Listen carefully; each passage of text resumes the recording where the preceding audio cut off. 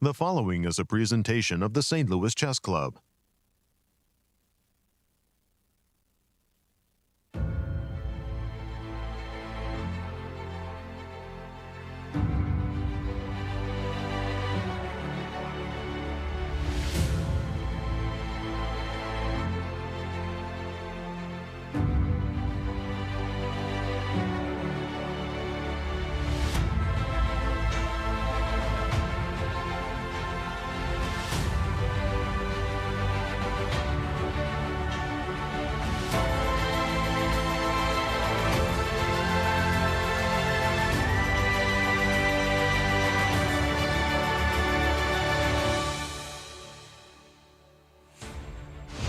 Welcome everybody to day one of the 2023 Superbet Chess Classic held in beautiful Bucharest, Romania. We start the day in front of the Grand Hotel Bucharest, the place where all the magic happens. This is where the games are being played. This is where the battles are being fought. If you find yourself in Bucharest, make sure you check it out. Now let's go to the studio and start day one action. We welcome you to the first stop on the 2023 Grand Chess Tour and our coverage of Superbet Romania. We come to you live from the St. Louis Chess Club. Hello and welcome to our show. I'm International Master Nazi Paikidze, and I'm here with Grandmaster Yasser Seirawan. I can't believe this is happening, Nadia. I know you as a player who are at the board winning U.S. Women's Championships, and it's the first time I get to do commentary with you. Welcome, welcome, welcome. Thank you so much. I'm very excited to be here. Me too. Hello, everyone, and welcome to a new season of the Grand Chess Tour. And you know that starts in Bucharest, Romania. In fact, let's take a look at all the events of this year's tour. We begin, as always, with the Superbet Chess Classic, May 6th through the 15th in Bucharest, Romania. That will be followed by the Superbet Rapid and Blitz in Warsaw, Poland, just down the road, May 19th through the 26th. Then the Super United Rapid and Blitz, July 3rd through the 10th in Zagreb, Croatia. And then we bring the events stateside, as St. Louis, Missouri is going to host the St. Louis Rapid and Blitz, November 12th through the 19th. And then the granddaddy of them all, the Sinkfield Cup, November 19th through the December 3rd, where we will be crowning a new Grand Chess Tour. And let me ask you the question, Naji, who's here? Right, we have the strongest players in the world competing in this event. Let's start with our top seed and last year's winner of the Grand Chess Tour, Alireza Firouzja from France. Representing FIDE, two-time World Championship challenger Jan Nepomniachtchi, and our new world champion, Ding Liren from China. When the champion and challenger, number 2 and number 3, you know it's going to be a strong event. Please continue. Followed by the top US players, Fabiano, Caruana, and Wesley So. Then we have Dutch number 1, Anish, Giri. French number 2, Maxime, Vachier-Lagrave. And the defending champion of the Bucharest Romanian tournament. Welcome back, MVL. Right. Poland's number 1, Jan-Krzysztof Duda. Nice. And top 2 grandmasters from Romania, Richard Rapport and Bogdan-Daniel Deac. A fantastic field to be sure, and our format. Format of this event, 10-player round robin with a classical time control. 90 minutes for the first 40 moves, 30 minutes for the rest of the game, and 30-second increment from move 1.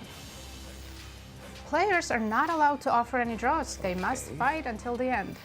And we have our regular scoring system.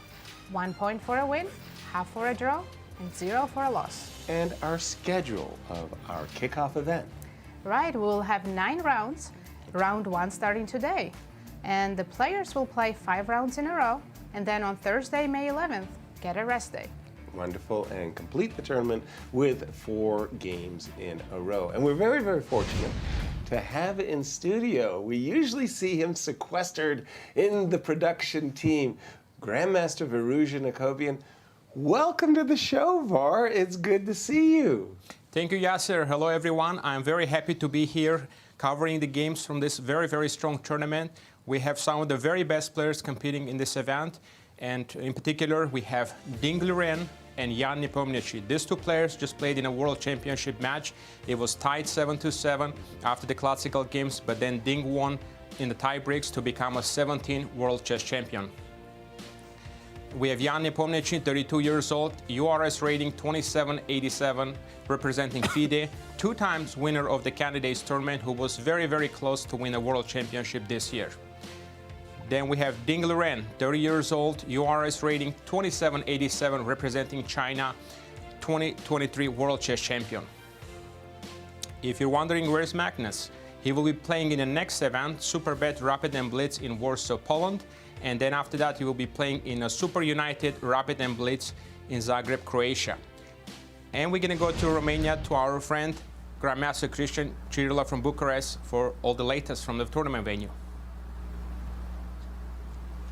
Good to see you guys. Great to be back here in Bucharest, Romania, my home city. It's always a pleasure to be here, but it's such an incredible pleasure to be here for the first leg of the 2023 Grand Chess Tour. It's a new season. We have renewed energy here in Bucharest, Romania. It's just an incredible atmosphere. And I have to tell you, yesterday at the opening ceremony, we had so many celebrities, and we had one in particular, Garry Kasparov was here as well. He gave a speech. He made the first ceremonial move to open the tournament, and all the participants were also there as well.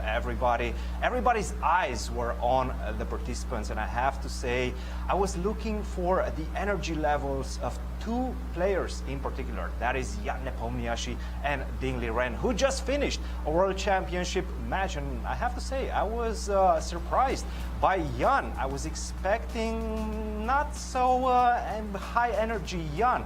Nevertheless, he was energized in this one. He had a fresh cut. He was ready to battle, I have to say. And of course, Ding Liren, after winning a World Championship match, getting that boost of confidence, you could see it on his face. You could feel it in his aura. But we have so many spectacular players, guys, participating in this event. We have Alireza, Firouzja coming from a quite significant layoff. His last tournament was in September in St. Louis, in fact, at the Sinquefield Cup. He won that Grand Chess Tour. He's just an incredible player. All around, we have incredible players in this venue, and I am very excited to see what they're going to bring over the chessboard. And the games are going to start in the next few minutes. Thank you, Cristian. Sounds like an electric atmosphere over there, and you look really good too, Cristian. Lay the table for us. Now that we know the roster of the players, tell us about today's pairings, Naji. All right, we have very exciting matchups. Our newly crowned champion, Ding Liren, against Maxime Vachier-Lagrave. Starting with the bang, as we have champions and champions going head-to-head. Right, we have Fabiano Caruana against the youngest player in the field, Bogdan-Daniel.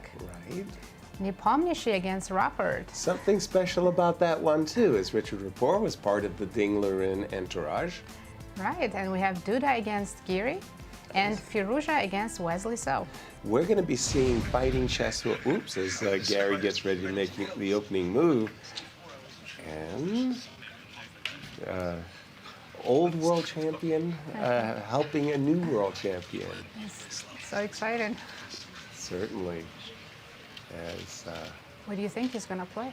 D4. D4. D4, that's going to be my guess. After just playing this World Championship match, I'm not sure I would want to go into the Najdorf, especially against MVL's Najdorf. I don't know if they're going to, and we see Richard Rapport on the right, Nepo leaning back in his chair. Fabi versus Deac. They look a little bit nervous. Yeah, it's the butterflies, and Yeah. it's crazy. All my career, and there we see Firouzja.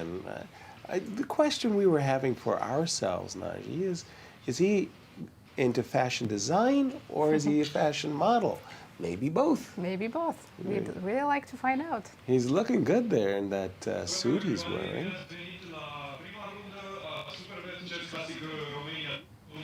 as we're getting, I was going to ask you what they were fighting for.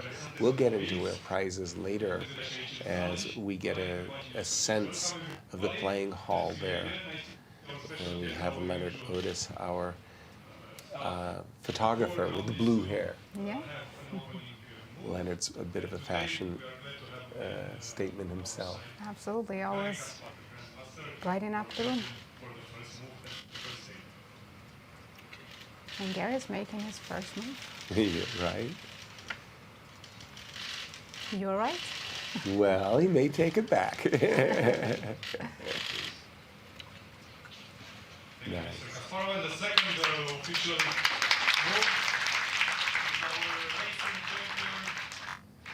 Ding looks like he'd like to just get the clock started and get it on. Get the game's going. I don't think he's taking it back. I guess he's taking No, it he's forward. left it on the board. That is for sure.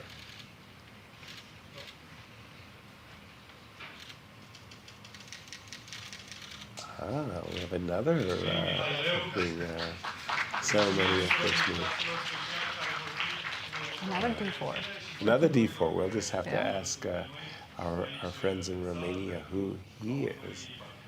I didn't recognize it. And look at Bobby quickly takes it back. Okay, that's a professional. Not giving him a chance to.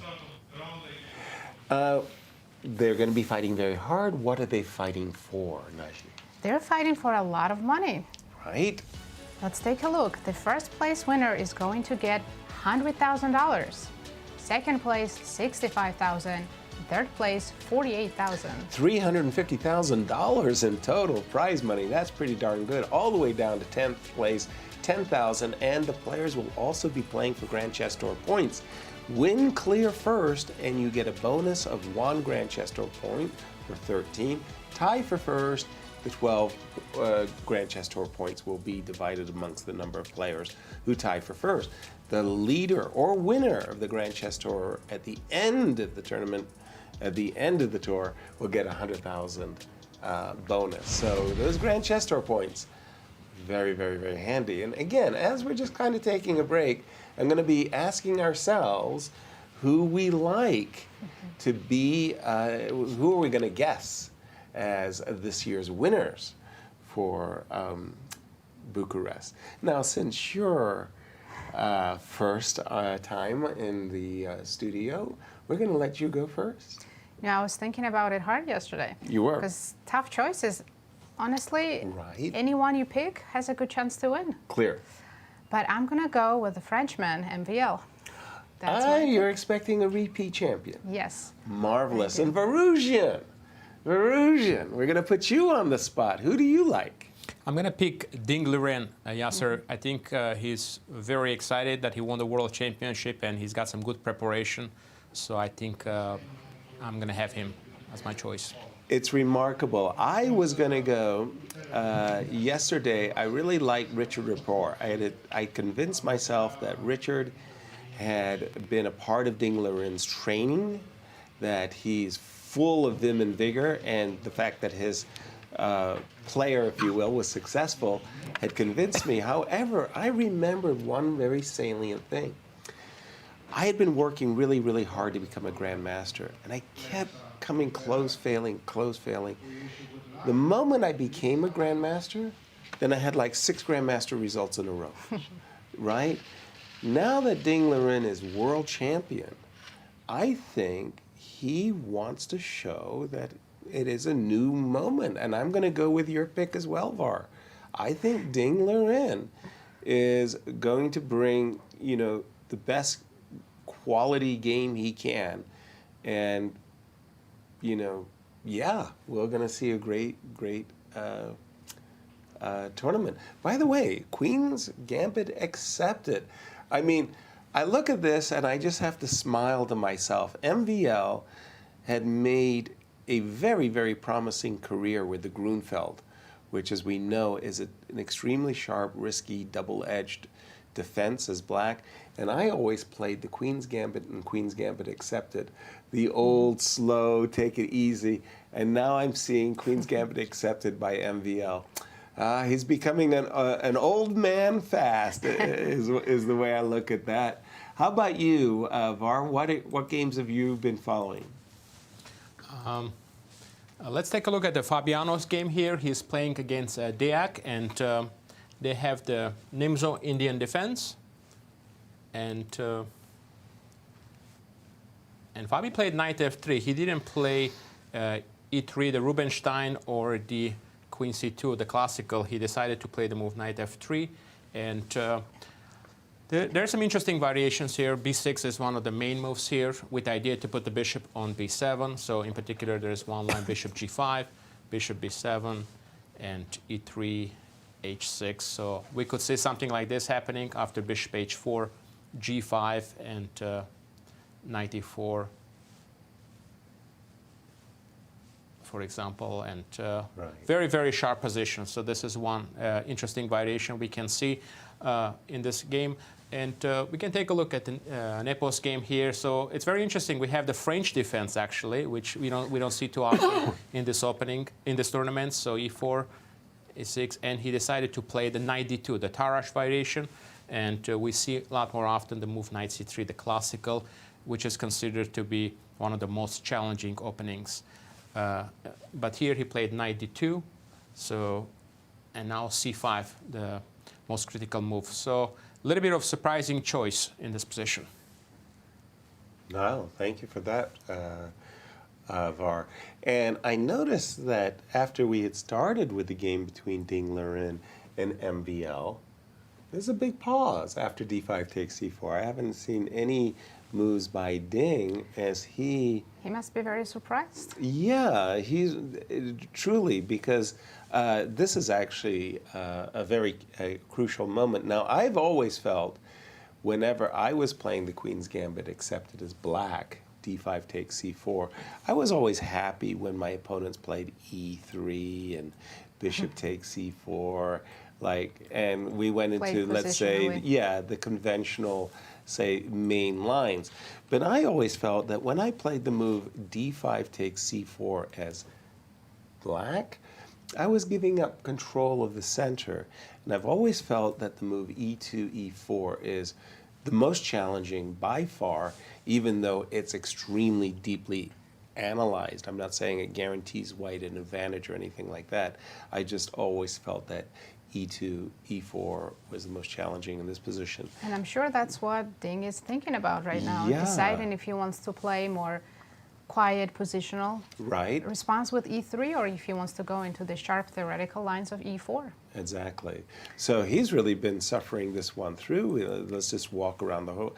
I want to mention something. In the game Nepomniachtchi against Rapport, I believe we had this exact position on the board in the World Championship match just a few weeks ago. Exactly. When Ding Liren surprised Ian with the French defense. Exactly. And the funny part is that the French defense has been a part of Jan's repertoire for a number of years. And for Richard to challenge him in his own repertoire, this is going to be quite the clash. And what do you have for us, Var? There are two things that pay my attention. First, I want to show you we have the game of Duda versus Anish Giri. It's another Queen's Gambit accepted opening.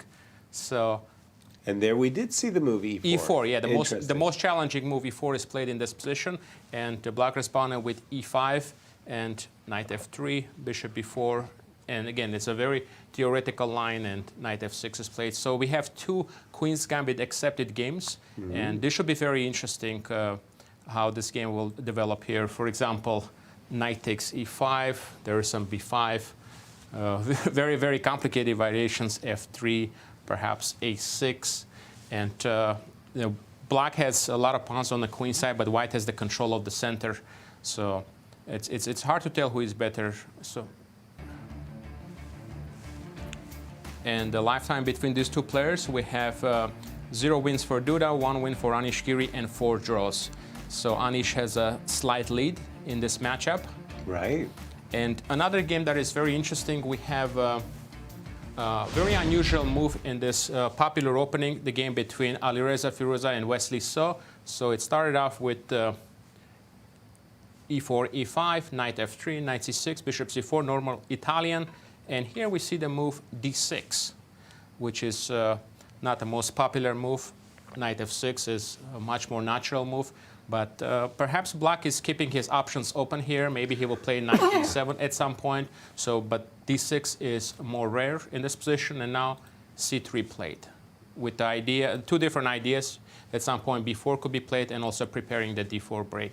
So that's why black played the move bishop b6. That way, if d4 is played, for example, the bishop doesn't have to move already. You're already prepared for that. And also b4 move doesn't count with the tempo. It's very interesting here, guys. The knight g5 move is actually a possibility here, putting pressure on f7, and now sort of forcing the move knight h6. And after that, you can try to play castle. And it's not going to be that easy to remove the knight from g5 here, because you definitely don't want to play the move f6 here, because that's going to allow knight e6, attacking the queen. And it's one option. And also, even if I retreat, for example, then you cannot castle because you had weakened the position. And if you play the move, let's say, castle in this position, then there are some options like h3 to try to restrict the knight. And we know the knight is very badly placed on h6 here, and it's going to be very hard to bring him into the game. Perhaps white can also play the move king h1 after this, and then play the move f4. So I kind of like this for white. But we will see if he will play the move knight g5. And here is the head-to-head between these two players. One win for each. And then one draw. It's a little bit surprising, guys, that they didn't play that many games in classical chess. Only 3 games between these two very, very strong players. That feels kind of even to me. Yeah, that's also very surprising. Only 3 games. I know. You would have expected these 2 heavyweights. Dozens. Yes, exactly. Well, things are heating up, and I just referred to the game of Fabi versus Deac for just a moment, because the move knight f3 in Nimzo Indian, I mean to say, it's a kind of intimation that with this move, you're playing something different. I don't know, a Romanian system with G2, G3. Fabi's looking for adventure. Let's put it that way. It could also be an invite for black to play d5 and transpose into Ragozin. Exactly. D7, D5, and just as you say, I mean, how deep is your theoretical preparation, right? Castles, bishop to g5, c7, c5, and now the move rook c1. Now, I've had this, wow, ages and ages ago. I haven't even checked my files for a long time. The idea behind rook c1 is as simple as it looks. Many times the double pawns on the queen side, bishop c3, b takes c3, can be vulnerable, knight c6, and so on. The fact that we already have you in a pin and you're castled kingside generally tells me that you're not playing h6 and g5.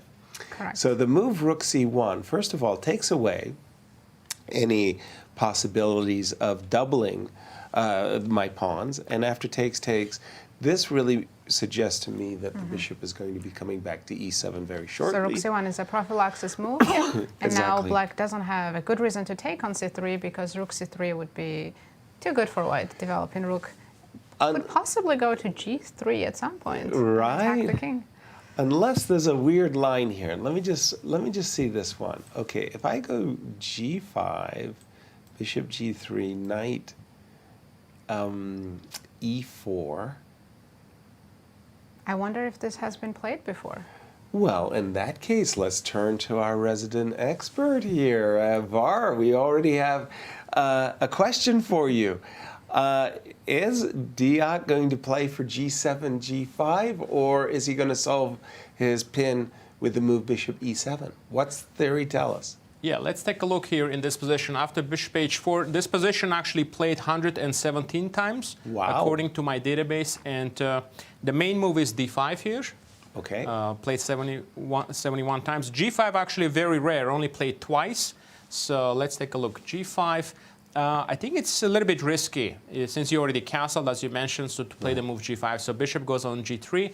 And then if you play knight e4, we normally can play like this with the king on e8. Then I think just the move e3. And actually, we don't really want to take on g3 anymore in these positions, because if we do it, then after pawn takes, we're going to have a problem with the h6 pawn. For example, you can play king g7, but it looks quite risky.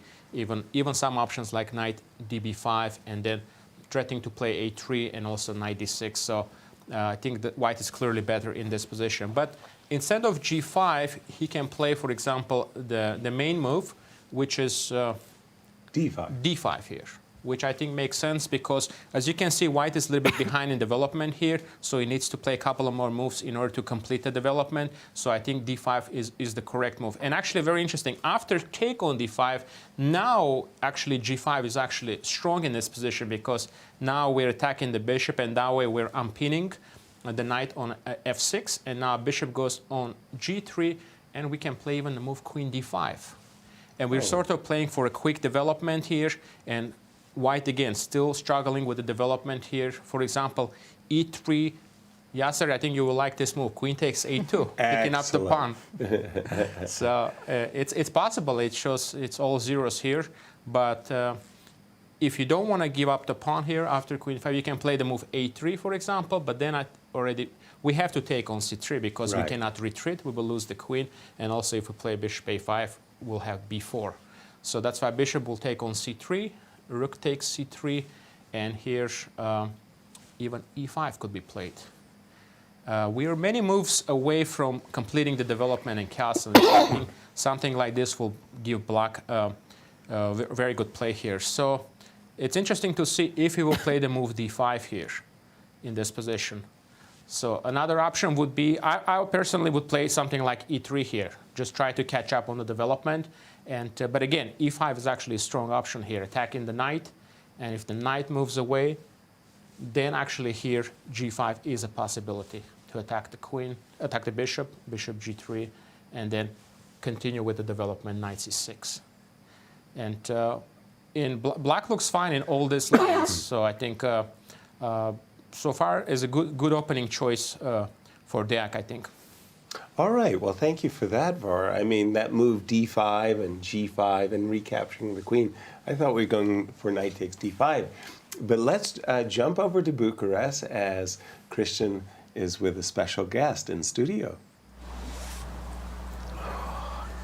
Thank you, Yasser. We are indeed with a very special guest, the 13th world champion and the mastermind behind Grand Chess Tour, the one and only Garry Kasparov. Garry, welcome to the show. Welcome to our renewed studio here in Bucharest. This is the 4th year we come here in Bucharest.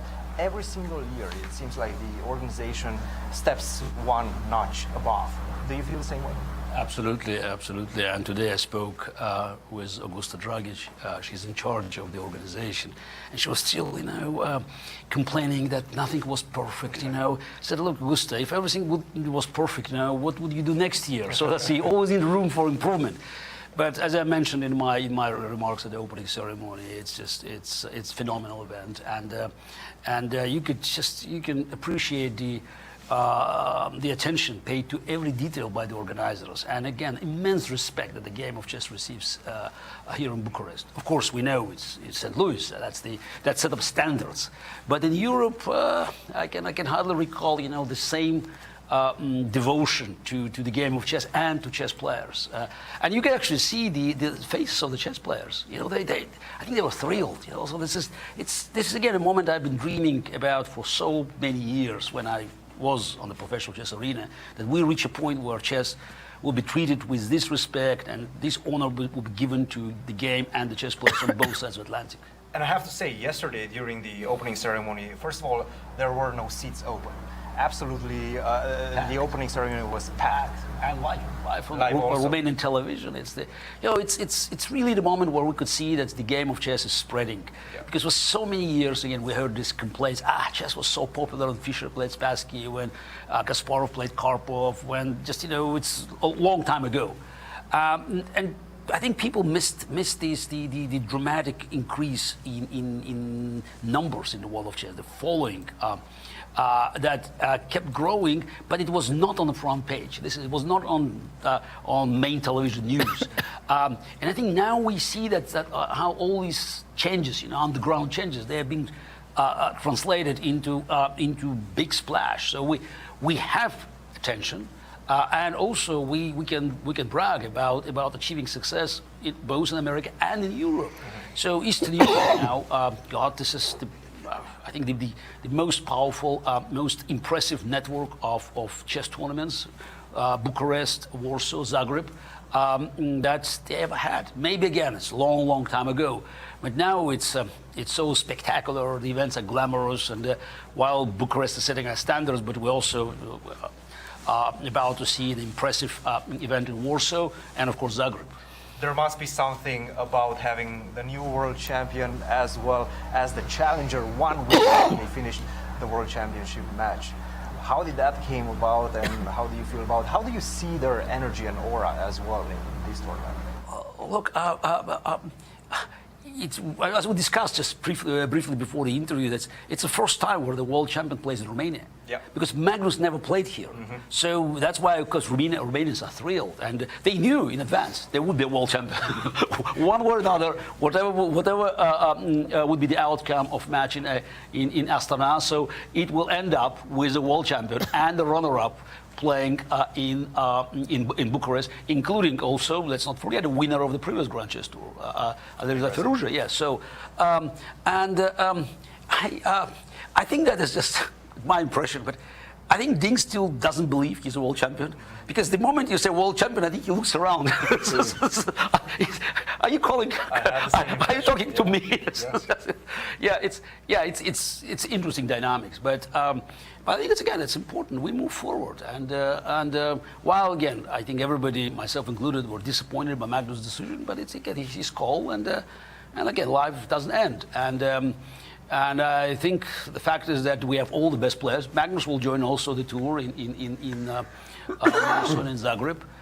So it will make this year Grand Chess Tour the most representative one. So it's a really professional chess network established over years that has every professional component from every organizational detail to the whole suspense of the event, because we always try to build it to keep the momentum not disappearing until the very last game in St. Louis, and I could tell you that with this kind of success, the Grand Chess Tour will grow. Again, I don't know what are the plans on the other side, what FIDE is going to do, but we are very comfortable. We have strong sponsors, growing interest, and I would think about expanding Grand Chess Tour to Western Europe next year. You mentioned that Ding might actually be incredulous about being the world champion. How did you feel the first couple of weeks after becoming the world champion yourself? Was there an adjustment period? Look, yes, it's maybe not so much, because look, I became world champion in 1985, playing second match with Karpov. So I really had so much time to fantasize about this moment, because I played a long match with Karpov. I played candidates. So many things with Ding happened almost by miracle. So Magnus dropped. Then let's remember the last game, in candidates, he beat Nakamura again. It was another miracle. So it's Hikaru only needed the draw, and the game was so drawish. So again, this is the stars, that worked for Ding. And how many times during this match against Nepo, Ding probably says, okay, that's over. It could be over so many times. So and eventually everything worked for him. And I think he's still, he has to digest it. And that's look, it's very, and after Magnus, he has very big shoes to fit in. And I think he understands his responsibility. He's not yet ready for that, but look, that's something that you have to live with. And but by the way, I can tell you, it's not just about me. But I realized I was a world champion just almost instantly. But many people, just around me, they still thought about Karpov as a world champion. Again, psychologically, so many years. So that it's again, everything takes time. And now again, Ding is in a very odd situation, because yes, he is the world champion. He's undoubtedly, he's 17th world champion. It's legally, it's just followed all the rules and procedures. That's why I always said that you couldn't compare it to 1993 moment. It's more like a 1975 moment. But Fischer left. Karpov was the world champion, and he was the dominant player. He quickly established his domination. Ding has to perform at a time where there are many competing forces. I mean, you have Nepo is here, Fabi is here, and also Alireza, and you still have Magnus. Magnus is there, So that creates a very new momentum for the game of chess, which again, fantastic. As someone who's watching the event, so I'm really happy that we have this new intrigue. Garry, it's an honor, as always, to have you in the studio. You will be here for a few days, so perhaps we'll first get four you rounds. back in. Yes, first 4 rounds. So, and I'm just let's see what happens in the first round. I understand now we have the delay. Yes, yes. We try to cheat the cheaters. Yes. We'll see you soon, Garry. Okay, thank you. Thank you, Cristian. Thank you, Garry. Wonderful insights on becoming a world champion, what that's all about. And indeed, we are going to see a new era as Ding Liren plays in this first tournament after winning the World Championship. Let's jump to that game as he is in a Queen's Gambit accepted. He did decide, after being a little surprised by d5 takes c4, he did decide on the conventional stuff, and he played the move b2, b3. This is an old favorite of mine. It comes from Akiba Rubinstein, the Rubinstein variation of the Queen's Gambit accepted. And it's funny because Akiba's name is associated with so many of these lines where you go for a small advantage. When you play the move b3, b2, b3, you no longer want to play an isolated queen pawn. Right. Your idea is to play bishop b2. B3 has become quite popular. It has. I've seen it at the U.S. Championships. Absolutely. Top players play it pretty often. So. Yeah, because it gives white a small but very clear idea. Okay, he recaptures with the knight, bishop b2, castles, retreats from c4. The bishop from c4. The idea from white's perspective, he wants to play knight d2, knight c4, establish his knight on this great square, and that's why black plays the move b7, b5. But this allows white also to play the move a4, and after takes, we can see that white's more harmonious, got a little bit more development. It's easier for white to attack this pawn on a6 than it is for black to counter and attack this pawn on b3. And when I see the move bishop b7, I'm thinking to myself, boy, I'd love to put the knight to a5. That would be if I could go d2, dream. c4, a5, I could really put a lot of pressure on this bishop, and maybe one day in the near future sneak bishop f3. The problem, of course, is that a lot of pieces go off the board, and it's not that difficult for black to equalize. But for the moment, I like Ding's approach. Var, what approaches do you like? Yeah, we have a lot of interesting moves, Yasser. In particular, we have a novelty in this game between Alireza and Wesley So. So the move a5 has just been played. And it looks a little bit unusual to weaken the b5 square, but I think the main idea is after knight c4, he wants to play the move bishop a7, just try to preserve the bishop. More often we see the move a6 played in a position like this, just with the same purpose to go back bishop a7. But I think the idea perhaps is when bishop goes back on a7, then bishop c2, white cannot expand with the move b4. So this is one idea I see here, but it does look a little bit strange, a little bit weakening the position. So I think maybe white is slightly better here. He can play maybe the move a4 here, try to fix the structure here, and then he has a good square for the knight to go to on c4, for example, castle. Knight c4 is one idea, bishop a7. You definitely don't want to allow the move knight to b6, and here bishop e3. So, and after if you capture, then, for example, knight takes c3 is an option here.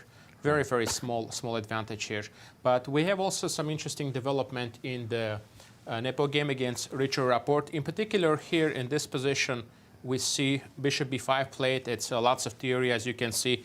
to almost 2,300 games played. And here we see the move c takes d4 played. Already very rare move in this position. The main moves here, bishop d6, for example. And in fact, I've played several games in this position. So he plays c takes d4, and now queen e2 check, queen e7, and here knight b3 played now. And now white is trying to recapture the pawn on d4, and after queen takes e2, bishop takes e2, white will capture the pawn on d4, and I think it's a very nice advantage for white. I think definitely Nepo is happy. After the opening outcome here, he will have a slightly better position. We can play a few more moves here just to see now knight f6, castle, let's say bishop d6, and rook d1 even. After capturing on d4, black will have an isolated pawn, but with the queens off the board, it's going to be very difficult to create any attacking chances here. So I think Nepo is going to be pressing for a very long time in this position. Let's take a look at this other game here. This is I think a very sharp and interesting position, the game between Duda and Giri here. So if we go back here, so in this position, e takes d4, as I mentioned, is the most popular move here, but he played the move knight f6. Very rare. Immediately, we see there about 500 games played in this position, but knight f6 is very rare. So knight takes e5 played, b5. Now, you essentially traded your central pawn, but now you have your pawn on c4 is protected, and f3 played just to protect. There is no good way to protect the e4 pawn in this position, so that's why he had to play the move f3 here to protect, and now castle played. Not so many moves played in this position, but I think white is perhaps slightly better if he can play the move a4 here, putting pressure on b5, and here black can play c6 or c5. So c5 is more aggressive here to try to put pressure on d4, and now bishop e3 is an option to develop, and now c takes d4, queen to d4. And I think white is slightly better here, but still need to try to find a way to get the bishop out and castle to make sure the king position is safe here. But you have to be a little bit careful here. For example, if let's say you play the move d5, for example, if you do that, it looks like you have a strong center, but then there is some tactical ideas. For example, bishop takes c3, b takes c3, and now knight takes e4. F takes e4, and queen h4 check. So if you play the move g3, then queen takes e4, checking the king, and now we're going to pick up the rook on h1. Nasty. And you can try to play king d2, but then you can play queen f4 check, for example, and then take on even king c2. There is also queen e4 check. So this looks extremely dangerous for white. So you have to be careful still in this position. So bishop e3 is the correct move here. And if you play, let's say, c6, try to defend on b5. I think this will allow white to get the development. Bishop e2, bishop e3, castle. And I think white will be enjoying a slightly better position because of the center here. And that will give him some good chances later on in the game. Lovely imbalances for sure.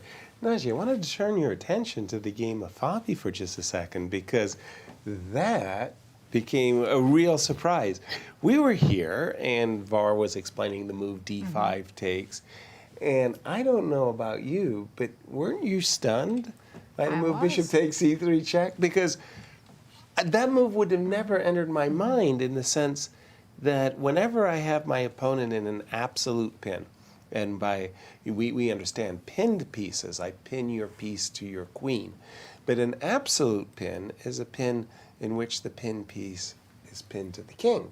That knight wasn't going anywhere. Why did he take the knight? And white hasn't played a3 yet, not asking the bishop to take. So that was surprising.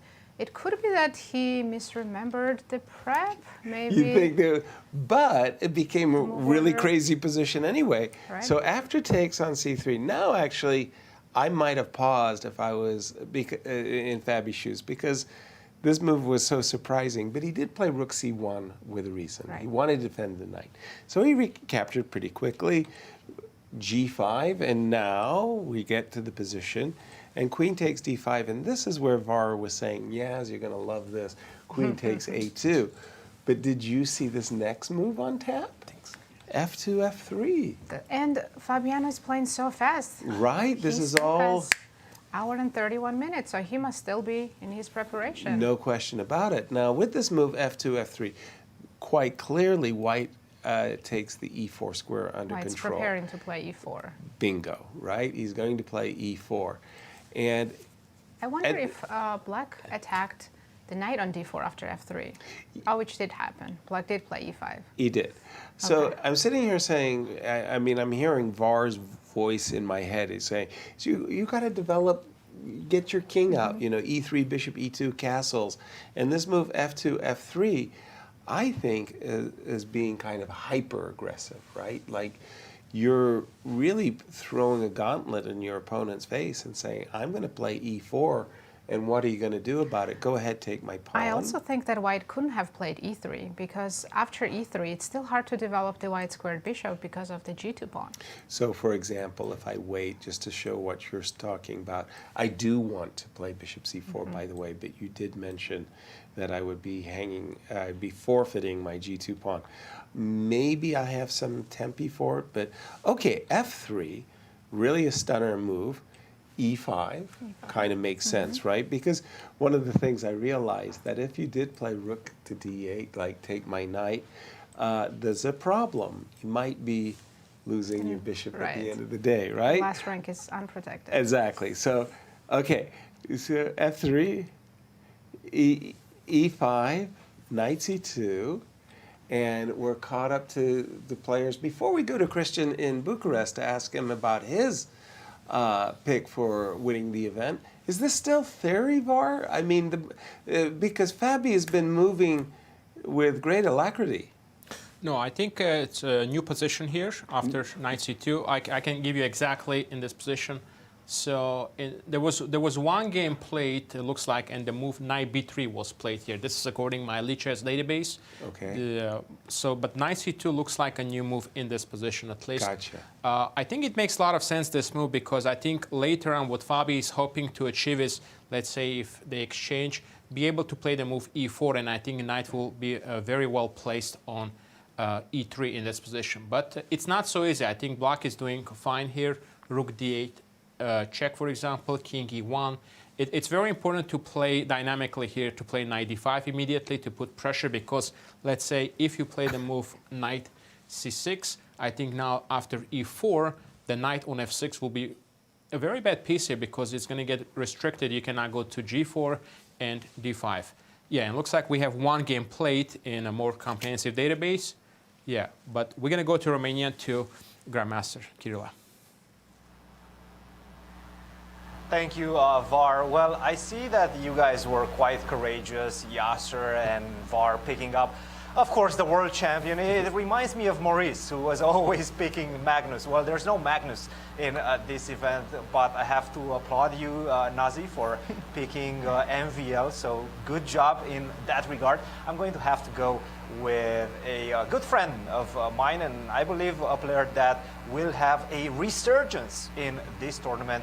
I'm talking, of course, about Fabiano Caruana, and you know, I'm getting some help because I see that he's getting a very comfortable position out of the opening. I'm seeing that he definitely knows what he's doing. He has great preparation, and as you were mentioning, VAR, that endgame that we're most likely going to see after queen takes d1, king takes d1, black has to be very precise. You cannot play natural moves such as knight to c6 to just defend the pawn on e5, because if you allow me to go e4, knight e3, then that's just simply going to be a very beautiful, very comfortable endgame for white. Two bishops, a lot of weaknesses in your position that I can target with those two bishops.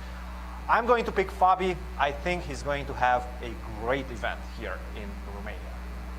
Thank you, Cristian. And I'm hearing you're talking about your pick, and you said anybody can win this tournament. And you know, when you say I'm going to choose Fabiano, well, yeah I mean, I can understand why. Safe choice. I mean, you know, he's been the #2 player in the world for quite a number of years. But this ending that Fabi has today, knight c2 versus knight b3. If you don't mind me asking you, VAR, Knight c2 is fine, but I've got to tell you, I don't see a problem with knight b3 either, because sure, maybe the knight after the move e4 could potentially be very nice on e3, but I'm seeing the same kind of ending that you were mentioning, takes, check, let's say. We get something like this.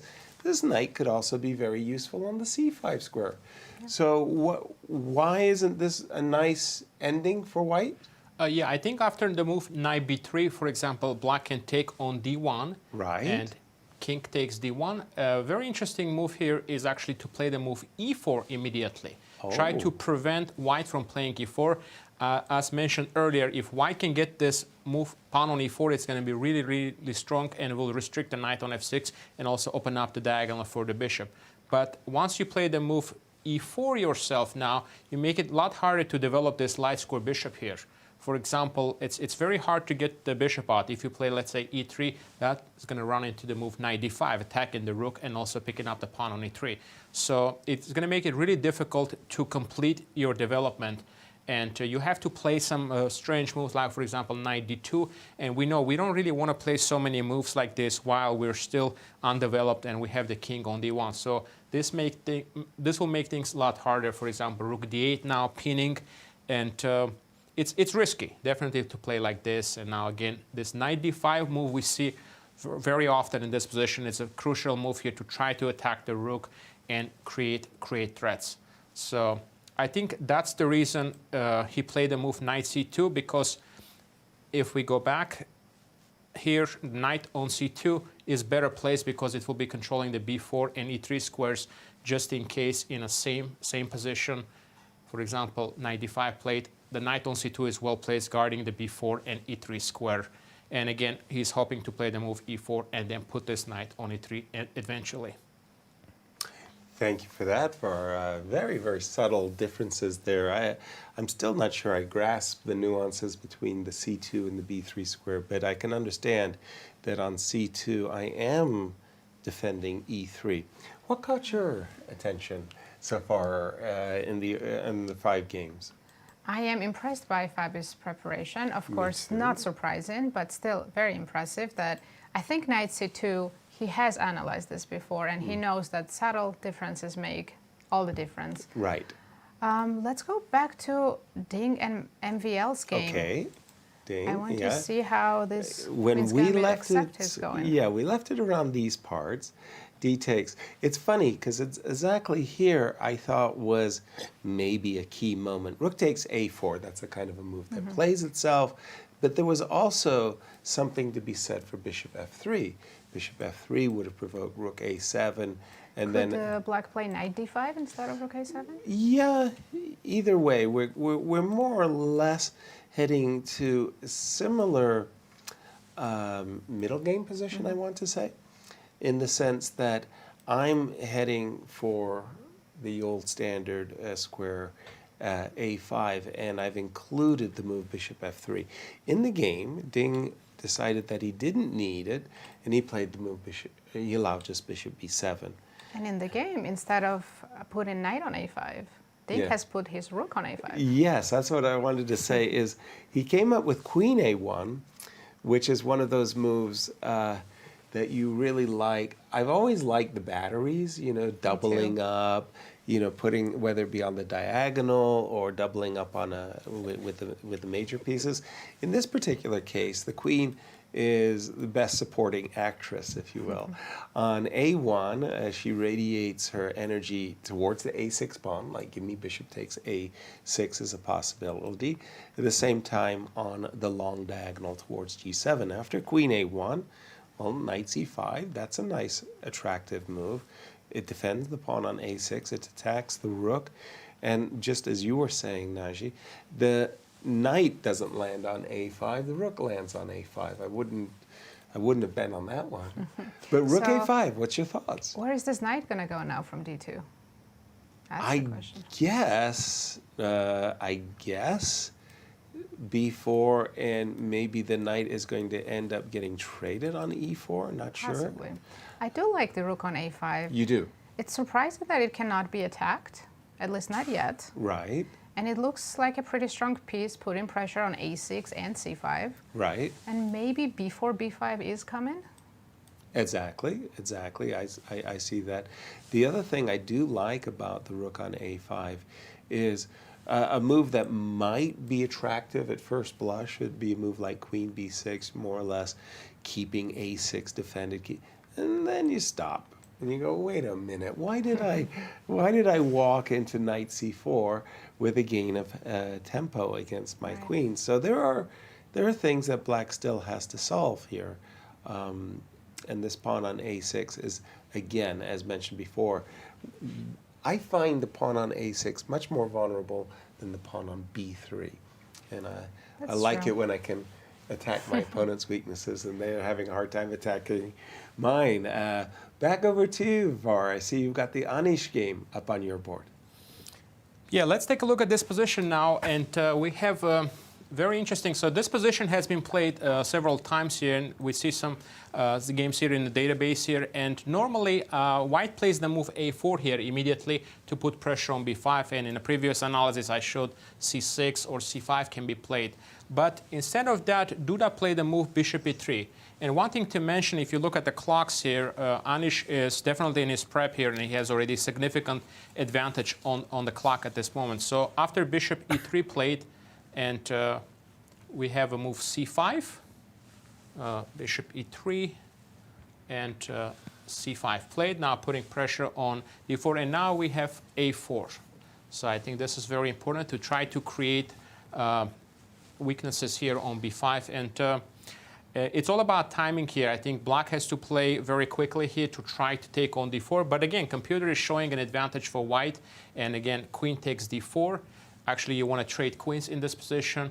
This is, for example, already a very big advantage. And we see this structure that we're trying to get in Fabiano's game as well. The knight f6 is actually very badly placed here because it's simply being cut off here. It cannot go to d5 and g4. So, and now back to you, Yasser, for Romania. Nice. I like the queen trade there. But let's jump to Bucharest and Cristian, who has a special guest. Thank you, Yasser. Yes, we are indeed with the Romanian Chess Federation President Vlad Ardelanu. Vlad, first of all, welcome to our show. How does it feel? You must be proud. You've seen this project start 4 years ago. Now, 4 years later, how do you feel about the progress that has been done? So thank you for having me. It's an honor and a pleasure, and I feel joy at heart that we are the 4th time here in Bucharest. It's a dream come true. We never thought initially so far, but here we are. We've seen yesterday an opening gala, which was amazing. I'm just coming from the playing hall now, and it's filled with kids, with young generation. Chess is having a momentum, and Grand Chess Tour definitely helped raise this momentum here in Romania. So a big thank you.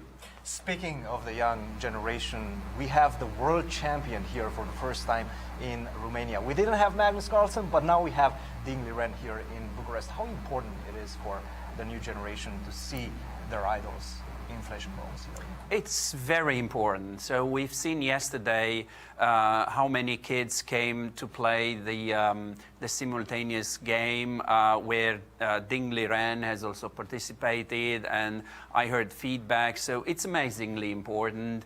I just spoke with a couple of friends who happens to be chess instructors here in Romania, and they are just telling me they are fully booked. Mm-hmm. So they don't have time for their weekends any much longer because the young generation is just very hungry for chess. Mm-hmm. I think this is a follow-up to these fantastic events that Grand Chess Tour is bringing to Romania, and it's really moving the community from the ground up. So it's very important. Now, tell me about the challenges. You've been running the Romanian Chess Federation for quite some time now. What were the biggest challenges? Taking it from where it was to where it is right now, making that progress? Well, I would say it's down to the team first. So We've created a fantastic team that work together. Now everyone knows what they have to do, and we have responsibilities per each and every project. That was one. Second was definitely getting some sponsors in, because any project needs blood, needs money. So money, it's the blood running through the project systems. So with the foundation, Superbet Foundation, One United Properties, now the largest bank in Romania is coming to the federation. So we see, and also big telecom companies. So we see top 5, top 10 big Romanian corporate coming to chess, coming to Romanian Federation as umbrella sponsors, which is definitely great. So these are the two pillars on which we can build projects. And yeah, I think we can say that we had a very busy years, very busy last year, and it started very in a very great momentum this year as well. We have our Grand Prix festivals, which are really coming up. They bring more and more performance chess players in Romania. So I think it's going on the right track. Vlad, you're a player yourself as well. You're a fan first and foremost. How do you feel the atmosphere in the playing hall? It's fantastic. Just coming from there, and it hopes that my humble chess skills could read almost 4 games out of 5, because one played by Firouzja and Wesley So, it's E4. I'm a D4 player, but all the other 4 matches I can decode and then be in the game. So it's a fantastic feeling, and you can feel it in the air. Everyone appreciates, and I think Grand Chess Tour is really welcomed here in Romania, and more people are following it up, either here at the hall or in digital media, live transmissions, everything. Vlad, thank you very much for everything you do with the Grand Chess Tour, with the Romanian Chess Federation. Thank you for having me. Future, of course. Thank you. Guys, back. Thank you, Cristian, and thank you, Vlad, indeed. Nice president of the Romanian Chess Federation. You can feel the enthusiasm of what's going on. Var, I wanted to say that in your absence, Tom found Darush, Schwartz, Grandmaster, who's keeping an eye on the novelties, and Darush said that in the game of Wesley So and Alireza, this is they've transposed, they got to this position. And for me, and the novelty is bishop takes e6.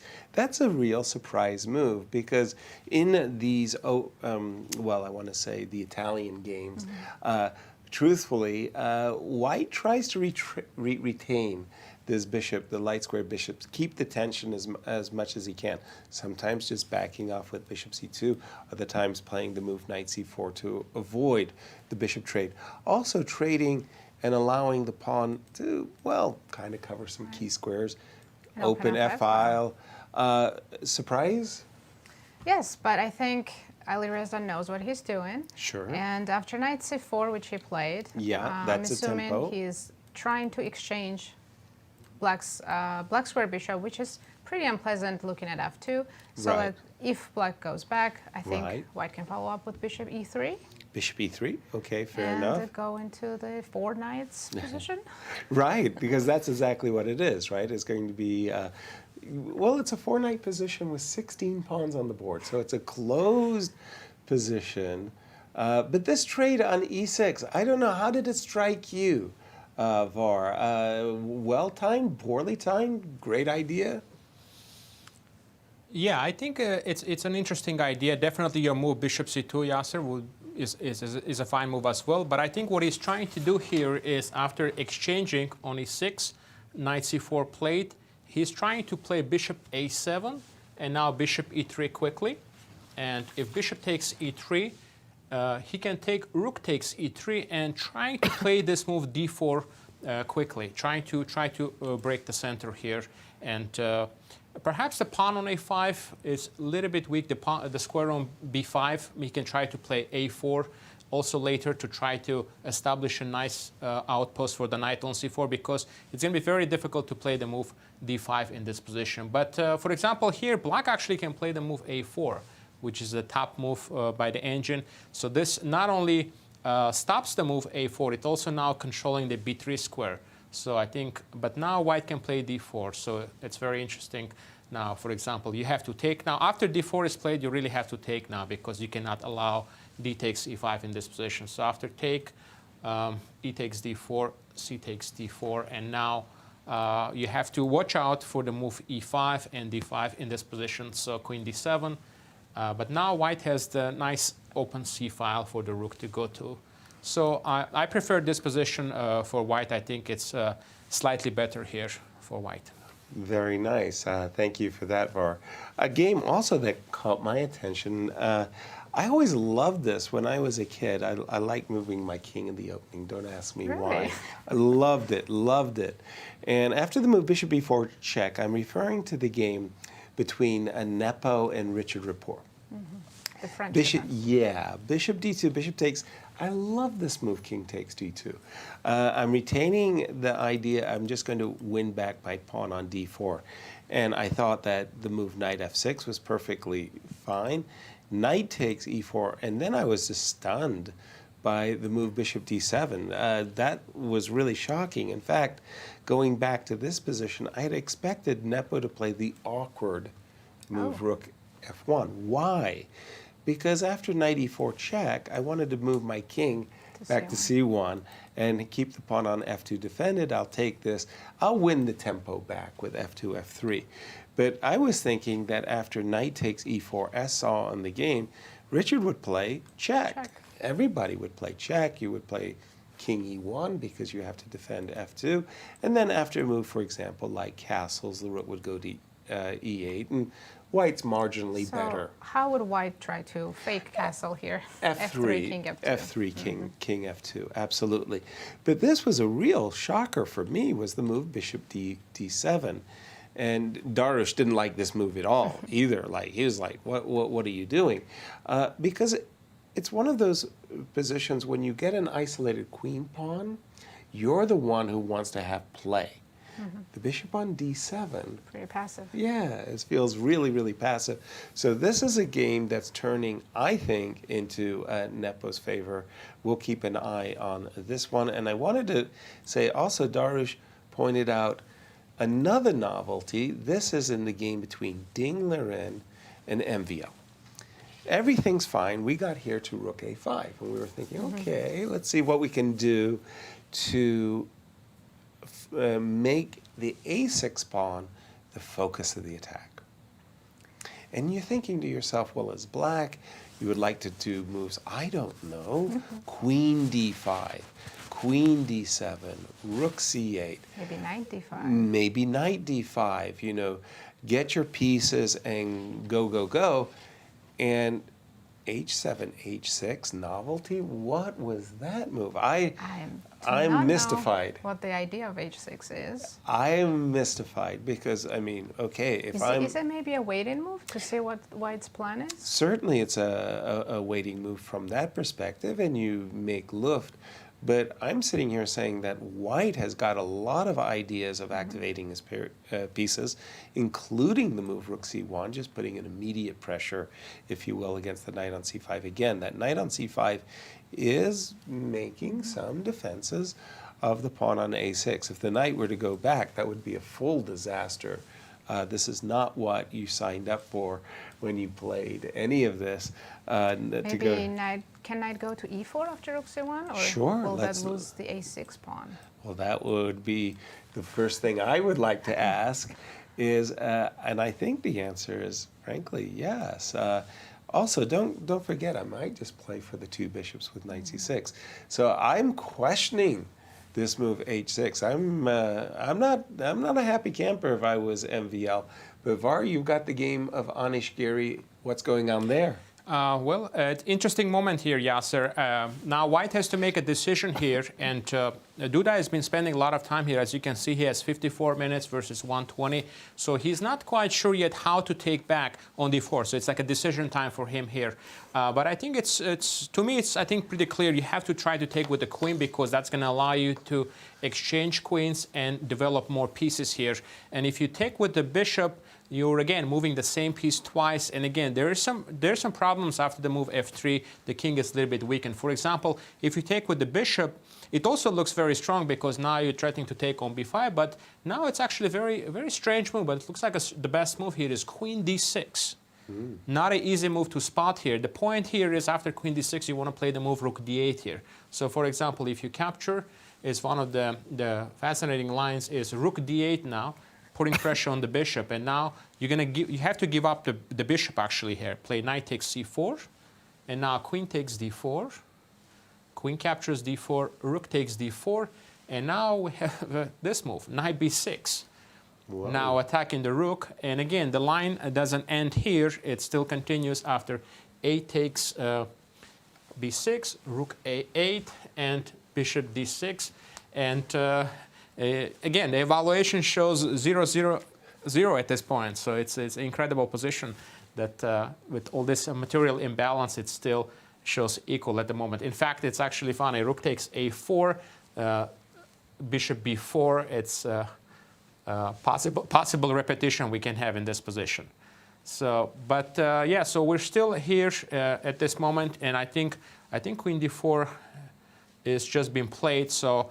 Natural move here by Duda, and Anish already has a nice advantage on the clock, but I still like White's position here. And in fact, the best move here for Black would be to play the move queen e7, actually keeping the queens on the board with the idea to play rook d8 here to put pressure on the queen. So for example, the line will continue a takes b5, rook d8, attacking the queen. Now you're sacrificing another pawn, but you're trying to get the development here. Bishop e6, and very complicated position. It's very concrete. Queen e2, and now queen c7, putting pressure on the knight and also on c3. And only move here to play knight c4 here, and you will play knight bd7. And Black has a very nice lead in development. Engine still showing slightly better position for White, but very complicated. And back to you, Yasser. Wow, Var, that's just a crazy double-edged line there with all of those pawn sacrifices. I was just mystified. Queen c7, hitting c3, and so on. It seems like Anish might still be in his prep. Yeah, and the move he did, he ended up, back to you, Var, he did capture on b5 and rook d8, and they're going down that primrose path that you were just dictating to us. We're expecting queen takes c4.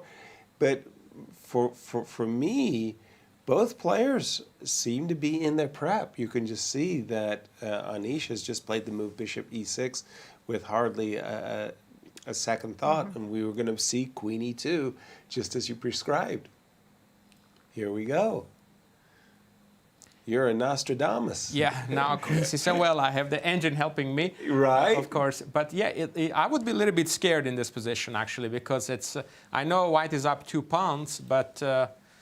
Development, as you can see, Black has already completed his development, and we still have the queen on an awkward position. Bishop is still stuck on f1, and it seems a little bit risky for me. And you know, the amount of time Duda has spent, I think he's sort of on his own. Maybe he had studied this line a long time ago, trying to remember, but he has already spent 30 minutes, and Anish is definitely still in his prep here. And it's easier to play for Black, I think. Rook a8 is coming up, and you have to be really careful here. So White has to play some very precise moves. For example, like rook a6. It's one of the best moves in this position, but not easy to spot. The point is now, if you play, let's say, rook a8, then you have rook c6 idea. Just try to blockade the c file. But again, not easy to play moves like this when you have your king side undeveloped here, your queen is blockading, and your long ways, you know, you need a lot of moves here to complete your development. So that's the scary part, I think, for White in this position. Thank you, Var. As we get prepared for our first break, we always like to stop in at our friends at Q Boutique, our local favorite gift shop. And we've got a special going on, available right now at Q Boutique is this GCT men's jacket. It is a lightweight cotton zip-up with pockets featuring the Grand Chess logo on the front left, and it's available exclusively at qboutiquestlouis.com. And we're going to go on our first break, and we're going to see you on the other side. All right, we'll be back after a short break.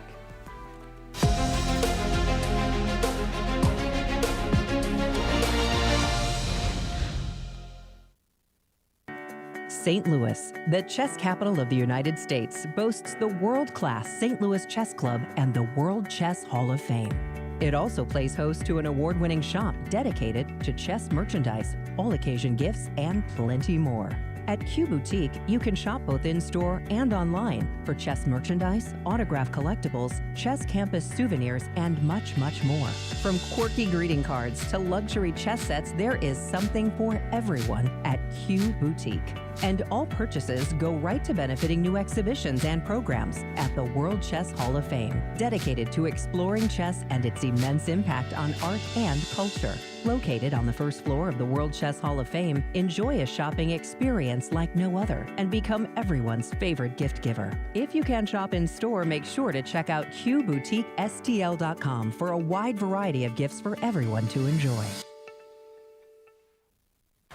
It's 2023, and the Grand Chess Tour is back for its 8th trip around the world.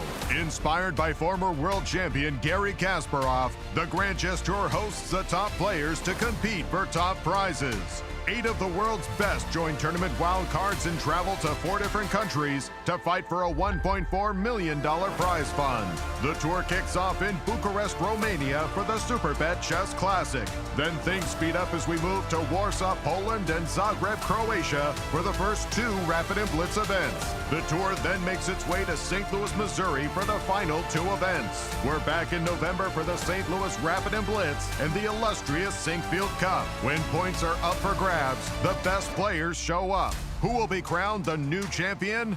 Find out when the Grand Chess Tour returns.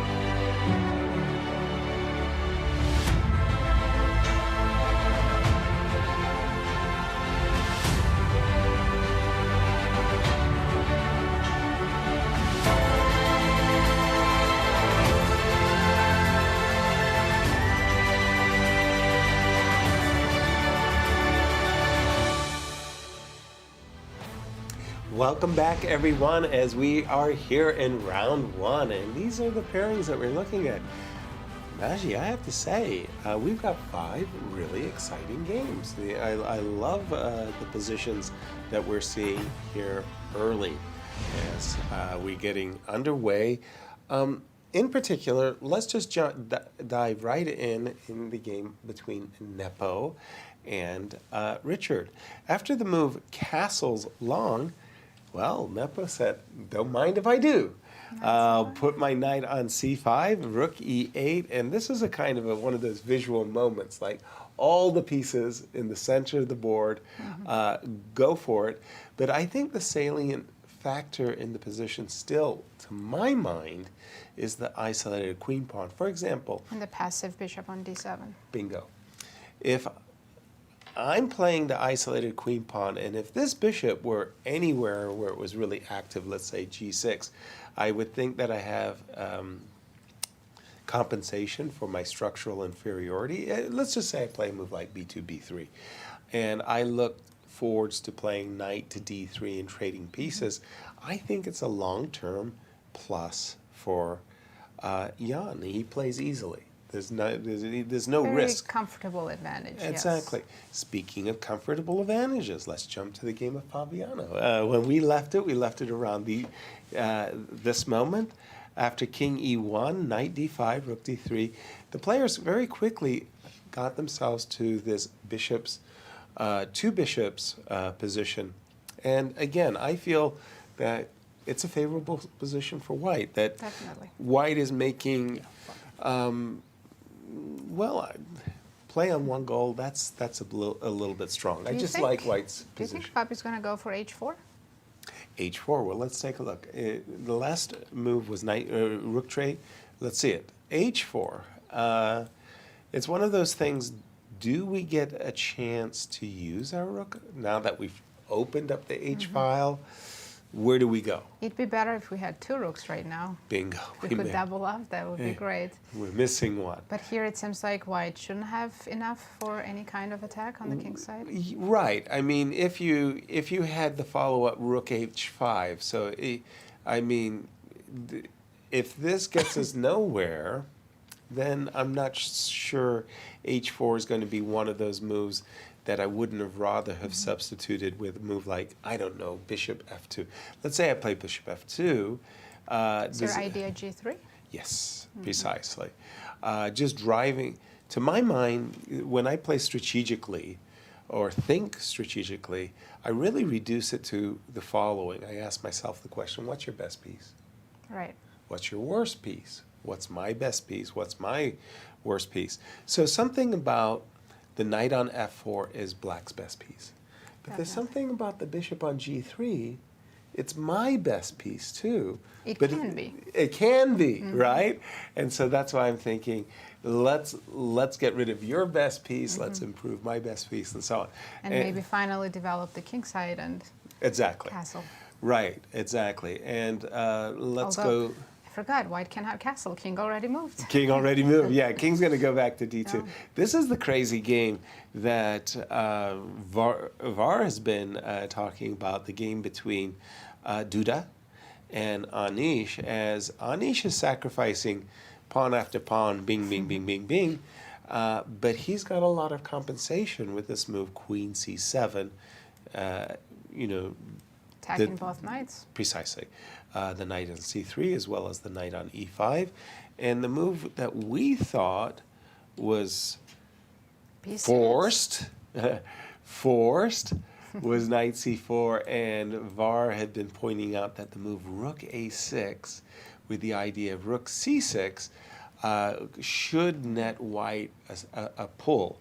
But I'll say, unless Duda already knew this position, finding rook a6 and rook c6 at the board, that's pretty hard. I think b6 is easier to spot. Well, this is a question because both players have been playing pretty fast, Anish even more so. But the move b6, boy, that's a challenge, Var. That's a move in your face. What do the engines say about b6? Well, b6 is actually, I like this move a lot. I think it's a really interesting move, and it's going to try to simplify the position. So let's take a look at some of the lines now. So sure. Again, knight c4 was one of the top engine moves, but again, from practical point of view, it's very difficult to play. But b6 now, the main line is bishop takes c3, b takes c3, queen c3 check, and now you put your king on f2. Okay. And now if you take on a1, this very nice move b7. Now the rook is trapped on a8, and you have to play the move knight bd7. And now in this position, white will take on a8, forcing rook takes a8.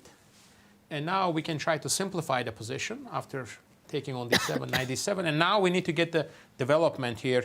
And you can play the move queen a6.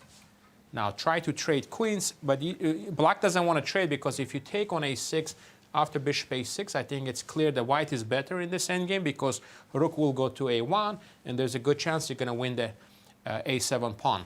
So you have to try to keep the queens on the board here and play, for example, queen b1 is one option. Again, it's a little bit more difficult to complete the development here, but you can try to trade queens. So it's possible we could see some kind of repetition like this, because you also don't want to give black time to play rook b8 and rook b2 check. So something like this could be played. I like this move b6. I think it's going to simplify the position. And now Anish is thinking and trying to figure out what to do. But he really has to take on c3. There is no any other good moves in this position, because if you take on e5, for example, then simply after b7, you're in big trouble here, because after you take on c3, pawn takes c3, queen c3 check, king f2, and now you cannot take on a1 because the pawn will take the rook on a8. Another game that is very interesting right now is Firouzja and Wesley So. They kind of follow the previous variation that we went over right here. The move a4 was played. Again, it's a very logical move to prevent white from playing the move a4 and also control the b3 square, so the queen is not going to go there. So d4 was played, trying to get the control of the center. E takes d4 is forced, and white wants to put the rook on c1. I think white has a small advantage here. d5 was played and by Wesley, and now takes, and knight d2.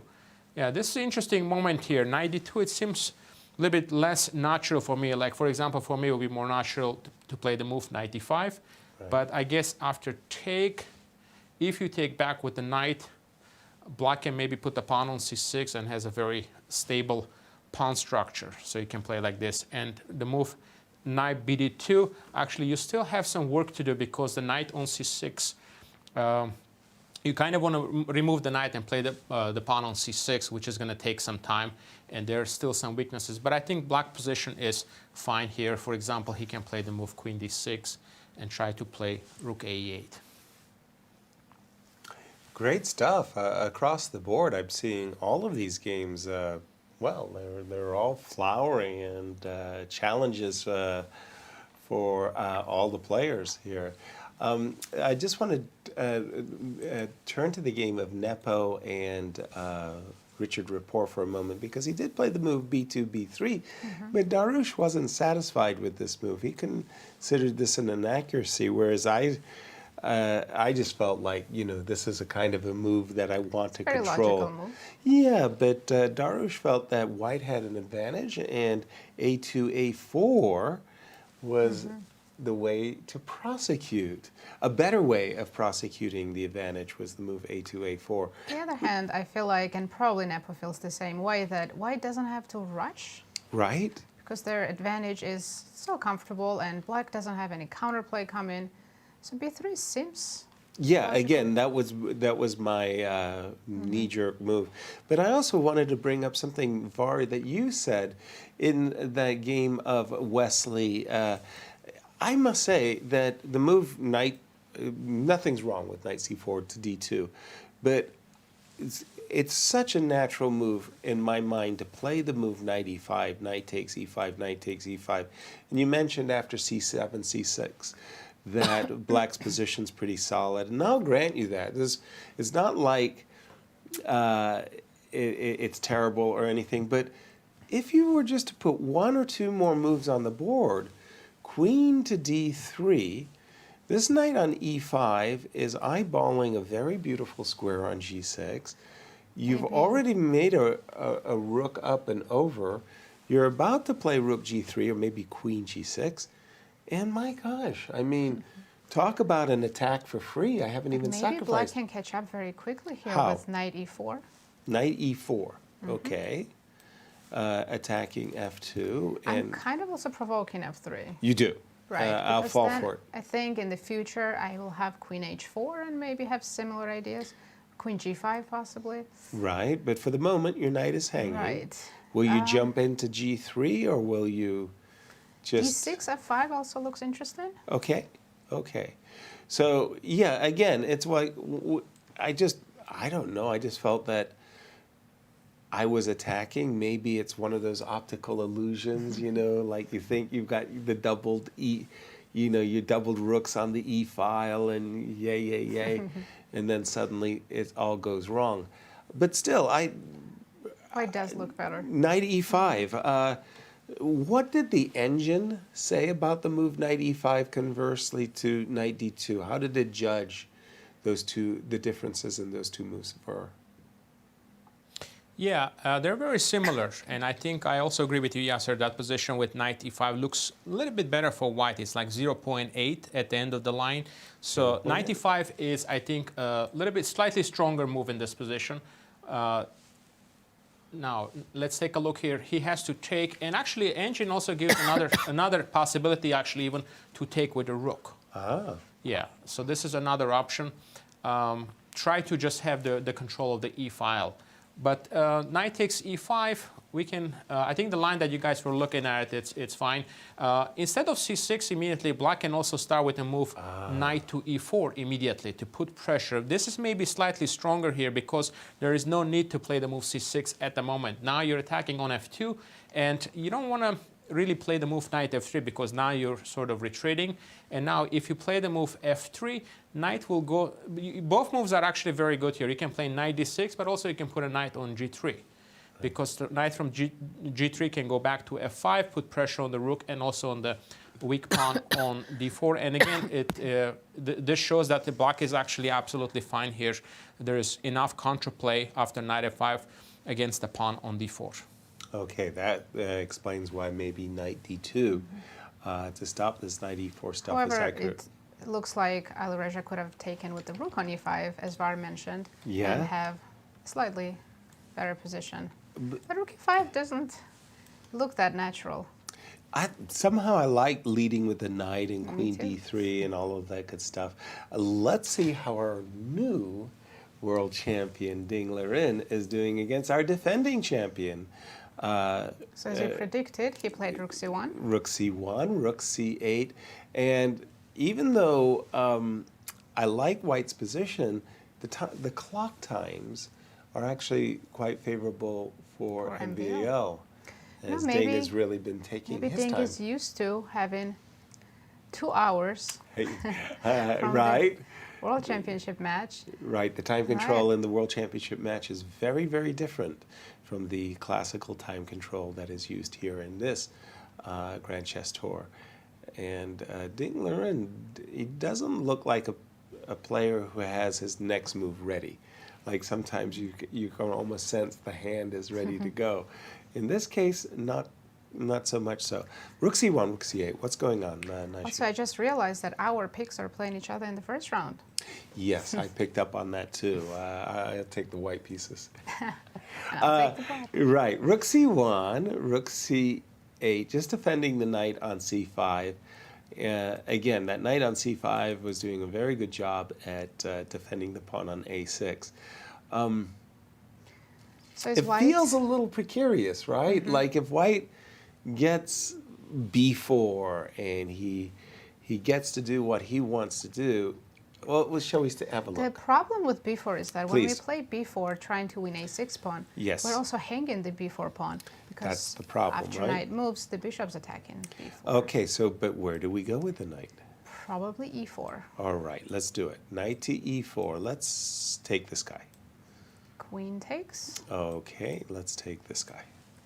Yay. And I'll take back with the knight. Okay, and let's take this guy. And here I can either take on b4 right away Be careful. or take on a6. Because if you take on b4 right away, I did have a cheapo in mind. And on queen e7, knight c6. That's the cheapo I had in mind. Very nice. Yes, Does the it little continue fork. still? Maybe queen Does it? d7? Didn't see that. Oh, But but the G7 suddenly, I suddenly realized that the queen on a1, I was saying that the best supporting actress, right? She was attacking a6, but she was also attacking g7. Well, that line actually worked out favorably for white. So maybe black should take on a6 first and then take on Okay, b4. let's do it. Let's do it. We'll take on a6 first, and then we'll take on b4, yes? But at the same time, There's still some double attacks maybe with knight c6. bingo, that's exactly right. Feels like, So white has to be okay. careful. I mean, black has to So be careful. let's just see, are we doing something wrong here for MBL? We've played the move knight e4, and we're trying, well, one of the things about the move knight e4 that may be wrong is it does open up the diagonal. I'm just wondering maybe you should go back to d7 in this particular case. And But I was By the way, worried guys, about- b4 has been played. b4 has been played. I was worried about bishop takes a6 and then possible knight c6 moves with the Yes. queen and bishop on d8 and e7. So b4 on the board, Var, and we're Naji is saying bishop takes a6. Did you want to play rook c8 or not, or do you Not just sure. want to take? I want to keep the queen on d8 for now to have Okay. knight c6 options. See, because the thing is I didn't know which is more disruptive, right? We go rook takes. If we take with the queen, for argument's sake, we do have a little bit of craziness. Now the rook is hanging.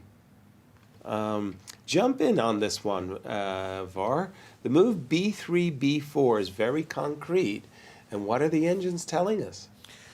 I feel like this game is probably going to fizzle out soon to a draw. I think knight cd7 is the correct move, and then there will be liquidations. You know, white will take on a6, and black will recapture the pawn on b4. We can take a look at some of the lines.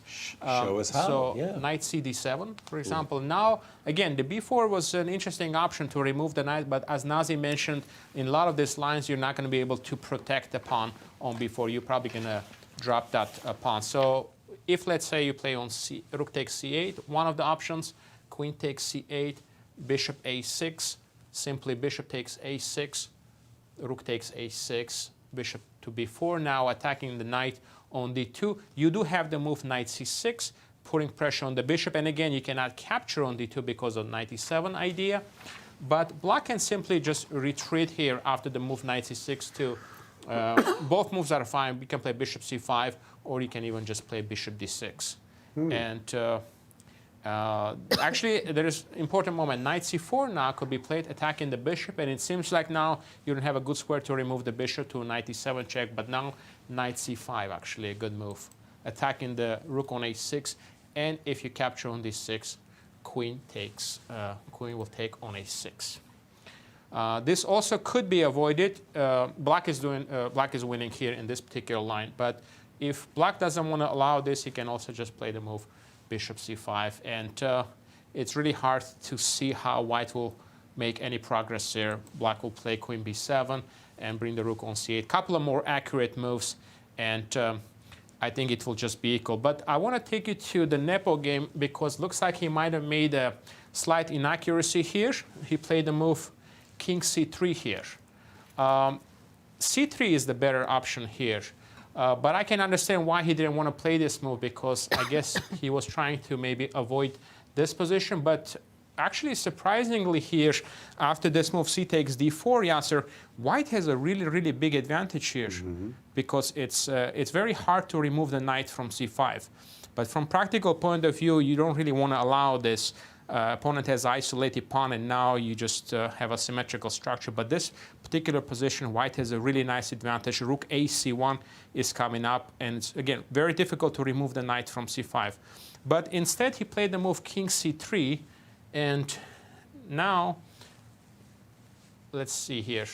Here, black should take on d4, and king takes on d4. It looks really beautiful, the king on d4, but now king goes on c7, for example. And it's not going to be easy to attack the pawn on d5 when you have the king on d4.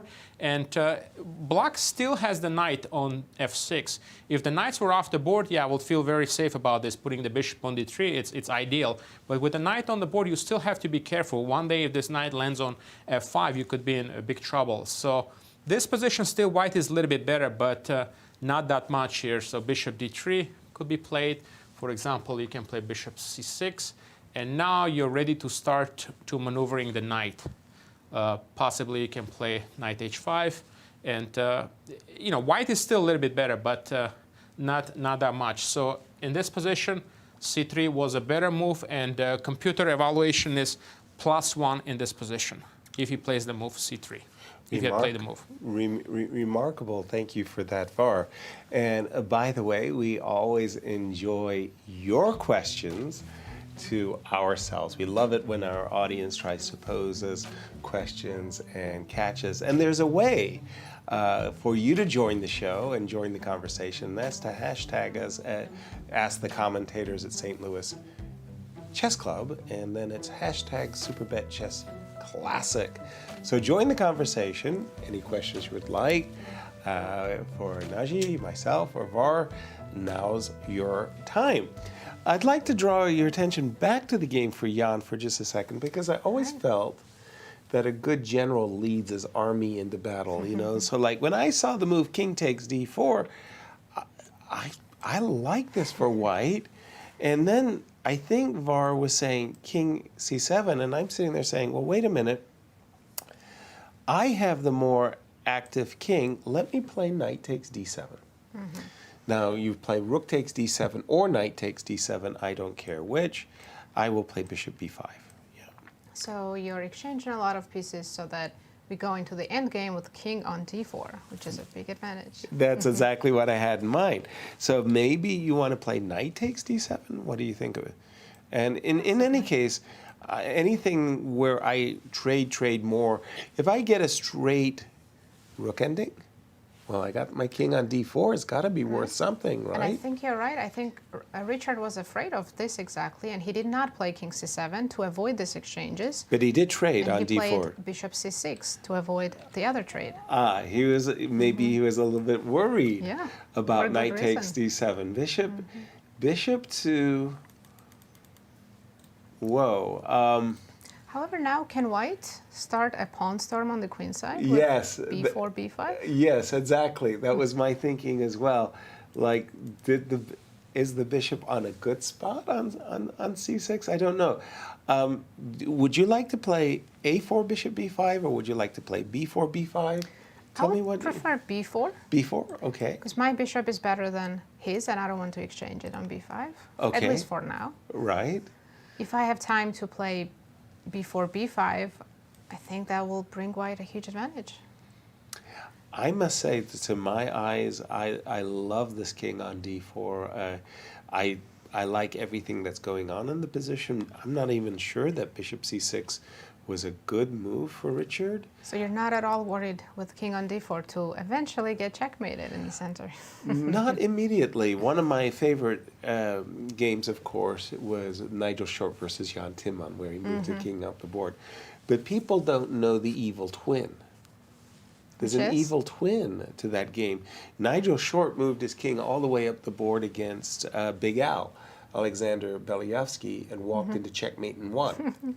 They all remember the game of Jan Timman where Jan was forced to resign, but they forget the game where it was mate and won. And what happened was Belyavsky made the move mate and won, and Nigel was going to respond.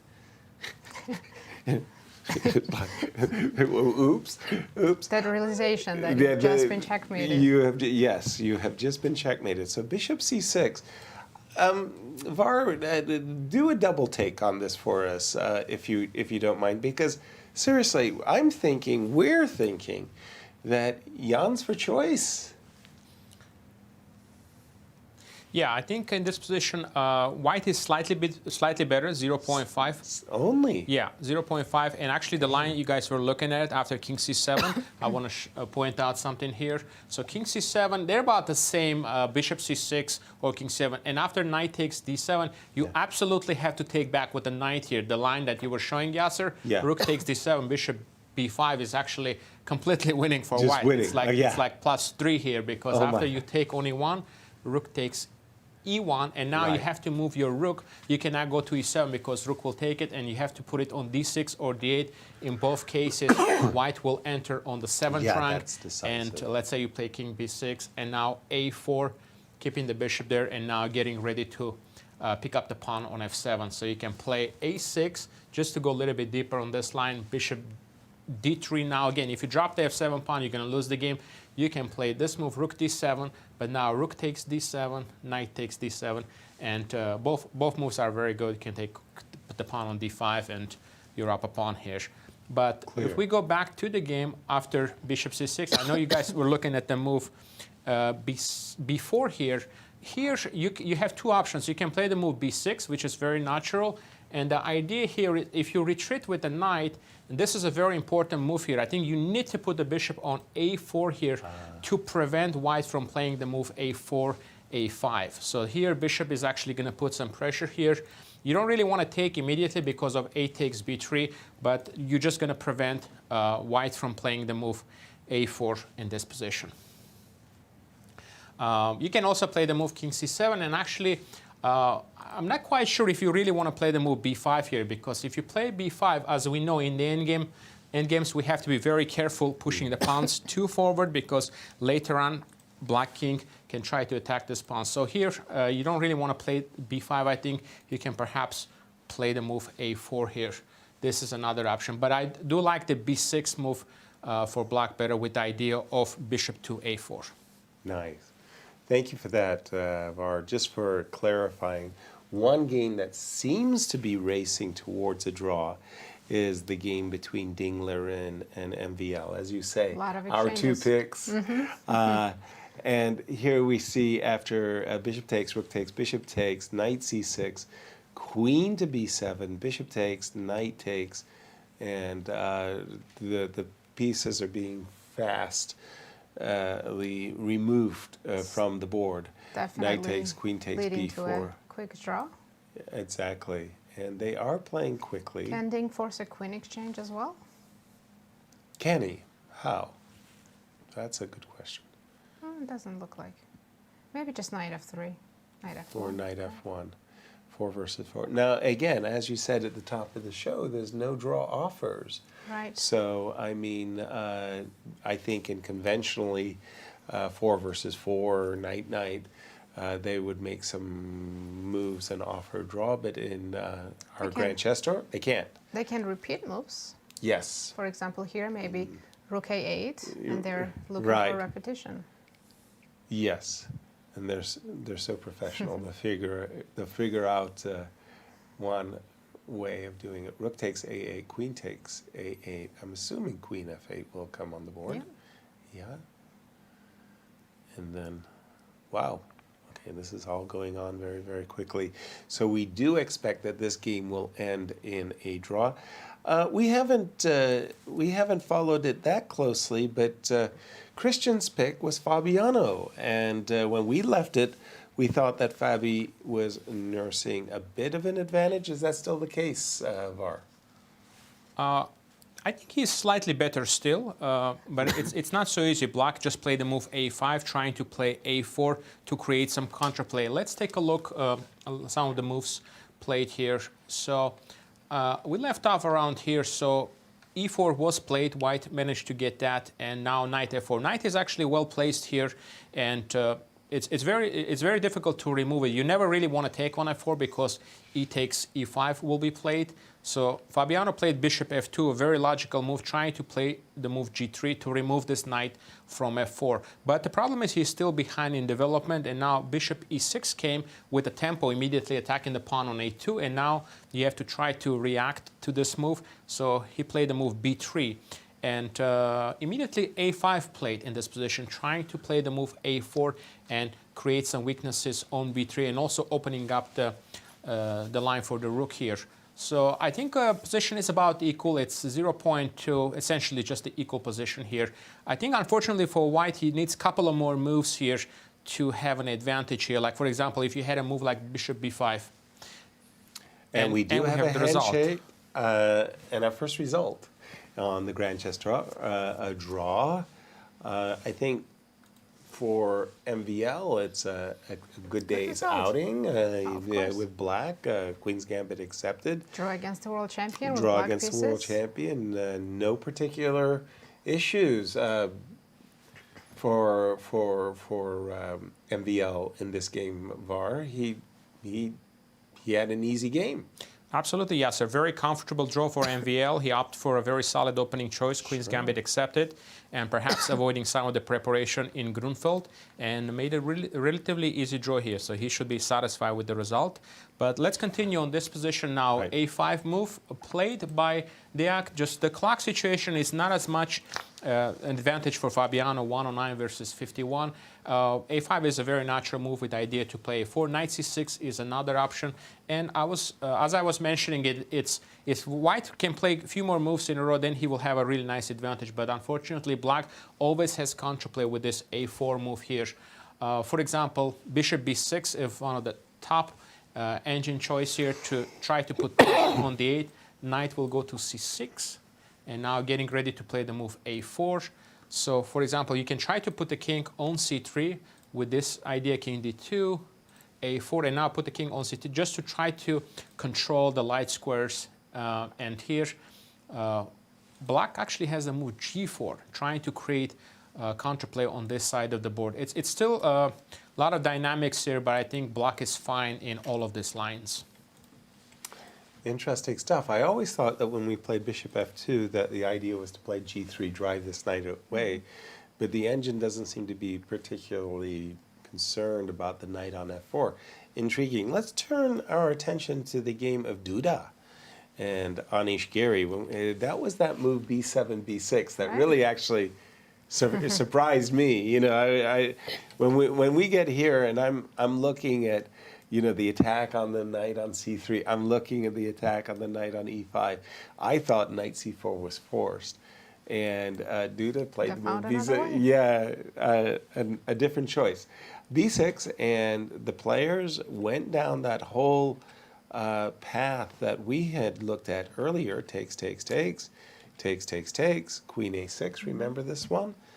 Right. And now just queen b1. And I think you've already even mentioned it as far as queen b5 here as well. Yes, I think queen b5. Queen b5 is actually the next move here, and there's a good chance it will be a repetition here because black doesn't really want to exchange the queens. So, for example, queen b5. Now, if you move the queen on a1, then it's just going to be a repetition after queen a6. And if you you really want to keep the queen on the first rank to prevent white from developing the bishop and bring the rook in, because if he can get the bishop out, the rook comes to a1 or c1, clearly white will be better because of the two bishops and possibly the weakness on the a file. This pawn, it's not going to be that strong yet. It needs to really be on a4 to create some threats. So I think queen d1 could be played, and queen d1, and then queen d3, and now again, if you can try to trade and to advance the a pawn, for example, this is a possibility. But I think black will probably try to keep the queen on a1. Just go for the repetition, because even though it shows equal here, I would prefer to play this position with the white pieces. Yeah, the two bishops very attractive. And let's jump to Bucharest, where Cristian is with our new world chess champion. Thank you, Yasser. We are indeed with Ding Liren, our new world chess champion. First of all, Ding, welcome to the show, but also it's our first opportunity to congratulate you officially. So congratulations, what an incredible match. Tell us a bit about your journey from Astana here to Bucharest. Was it difficult? Are you tired? How do you feel emotionally as well as physically right now after this very difficult World Championship match. Yeah, after match I'm exhausted, but at least I have several days to rest in Astana, and then I come there. Yeah, the flight was at midnight. It's quite late, but I feel pretty good after arriving there. Yeah. And definitely such an important victory gives you a boost of confidence. How do you feel right now as the world champion? Yeah, but the tournament continues, and still there are many tournaments ahead. Yeah, so I will try to take it. Take it one step at a time, just adjust to this new status of yours. Tell us about the first game here at the Grand Chess Tour against MVL. Well, he played this line. Did he surprise you with taking on c4? Yeah, I expected him to play the green felt. Here, I played b3, which I played many times. Many times online and offline. Mm-hmm. Yeah, the last time I played this variation was over the board game against Hikaru in 2019, where I played knight d2, it continues b5, bishop e2, bishop b7. Yeah, this time I played bishop e2. What are some of the ideas of this move, bishop to e2 well, instead of knight to d2 first? In that game, he played b5. Now I didn't go knight d2. I play a4 instead. You also maybe have some ideas of bishop f3. Yeah, but not now. If bishop f3, rook a7. Rook a7, yes. And that's good for black. So a4, you immediately attack this pawn on b5, force the change of the structure. Yeah. Yeah. take knight d2, and here I was expecting knight c6. Oh, not rook a6 move. I Bishop takes, so knight c6 would have been a blunder, in fact, for MVL, but he did see it, I guess. He played the move knight d7, queen to a1. I guess it's quite good to put the rook on a5. Yeah. h6, maybe he's still in preparation since he played this move within 10 minutes. Yeah, it's a move that surprised me, but maybe the idea is just to play a waiting move. Were you surprised that he was ready for this particular line? No, I was surprised for just this move, h6, to do nothing on the queen side, to make a waiting move on the king sides. So what's White's plan? What was your plan? And here I had many moves. Rook d1, rook c1 is two most seems to me most a natural move. Yeah, so you played the rook c1. You chose c1. Rook c1. Yes.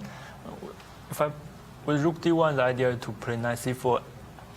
And open up d5. And he told me he's going to play queen b6 and then queen b7, queen c7. And this, in fact, seems to be the best way for him to continue as well. So maybe it's also the best way for me to try to get a playable position, not like the game. Yeah. And you played the rook to c1 after some thought. Rook to c8. Yeah, actually here when playing b4, I decided to make the quick draw. Just to make a quick draw after b4, simplify the position. Yeah. How do you feel about your chances in this tournament? I know you must have spent a lot of energy in the previous month, but now you have to get back in the saddle. Yeah, just step by step. At least today I feel much better than the previous tournament. Normally I play very bad with the first white games. I lost many white games in the previous tournament. So today at least I got a draw. Ding, congratulations once again for your incredible victory, and we're looking forward to see what you have in store for us in this tournament. Okay, thank you. Thank you. Guys, back to you. Thank you, Cristian, as we have a single result thus far, Ding drawing with MVL. Our congratulations as well, as we get our first chance to congratulate world champion Ding Liren, long live the king. And our first result, and This was really a confusing. I'm so confused by the game between Alireza and Wesley, because we got this position and we've been talking about knight trades, yeah? So one variation that we had been looking at was knight to e5, knight takes, knight takes. And away we went from here. We had knight e4 and other ideas for black as well.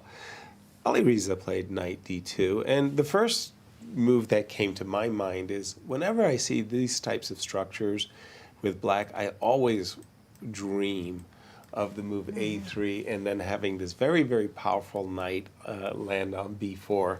So I was always thinking that you play a3 here and whether you take it and away you go. Like, this is just the kind of stuff I like. When I saw the move knight d2, I kind of expected a3. He played queen d6. Okay, he's in my mind, yeah, he's ready to play. So Alireza played a3, and then, well, Wesley said, well, let me put my queen here. It's a much more active square than d8. And then Darush is saying, oh, I really love this move, knight. I love it too. You do? Well, what's I do. I love Good moves morning, that St. Louis. improve, What the that heck? improve your pieces. This knight is going to c3, attacking both a4 and d5 pawns. That improves your pieces. Okay, so check this out. So when we played the knight to d2, we're trying to play all 4 knights on the board, right? Now imagine I fall for your insidious idea and I go knight f4, knight e4. I'll still have to go knight c3. Trading the knight that you didn't want to trade the knight. Sure. Like, what the heck is going on? So you went knight on c4 But to a d2. slightly different position, right? Right, you went backwards. Then you went back again. Now you're ready to trade knights. And it's, like you say, it's a slightly different position. I guess you could take with a pawn if you prefer. I think rook take looks better. Okay. I'm concerned about if I take with the pawn, am I leaving a3 pawn completely weak and abandoned for the future? That's a good point. Okay, so rook takes, right? So something... somehow I remember we had a queen on d3. We were doubling rooks on the e file. I find this remarkable that you're moving the knight around and then you're agreeing to trade knights. The one thing I don't like in black's position in the current situation after rook takes c3 is the knight on c6. It's awkward. It's very awkwardly placed. And for that reason, I wanted to ask you your opinion on the move knight a5. So the idea, again, if you want to put your knight on c3 and be very boastful about it, I wanted to put my knight on c4. Knight on c4 versus the knight on c3, pretty big difference, right? And how do you like these This apples? looks like a big improvement for black. Exactly, exactly. The knight went into a very nice position. So I don't know what's going on with this game. Knight to, let's say knight to a5, right? Okay. Can we do something here? Because this is what we want to avoid, right? Queen takes a4, knight here. And this is a tempo against the queen. Oops. And a tempo against the rook. Oops. So we want to avoid that. What should we do here? Knight c3. Knight so c3. Knight c3, knight c4, and then just drop back with the rook? Okay. And rook e5 here, yes. Rook e5 here. Go for a What? sacrifice. Oh my, is it my birthday today? Just a second. Rook e5 here. Yeah. Did I get it right? Check it out. It's not my game. I can sacrifice. Good point. Rook e5. Didn't see that coming. So your idea is if I take the rook. Take with a pawn. That's a nasty tempo. And I'm threatening queen takes d5 with a check. That's possibly very nasty. picking up more pawns on the queen side. Okay, okay. So rook e5, maybe I have to, pull in my horns just a little bit with the move c6? Just ignore the sacrifice, huh? Well, I do want, every fiber of my being wants to capture your maybe rook. Maybe I can go rook e7 now. Actually, guys, sorry, knight d2 here. It's actually trapping your queen. What? Oh. Oh, wow. Okay, that's good morning, St. Louis. Whenever we blunder our queens, it's an early morning for us here in the beautiful city of St. Louis. Knight e2. Rook e5 came with a double threat. Isn't that nasty? It's so beautiful. It really, trapping our queen on the open board. Knight e2, rook e5, and knight e2. I didn't see it. Just blindness. Yeah. Nice. Okay, then. Well, I think the players avoided this line as well. Did they caught up with our analysis from earlier, and this is where, because your instincts were right. He recaptured not with the pawn, he recaptured with the rook, and Nazi, take us through the thinking, because you said you were a little bit concerned About the a3 pawn. a3 pawn. Eventually, black knight's going to make it to c4. Right. And I don't like to have rook stuck on a1 defending a3 for the rest of the game. Clear. And so... The only advantage of taking with the pawn, however, is that we have an open b file. So maybe... But we also protected the pawn, right? And you were about to say, unless Right. you could exploit the open b file. But it doesn't seem like white can do that, so b takes c3 would only benefit black, in my opinion. Okay. So for me, I would have been very, very tempted to take with the pawn as white. Taking with the pawn in my mind means that the pawn on d4 is a little bit bolstered, allows this knight a little bit more freedom. I think I prefer my rook on the e file, but you're making a pretty good argument that if the knight ever did land on c4, then a rook is going to be tethered to the a3 pawn, and that's not a lot of fun. He took with the rook, and we're up to date. And what's the current prognosis, Var? Yeah, I absolutely agree with Nazi. Taking with the rook on c3, it's very important because the knight, it's very difficult to move the knight from c6. Another thing I wanted to mention, the rook on a8 is tied up to the a4 pawn because you can really move it freely because you're always going to have the pawn hanging on a4. Another thing is I wanted to pay attention on the clocks, 56 minutes for Alireza versus 28, and Wesley is taking a lot of time in this position.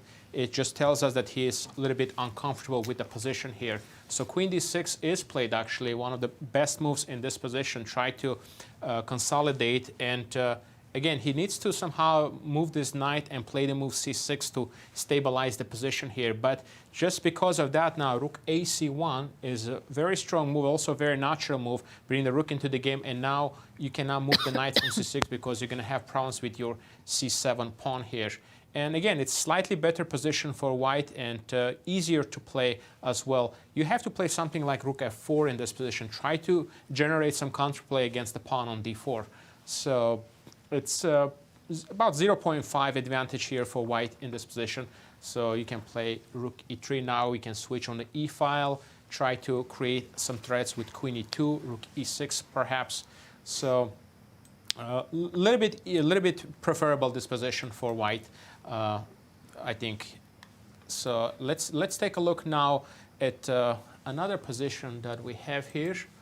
And here we don't have any moves yet still. So after a5, this is the game Caruana against Deac. And here actually g3 was played, Yasser, your idea, because I think the whole point of the move bishop f2 is just to try to give the option to play g3. Right. And that's what he is trying to do, trying to follow it up with that plan.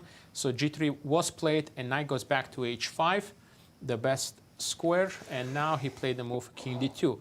The idea, if you play a4, he wants to play king c3 to maintain in the b3 square. So, but again, actually, black is absolutely fine. He can play here knight c6, for example. He can also play g4.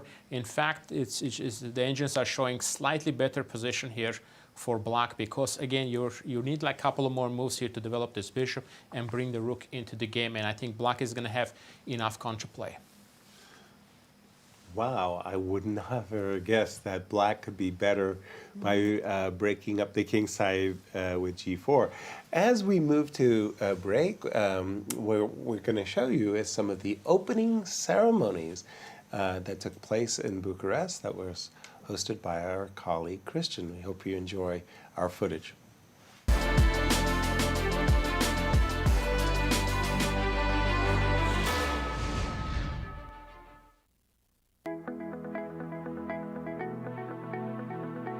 Welcome chess fans to the opening ceremony of the 2023 Superbet Chess Classic held here in Bucharest, Romania. This is the beginning of the Grand Chess Tour season. The atmosphere is absolutely electrifying. We have the best chess players on the planet right here, right now, getting ready for the opening ceremony. Let's get the party started. Yeah, I think the opening ceremony was quite spectacular. Clearly, there's been lots of efforts by the organizers. There was everything you hope for. There were speeches, there was some singing, so good stuff. Especially with Gary being there and all the other great Romanian sportive people, it was a very amazing and well-organized opening ceremony. I really enjoyed it. Every year, now it's a tradition, we gather here in Bucharest. The game has great future because we know we have solid supporters that are making sure that our game will be always treated as it deserves. So it always gives me a great pleasure to land in Bucharest, because I know this is a place where game is treated, our beloved game, treated so well. Thank you.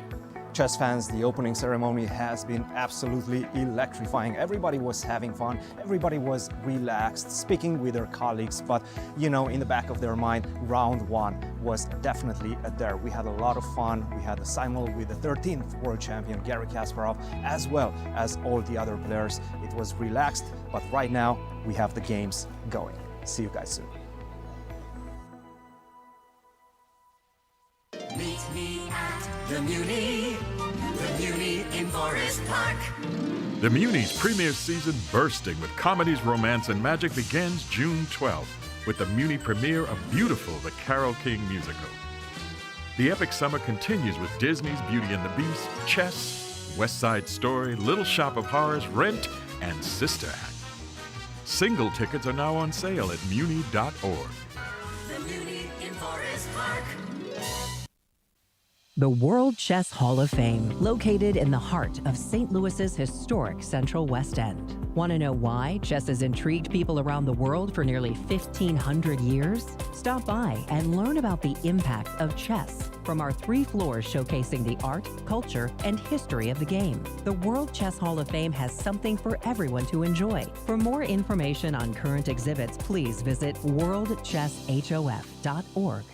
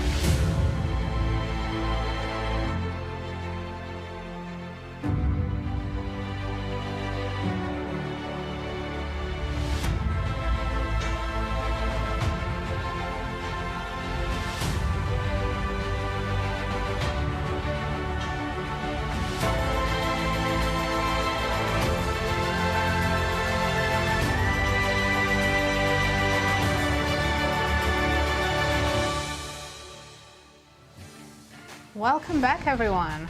And our first result, Naji, was a draw, as Ding Liren got surprised in the opening by MVL's Queen's Gambit accepted, and Ding decided to trade off all the pieces at a certain crucial moment, and that's our first result of the Grand Chess Tour 2023.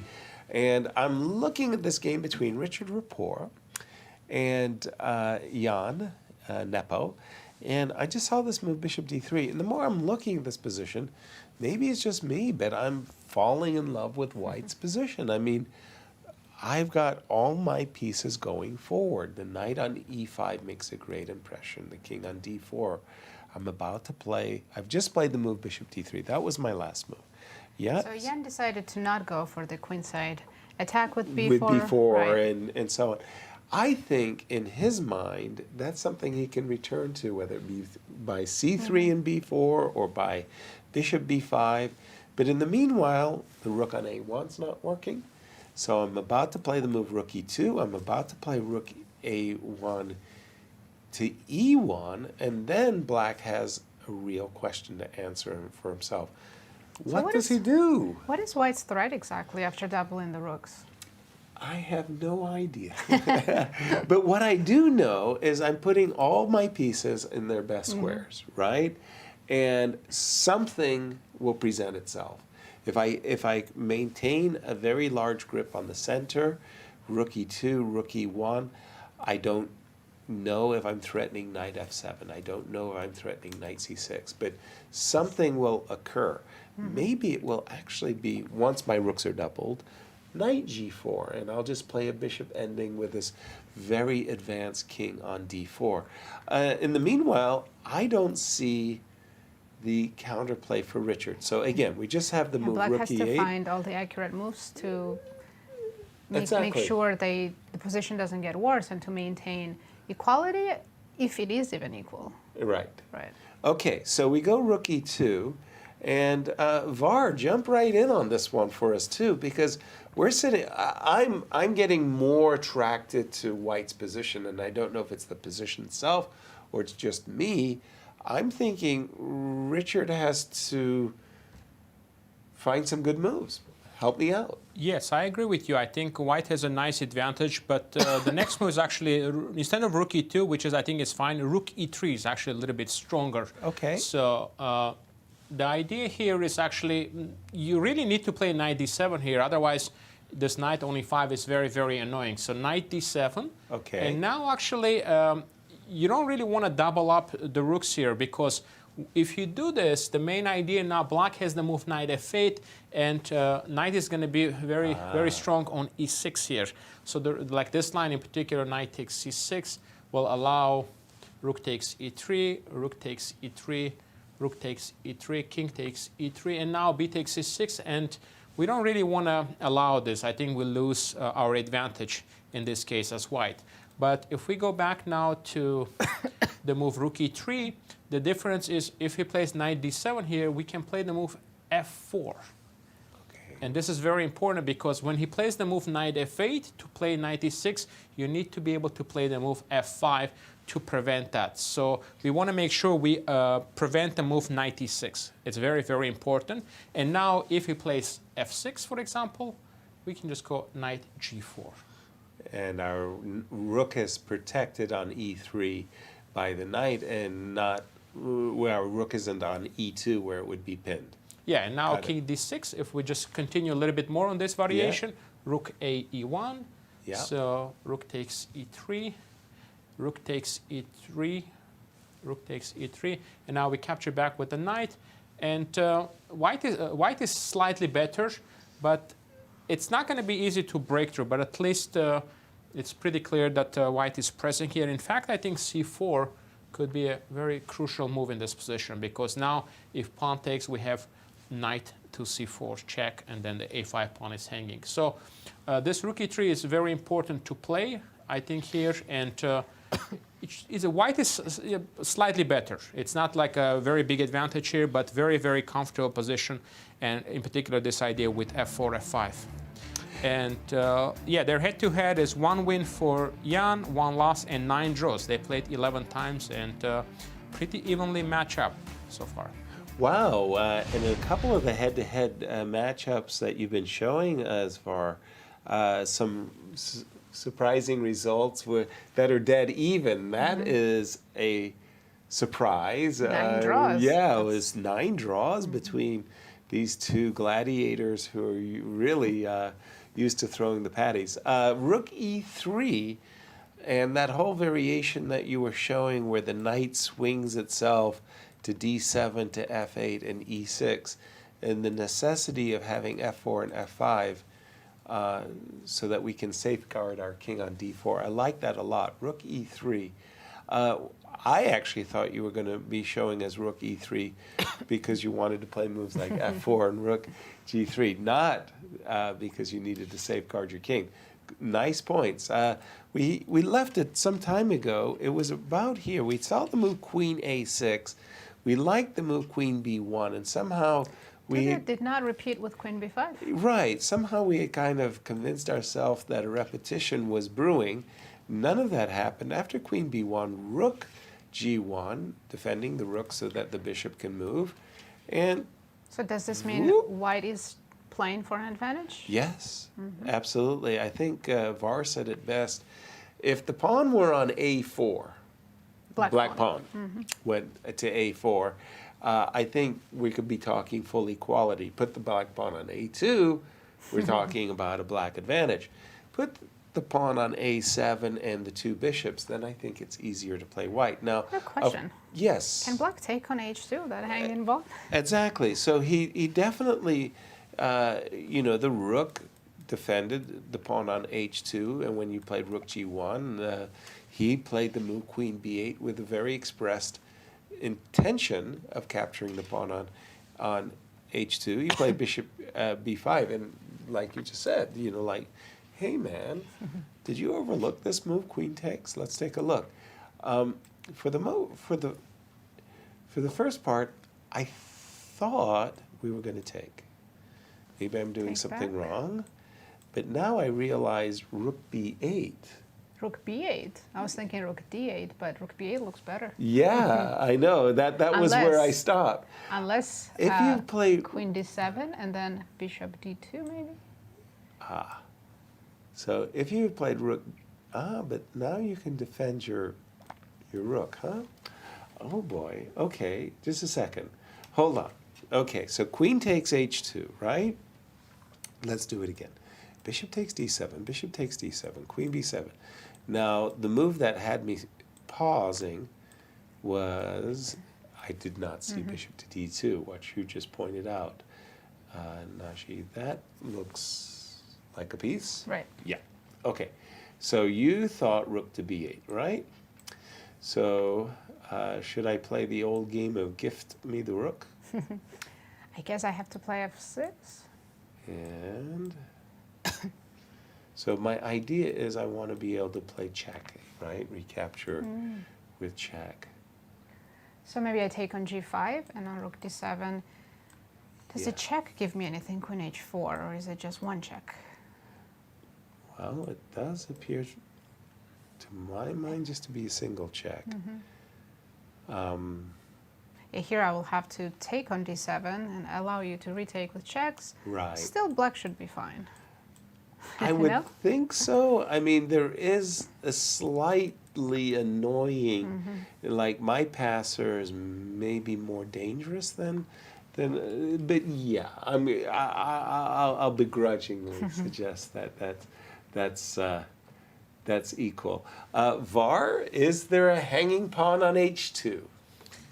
Yeah, I think he already took the pawn on h2, and I think this game is probably going to head into a draw here. You were looking at the correct line after taking on d7, so let's take a look.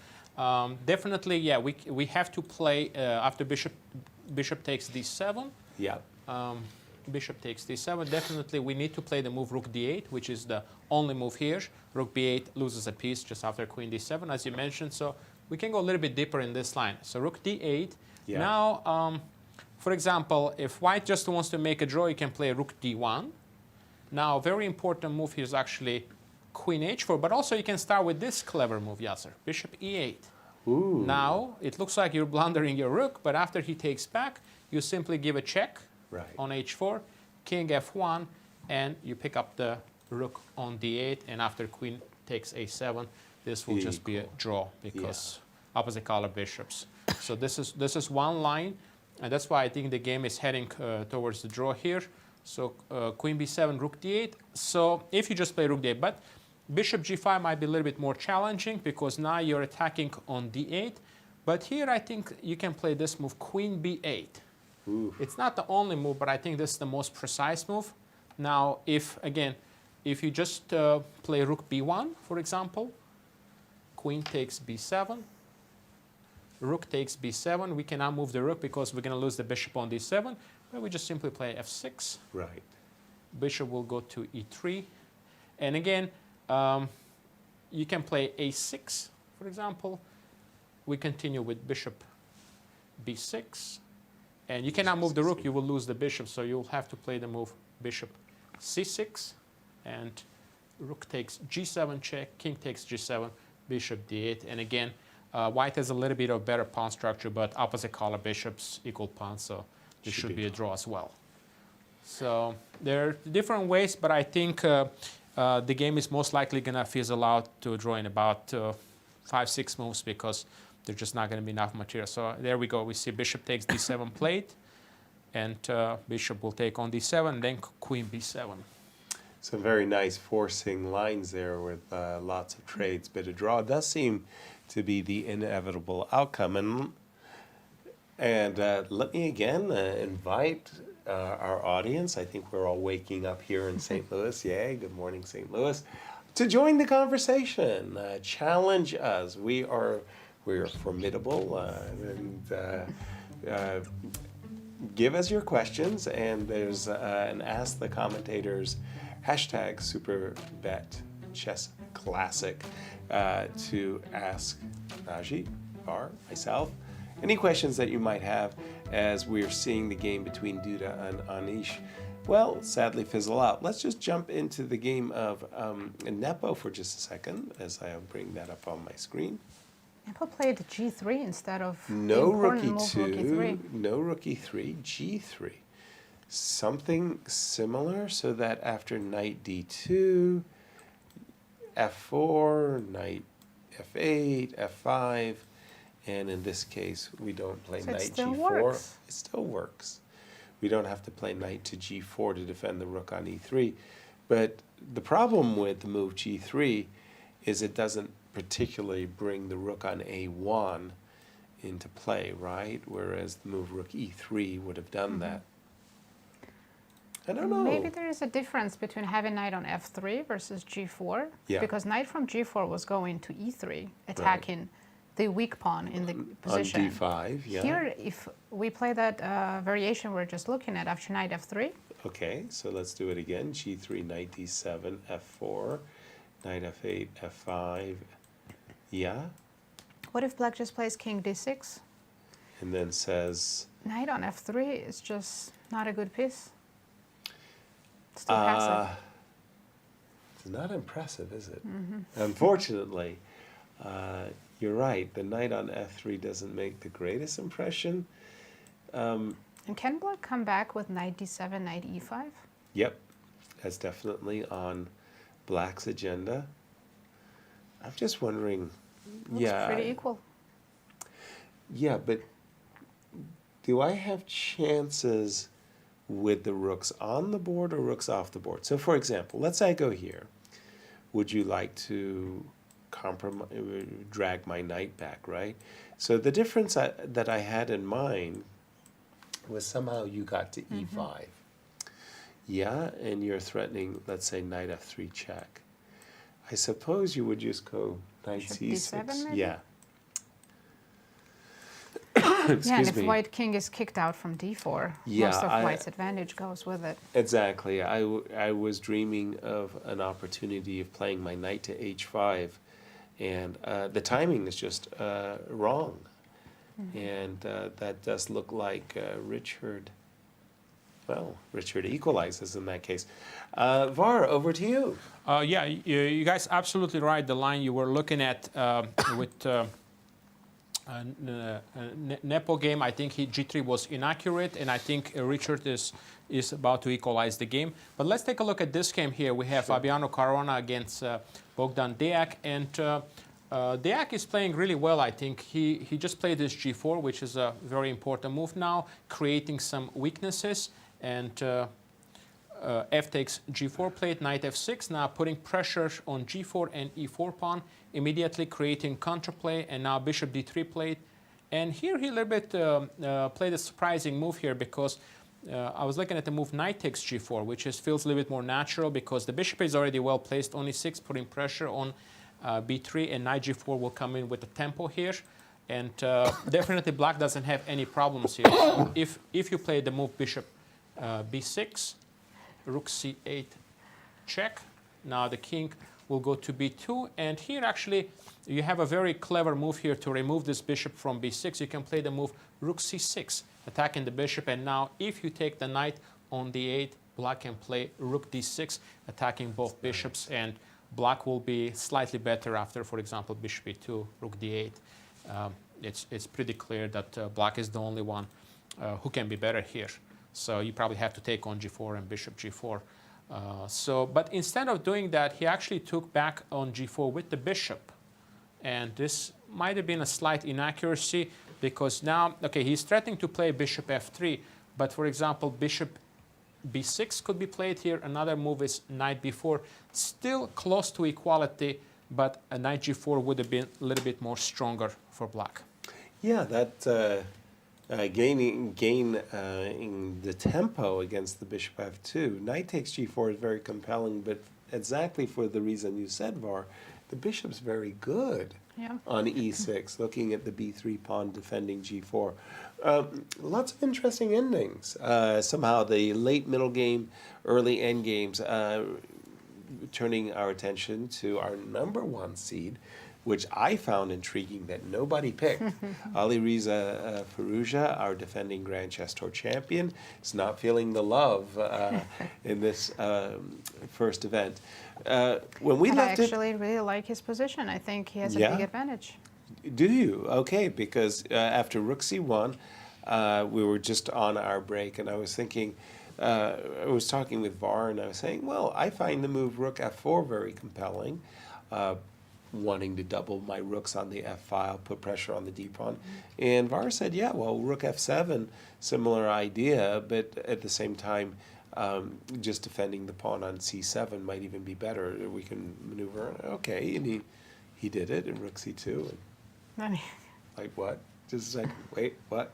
So why rook F7 first? Well, You're going I understood it was a kind of like a pass, and I thought Wesley was intending to play rook F8. Now that the pawn on A4 is not under attack, right? Rook F4. Not quite sure I understood this nuance here. Maybe I'll ask Var to clear the cobwebs. Confusion reigns over here, Var.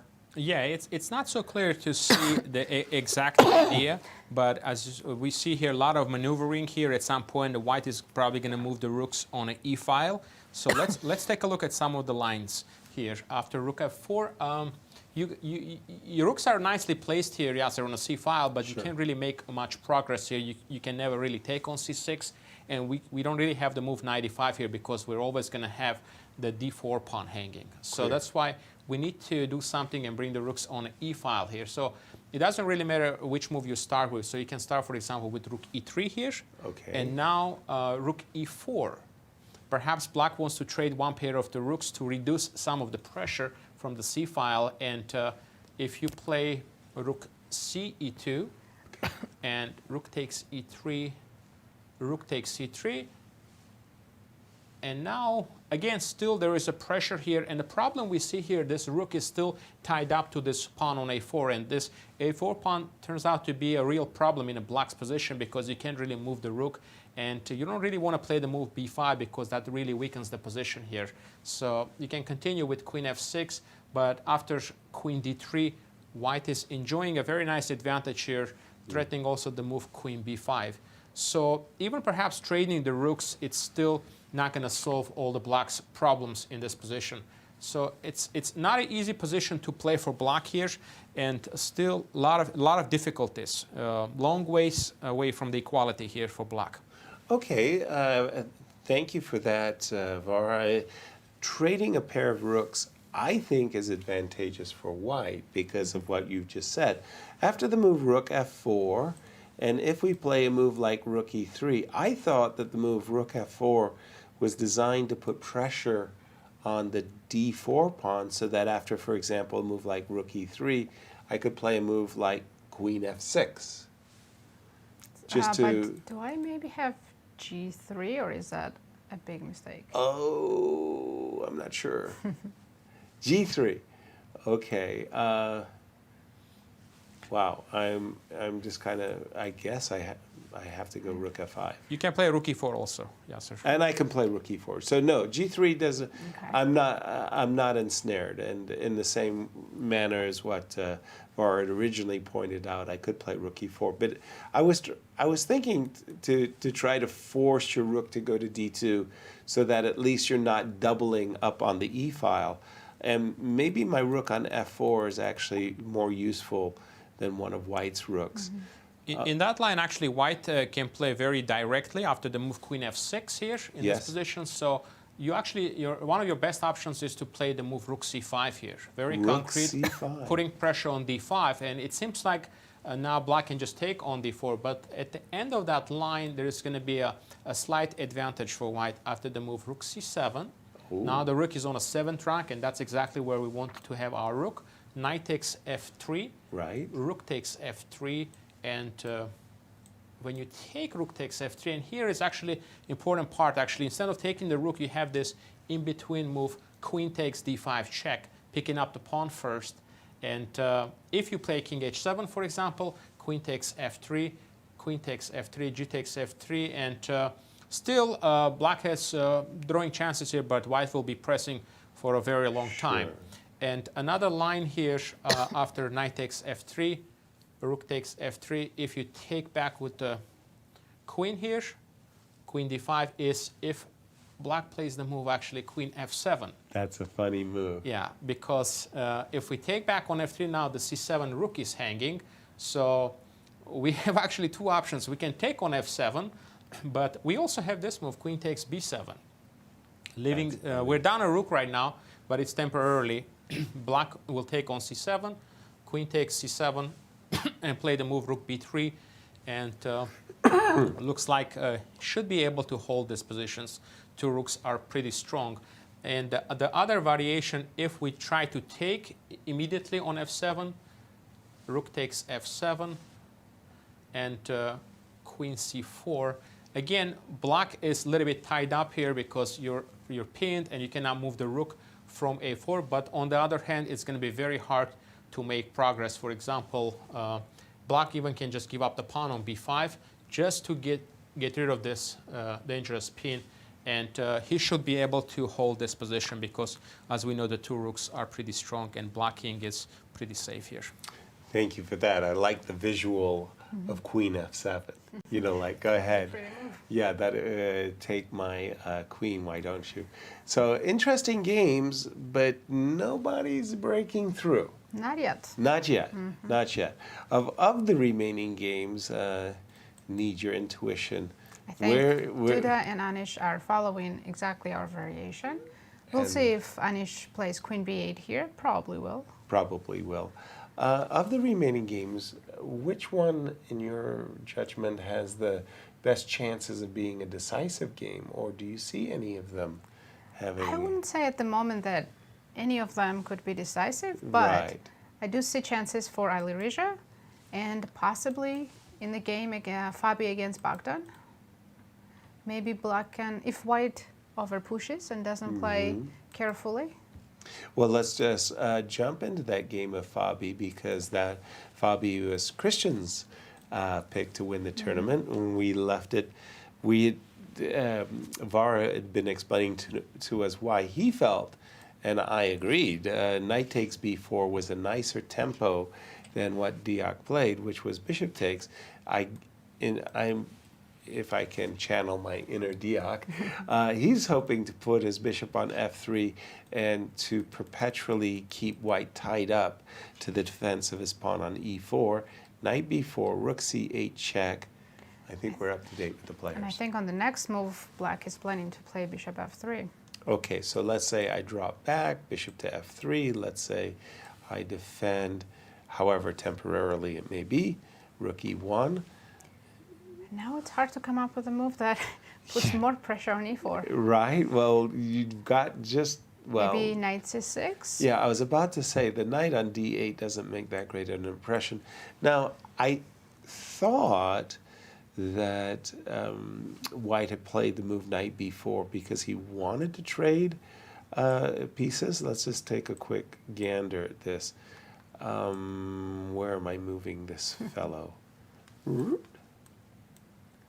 to a7, rook to e3. I wanted to do something of this nature. Rook to e3. It's hard to improve for either color. Exactly. It really, really is. And we do have, by the way, king b2 on the board. And I didn't know, did you want to trade knights? Or you want? Or I thought, in my mind, e6 then. yeah, I thought you might want to go here to try to keep more pieces on the board, or knight e6, knight g5. Oh, there we go. We have another piece.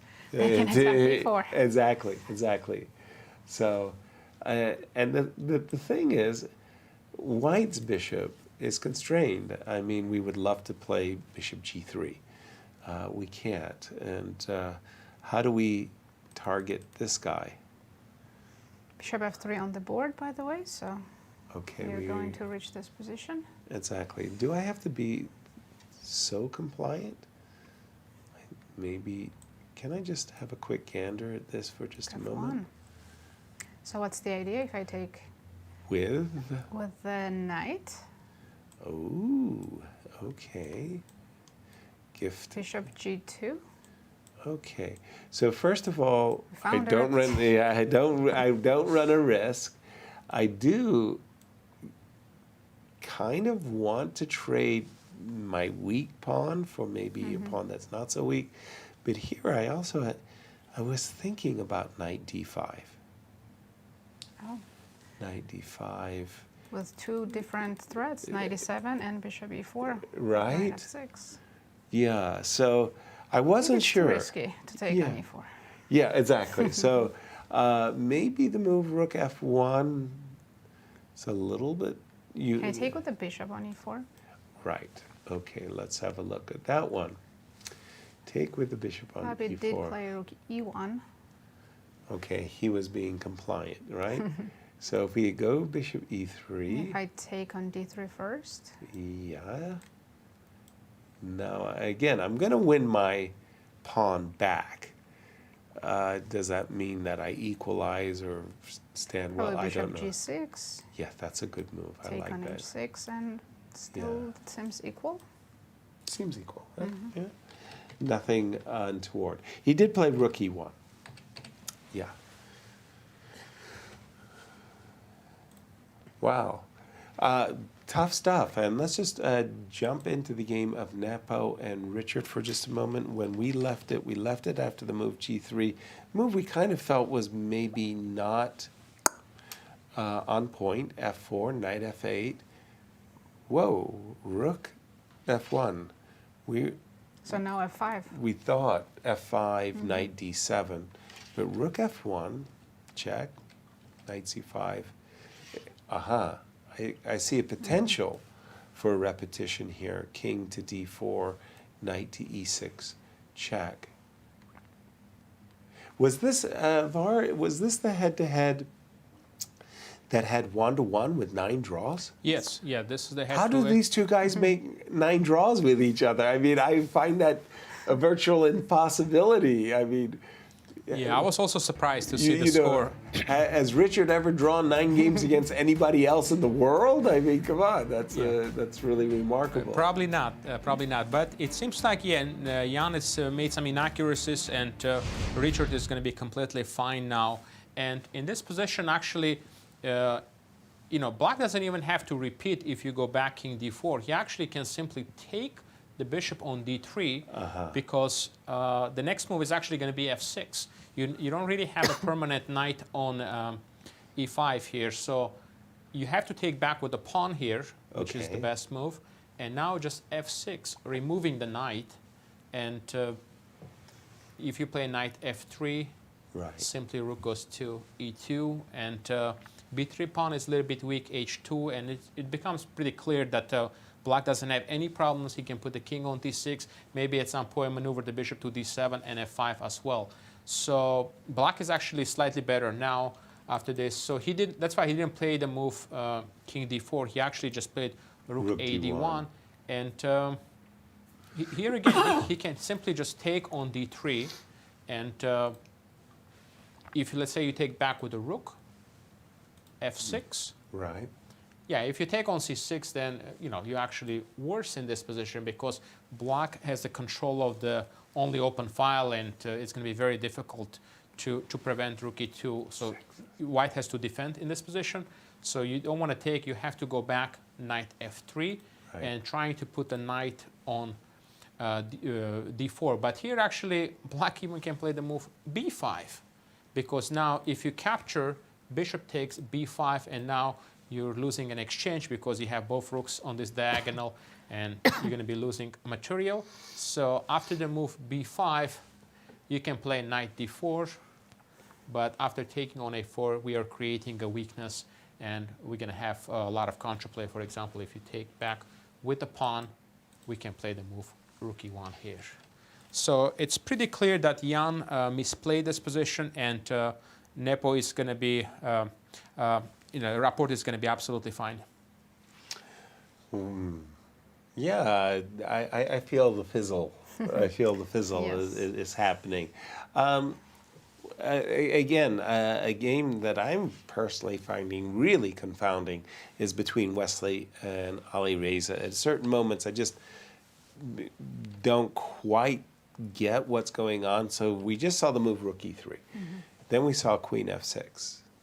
Attacking the pawn on d4, kind of the move that we looked at g3 and rook other. d2 here, or rook c5. Rook c5 was rook c5, I think, is what. Right. And then rook d3. So we went rook e3, rook d3. Then in response to rook d3, we have rook e8, which a move I kind of shied away from because I don't want to get in this situation where I'm forced to end up after, for example, rook to d2. It looks really. Doubling rooks on the closed file, our great strategy, right? But it works. Yeah, if we force your rook to go back to, then you're going to rue the day that. We just won a tempo. Correct. Why did we play rook e8? So the question we have to ask ourselves is after the move rook d2, what did Wesley have in mind? Is it rook e4? Or there's not a chance he's planning b5? Maybe he didn't want to keep the rook on a8 forever. Right. Well, let's jump over to our friend and colleague in Bucharest and ask Cristian. Update. What's going on, my friend? Yeah, so let's start with the general atmosphere. I just came back from the playing hall, and right now we are 3 hours in to the games, and I have to say the playing hall is still completely packed. So there's that excitement coming from the fans, and you can sense that as the players as well. The players are on the stage, you can see that, and you can see how packed it is. It's just a beautiful sight to see for a chess tournament here in Bucharest, Romania. And in terms of players, Fabi, I'm sensing some disappointment because he got a great position out of the opening, at least from a practical perspective. Sure, maybe Deac managed to maintain the balance for the duration of the game, but there was definitely some pressure coming from the white side, from Fabi. Right now, it feels like Deac is finally getting out of trouble. Still, White has the two bishops. Nevertheless, black, you can see that bishop on f3, that knight on f6. They're coordinating very well to keep white's pieces hostage to the defense of the pawn on e4, the rook on e1, and the bishop on d3. And that just doesn't allow white any resources to try to go and attack black's weaknesses. For example, the pawn on b7, maybe the pawn on e5 as well. It just doesn't feel like this is enough for Fabiano. So he must be disappointed. Got a good opening on the board, but unfortunately, Deac was just rock solid in that one.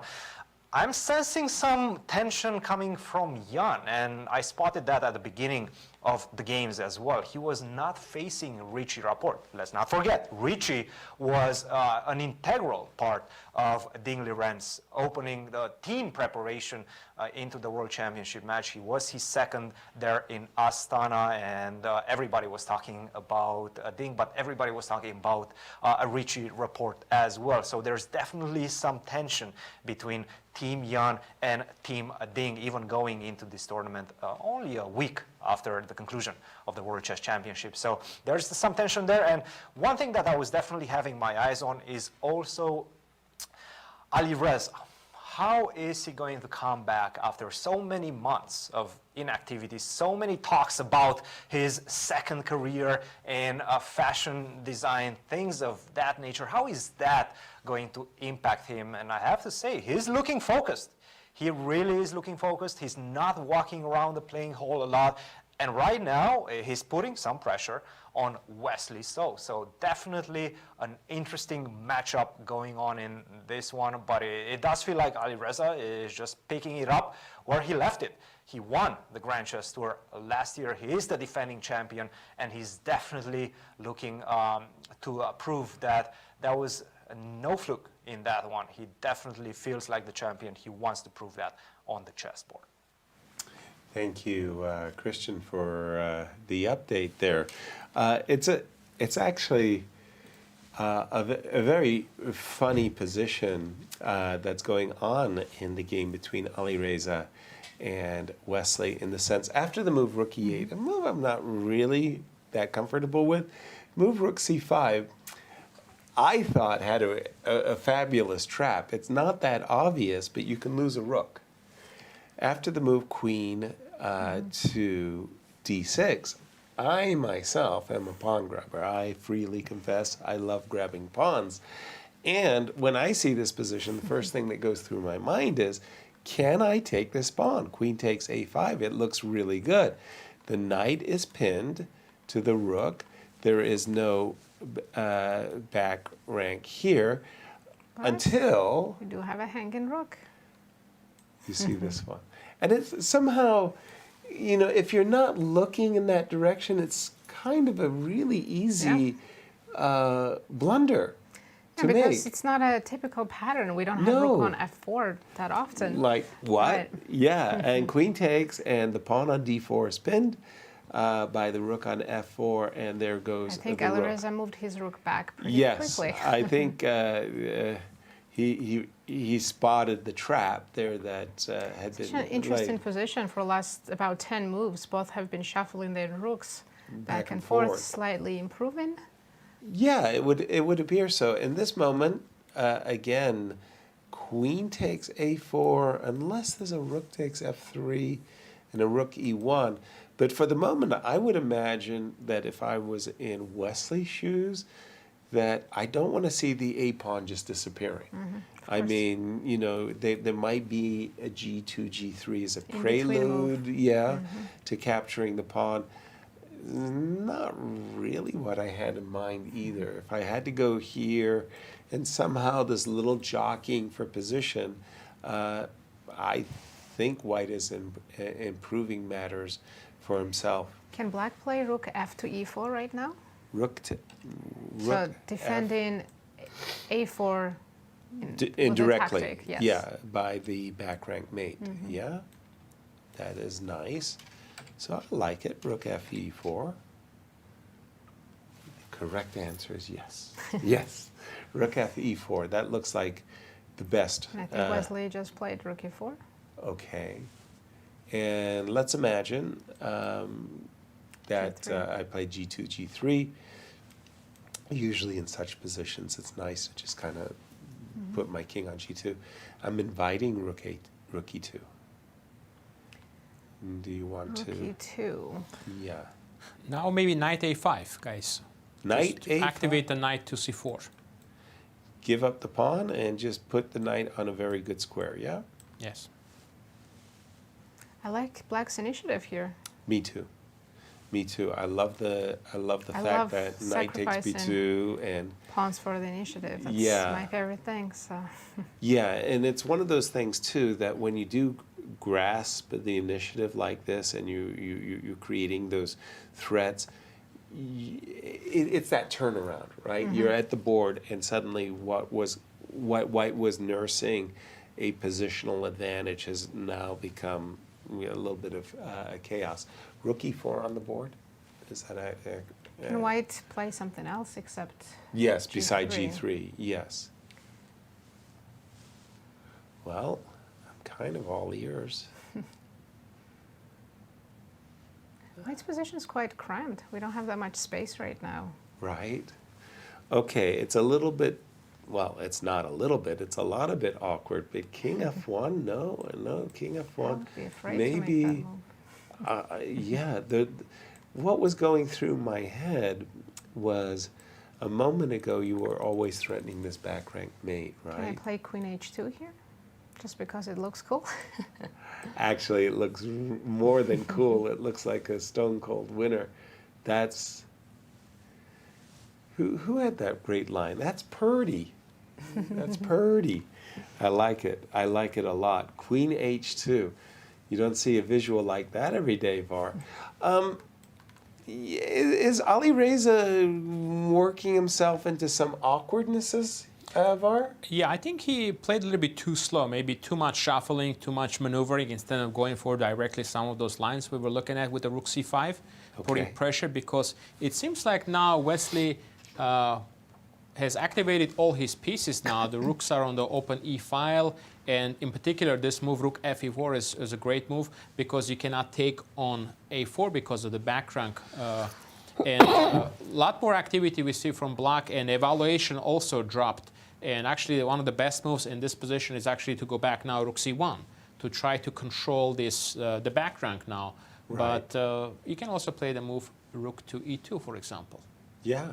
And in this case, actually, if you trade one pair of the rooks, it's okay because now you immediately activating the rook and now putting pressure on d4. And Black will be fine here in this position because there will always be enough counterplay against the d4 pawn.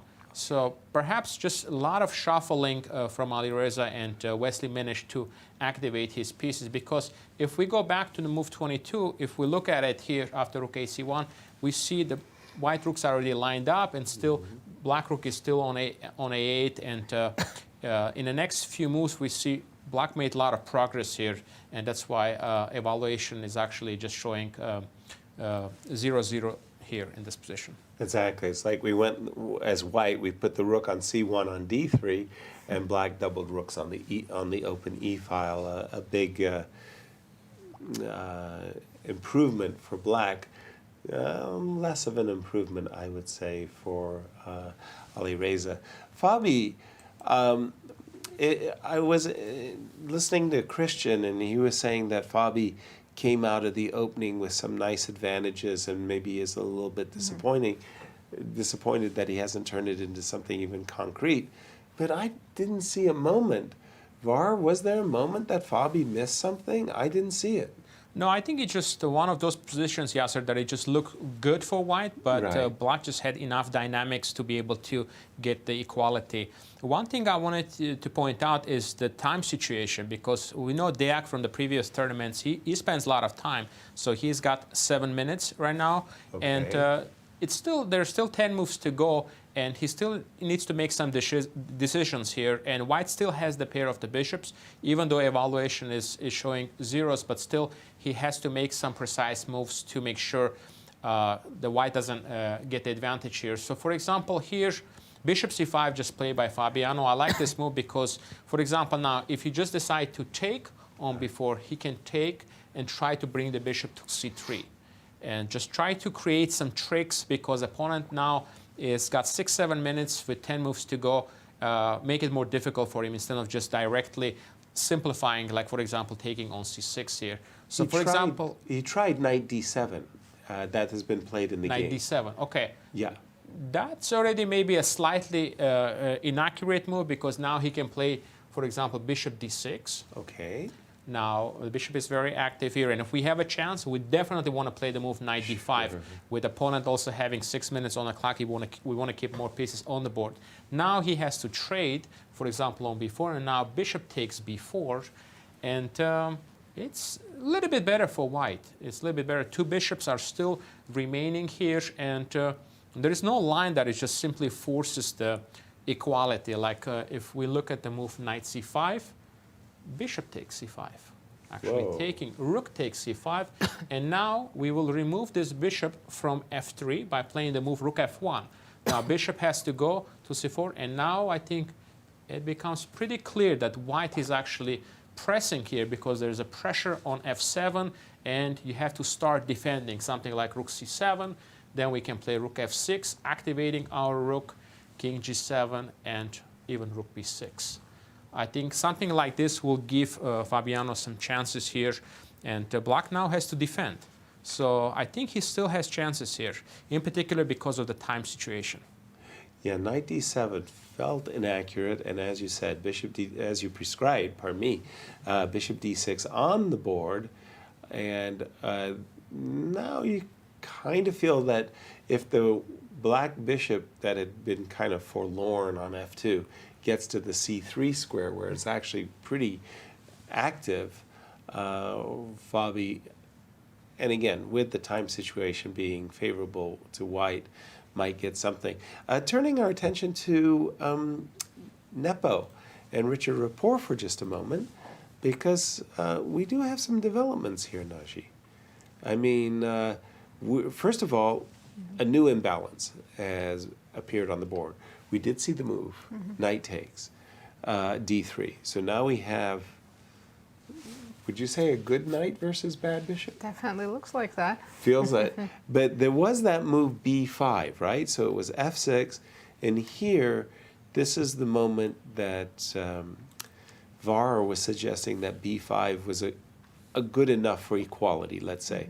Richard had a different approach. He played rook e2, h4, and rook e3, inviting the move knight d4. Shall we have a look? It's what happens after still knight equal, d4? But I am concerned about black's bishop. If it never gets activated. The good knight. We know what a good knight versus bad bishop looks like. It's not a very pleasant movie for the person holding the bad bishop. So knight d4. Now we've got to take on d3, right? Right. Okay. And then rook King e4 takes. or head rook g2. Thought that you want to, well, you want to at least, if you go back to e4, then it's just a bad bishop, and the rook is just a temporary. But rook g2. Here I was afraid of rook f3 and then rook e3. White also getting the e-file. So let's say you get that and I get that. So more or less, so long as I keep the rook in your camp, I think I can navigate the bad bishop. And we do have knight d4 on the board, by the way. Fortress for black. White cannot really take advantage of e-file or even the knight on d4. It looks very pretty on d4. Exactly. But it can't go any farther. Pretty as a picture, as Walter used to say. This rook bothers me, like big time. If I could just trade the rooks off the board, I might think I was just winning with white, okay? So imagine I were to try knight e2 with the old shuffle idea of, oh, you still have d4 check in such a case. Even if I was to manage, like, when say, would I play d4? Because g3 pawn is hanging. Yes, exactly.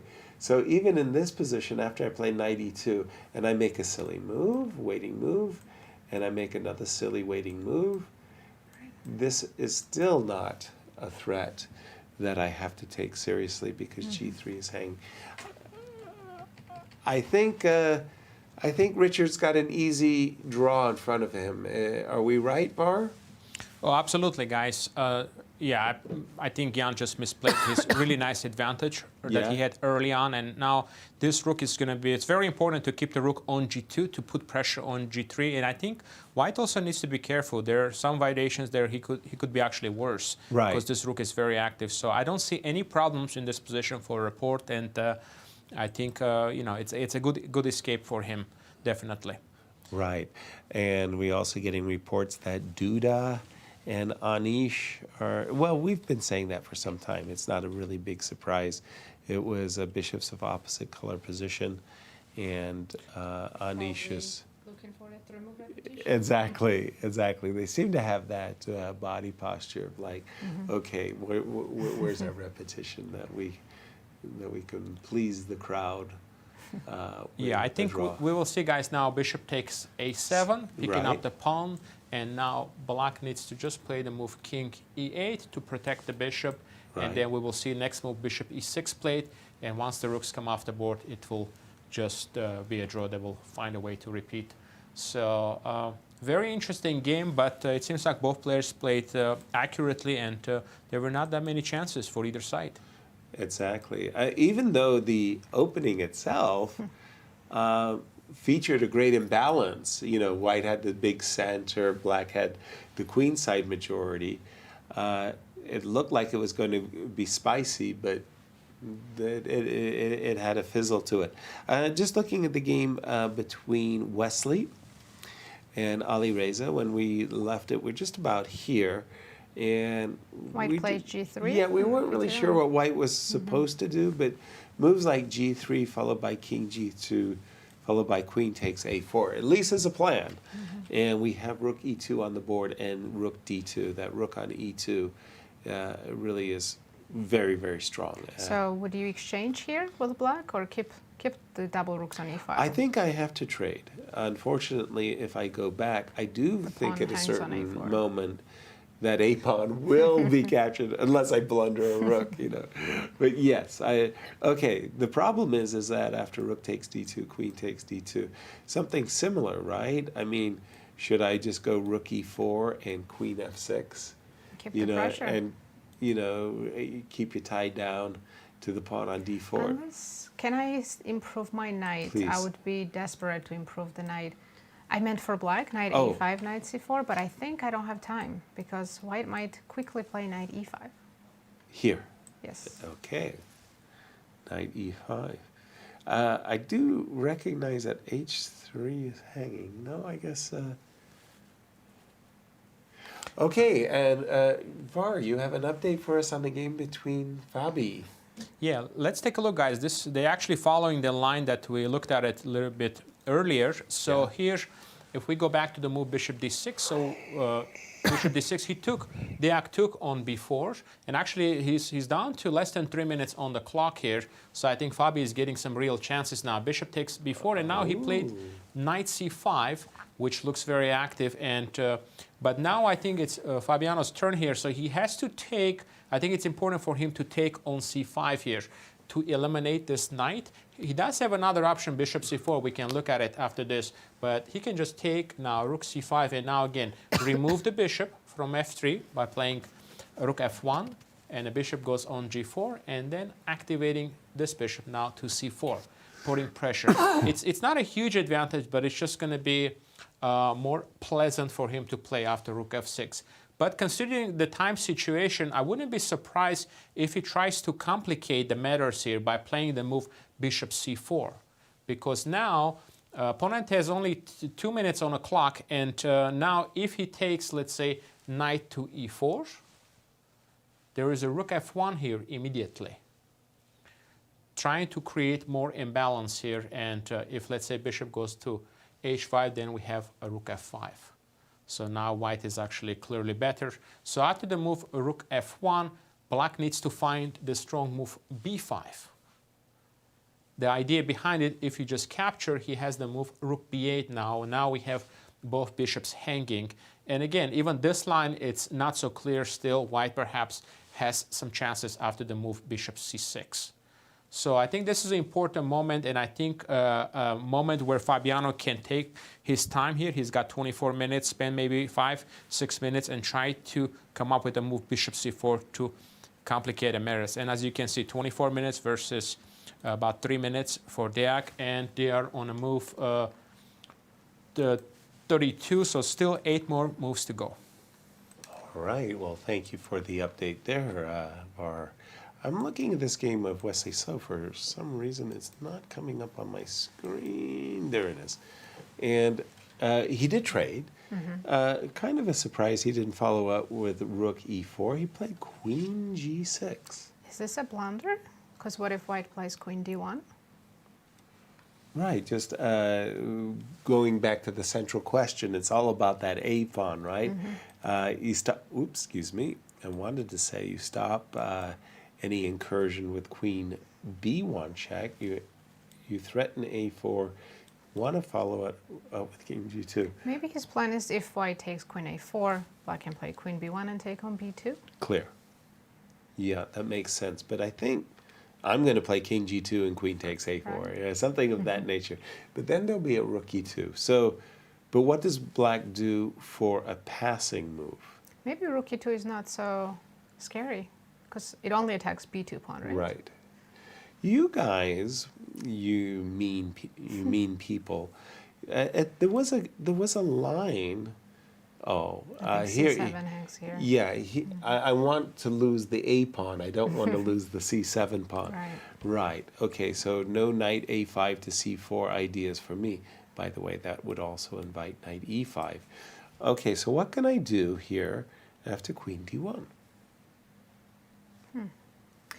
Yeah, looks like, guys, this move queen g6 was a serious inaccuracy by Really? Wesley. Yes. And Evaluation jumped almost +1 now for white. Wow. And yeah, he really had to play the move that we were, he had to play like queen e6 here or queen e6, for example, try to create some counterplay on the e file or queen e7. But by playing this move queen g6, perhaps he maybe overlooked this move queen d1. It's very strong now. a4 pawn is hanging. And you have to play some awkward moves here. Like the best moves are rook b8 or rook d8, but they seem very unnatural, and you don't really want to play that. And you don't have anything direct that you can try to do, because if you, let's say, you try to play queen e4, then rook e3 will attack the queen. You will go back on g6, and after trade, I can just pick up that a4 pawn finally here. We do have king g2 on the board as a reaction to queen g6.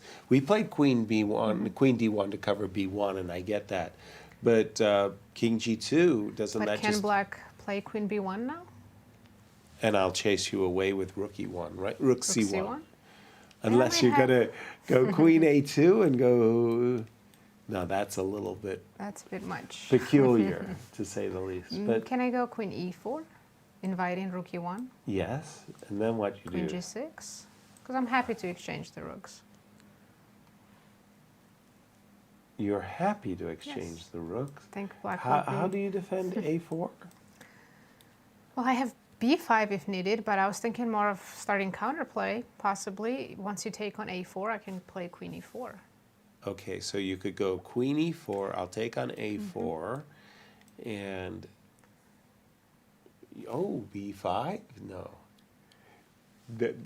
Maybe b5. Oh, yes. Yeah, and if you don't do take, it. I have queen of 3. Yes, yes.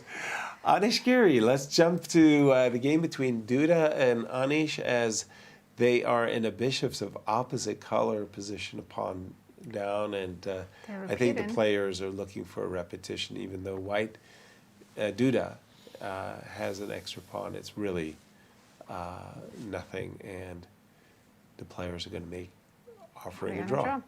I think this was one of the most exciting openings we had today. No question about it. I mean, it started and it started to be an incredibly dynamic position right here out of the opening on move 8 and 9. I thought we were really going to be faded. And then there was this amazing moment of b6. That really was a shocker move, because we were looking at knight c4.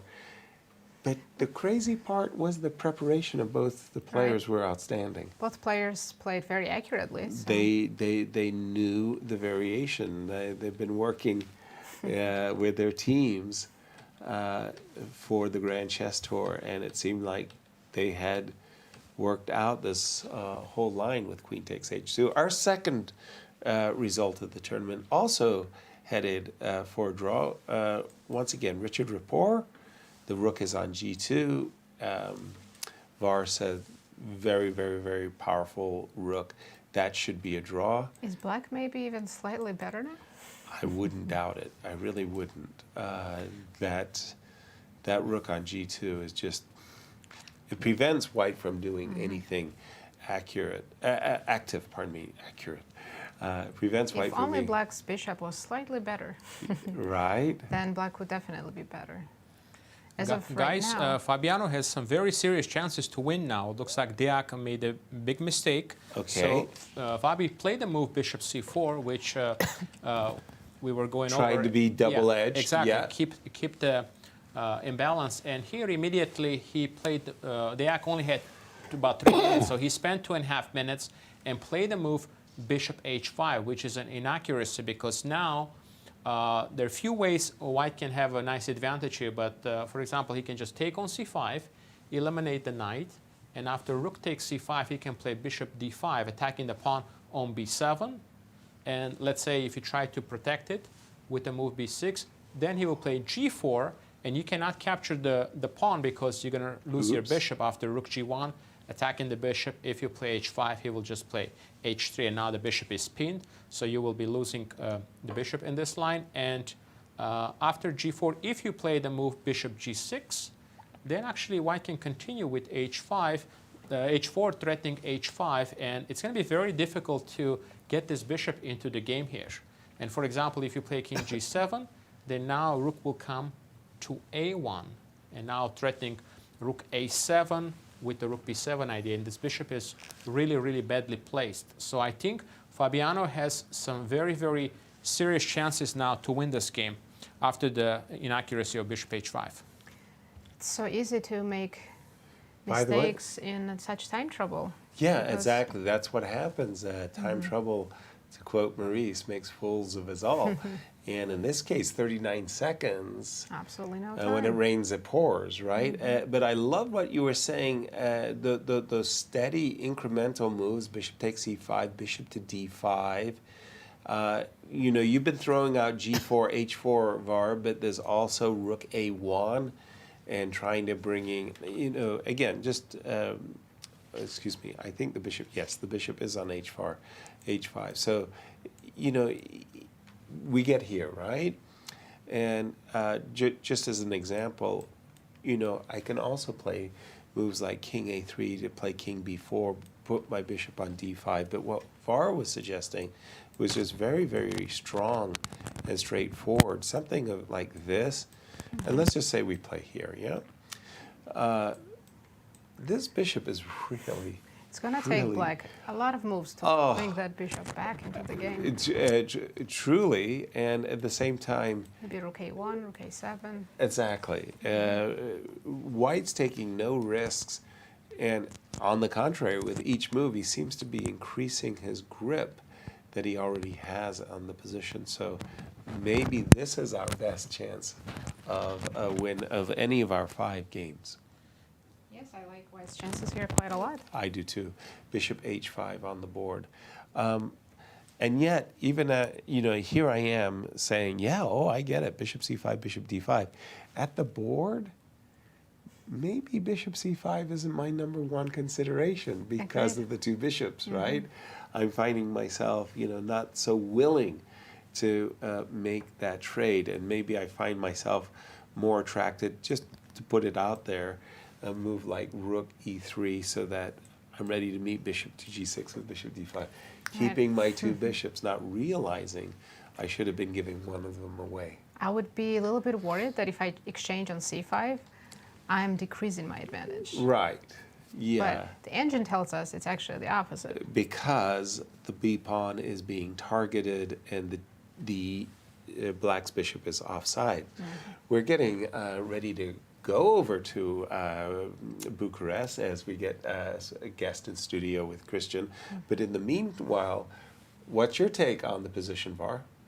Yeah, I think I predict Fabiano to win this game. And one thing I want to point out, Yasser, we discussed this earlier, that when Deac played this move, bishop takes g4, this was the start of the problems for him. Right. He had that stable bishop on e6. We could just leave it there and just take back with the knight.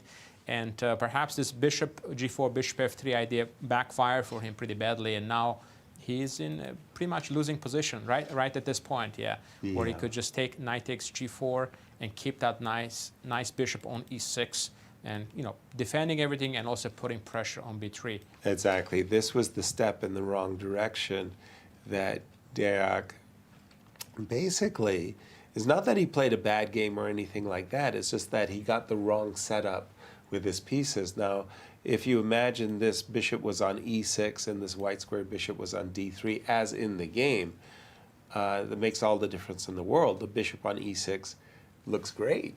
Black would have no problems at all. Exactly, and the bishop on h5 currently does look terrible. Did we have bishop takes c5 played? No, not that was yet. our. Fabi's taking his time. That's our analysis. And let us jump to Bucharest with Cristian. Thank you, Yasser. Yes, we are indeed with Anish. Anish, first of all, welcome back to Bucharest. How do you feel right now? Re-energized? You've watched the World Championship match. What can you tell us a bit about that? Yeah, the match was actually very inspiring, I have to say. So I was really looking forward to play chess. It's been a while. I mean, I played a lot of chess, but not classical. So I'm, quite excited. And sometimes you watch some tournaments, and they either, slightly bring you down, or they inspire you. And I think the championship match was definitely inspiring. I'm not sure. I mean, it doesn't mean that I'll play well, but at least I'm looking forward to play. At least that. Give us a little bit of insight of what you were doing before, because you were posting on Instagram some seaside photos. It looked like you were maybe on a vacation, maybe on a training camp. Can you tell us anything about that? Yeah, I mean, at some point I was talking to Vladimir Kramnik about these things, and it's of course you're supposed to work at the tournament, prepare at the training camps, and rest at the vacation.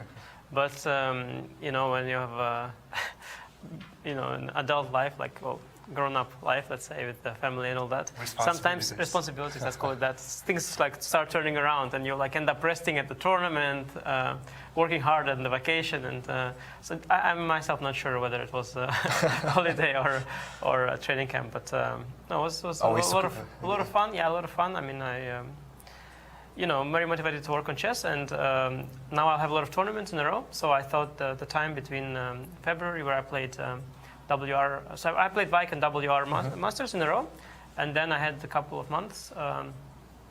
So I thought it was a good time to, rest and prepare a bit. Combine business and pleasure. Yes. Of course. Tell us about the game today. It was actually one of those computer-generated variations, like that some players know, probably, like this B5, I mean, this at some point was rare. Actually, I came up with this a long time ago when it wasn't completely new. So I was really excited about it, and I had this whole line that I played today worked out. But then, of course, many other players also found it because we use the same tools. And by now, I think there are games. I think Jordan played this variation. I would guess Dominguez, I don't know if he got this position, but he probably was aiming for it. Levon, right? Or yeah, no, well, that one was b5, but Dominguez also played yeah. e5, knight of bishop b4, but I'm not sure if, so very often people want to play this, but they don't get to play it because, let's say, some players play bishop d2 here, and myself, I played bishop d2, by the way, not so long ago. Yeah. So he played, like, literally the most fun line of all, and the sequence, I mean, from here, queen e7, ab, rook d8, queen c4, bishop e6, queen e2, queen c7. It's a very surreal sequence. I think main move here is knight c4, according to computer. Okay, this one, it says very high advantage for white, but a stronger computer, of course, if you let him run... it definitely felt like you were still in your opening preparation. No, I mean, okay, yes, if you just keep moving forward, at some point you get some endgame, like, not even zeros, but you get like an endgame, like a piece down, but there are like 3 pawns against one on one flank, and it's like a 0.2, like on move 50, you end up with the king bishop against the king. And, yeah, exactly, something like that. B6 actually is an alternative. I A very logical one. I don't know if he was prepared or not. I assume he was prepared because he could play something else at any point, which is safer. But yeah, b6 was a nice practical try. But he was also spending a lot of time. Yeah, I don't know whether he was trying to remember or not. And actually, this position, I think I've looked at it as well. But I felt like actually over the board that I'm a little bit worse. So I was trying to remember what was the exact variation because, you know, if we trade queens, for example, I suspect that my position could be close to lost because my a pawn can be lost and this 4 against 3 with 2 bishops on. Like, let's say if we traded a pair of bishops, or I trade his What if you bishop for trade the knight. rooks? Yeah, that's also like difficult. I don't know, very hard. And of course, if you trade the pair of bishops, then I can give the a pawn 4 against 3 is draw. But with the bishop pair, I've seen sometimes even 3 against 3 people lose. I think Svidler once lost against in China some tournament. So I realized that I have to. You know, often you prepare and then you realize what you prepared during the game. So I realized during the game that, okay, I have to keep the queens on and I have to be active. And initially I liked this knight c5 idea, bishop c5, queen c2, very fancy. Then he goes queen b5. And I was thinking about this kind of position, queen c2 or b2. And I was thinking that, you know, of course I have potential to go a5 and all that. So first of all, I was not sure what if queen b7, queen a7. But even besides, I was not sure with this knight on b3, it's a little bit like I'm banking a lot on that. So I was trying to play it a little bit safer with queen b8.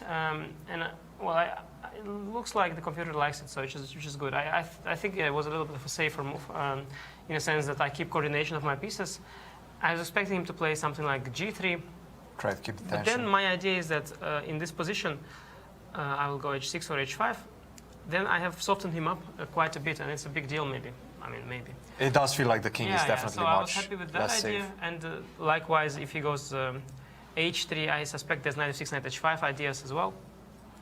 Yeah. Maybe, you know, it's also a little bit weakening. Like, let's say if he tries to develop, okay, there are different orders. I don't know, knight h5 first, or the computer says g3 prefers queen h2 first. In this position, prefers queen h2 first. But in any case, it's clear I'm generating some counterplay, and it's a little bit more, I felt a little bit more sound than with the knight on b3. Yeah. But the way he played, I thought I calculated that it's a draw. And you have to calculate a few nice variations here. So first of all, it's important. At some point, I noticed queen d5, and I had a bit of a... what do you mean you know about it? You haven't seen this position before, I noticed right? it. No, I mean, I noticed. No, I don't know this. I was calculating this, and move, to be honest with you, this position in my file continues for sure, but I didn't recall it because very often you repeat so many lines and your brain, I noticed, it automatically decides that, okay, this you will manage yourself, so don't remember. And this is one of those. Like sometimes when the position looks very scary, but here I guess I thought that, okay, for equal material, I'll manage myself, you know? So I didn't remember. I don't know, maybe queen b8 is in my file. It looks so nice. The comp is so happy, maybe it's in my file. But I felt like I came up with it over the board. I was happy with that. In any case, yes, here there were some nice tactical variations. Because, of course, I'm concerned that I get pinned on the d file. But here I have queen h4, not bishop e8, which was also an idea I had. It's also okay, but I was thinking maybe queen e7 is a problem here. I was, okay, rook c8, bishop c5, h6 is a little bit daring. But I was planning queen h4 check here. That's and then, yeah, it's easier. And then I just moved the bishop. B6. And at some point, I noticed this move queen d5, got slightly panicky here because once, of course, he gets the deadly eternal pin on the d file, it's tricky. But I have queen h4. G3? G3, then I give a check, displays the rook, and queen h3. Queen h3 is nice. I defend the bishop. I want to move the rook, and if he goes g4, I go queen h4, and the rook is defended again. So nothing works, and after bishop g5, I was just for fun trying to see how many draws there are. Like I was thinking maybe f6 also holds, but I like queen b8, and here I think there are multiple ways. Here I did it a very clinical, but I think also the good old queen b8 also works. Bishop f4, bishop e6, some very nice variations here. So bishop b8, bishop d5 is draw, and if queen h5, I have intermezzo with h6, otherwise bishop e5. And if queen h5, I have a nice move, queen to b2, rook h1, h6. And if he takes on h6, I have queen to g7. Defending on the long diagonal. And then bishop e5, I have queen d2, and this is also a draw. So, just a draw. So I calculated all the possible draws that are there, and just went for one of them. I mean, even right now, it feels like you are definitely looking for a fight in this game, maybe even in this tournament. What is the strategy in this just tournament? one more thing, it's kind of cute that you can blunder with f6. Is this a blunder? Yeah, because, okay, first of all, bishop a7, king f8, bishop b8, and bishop c7, intermezzo. Check is king e8. But also, bishop d2 is also nice. Bishop a5 is, yes, but king f8 is. No, of course, I'm looking forward to play. I also, as we saw in the championship match, you know, you gotta fight. Because nowadays, it's very hard to control the game. As it was the case before, well-prepared players, they could control the game.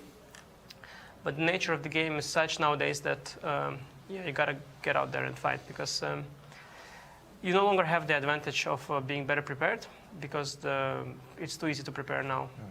Anybody without any understanding or skills just looks at the engine. And before, the engine would give you, let's say, 5 options. And if you had some better understanding, you would see that, okay, the first option is not good, the second option is not good, but the third option is the right one, or the most sound one.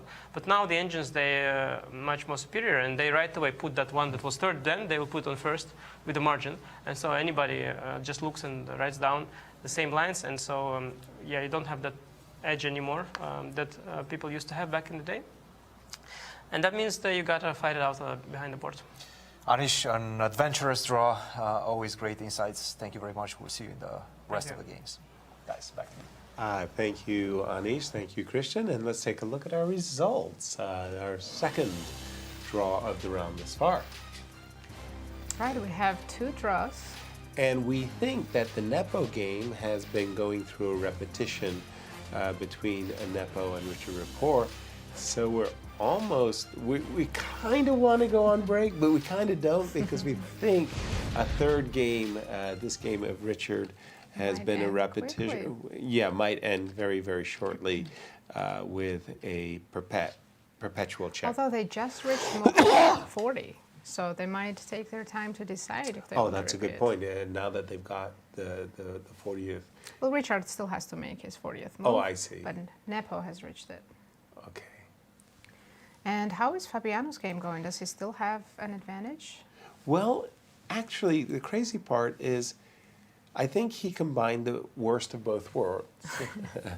Unfortunately for him, right about here, after the move bishop h5, if he wanted a sizable advantage, and a simple one at that, bishop takes c5, rook takes c5, bishop to d5, targeting this pawn, followed by the move g4, h4. You kind of get a little space over there going before eventually bringing the rook to a7. Would have gotten him a sizable advantage.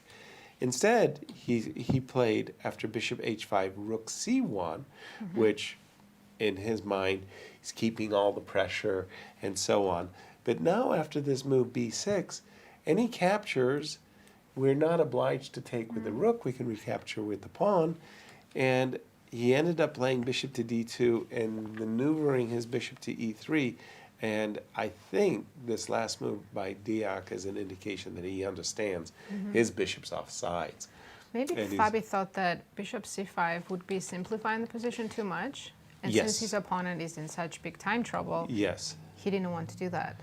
Exactly. And I think that that's one of the things for our spectators to really emphasize to them is they go, well, I mean, why didn't he take on c5? You're looking at an engine. And I think you said it just so very well just now when you said, you know, I'd be reluctant to play bishop takes c5 because I would be thinking, am I throwing away my advantage? Why did you give up your 2 bishops, Yasser?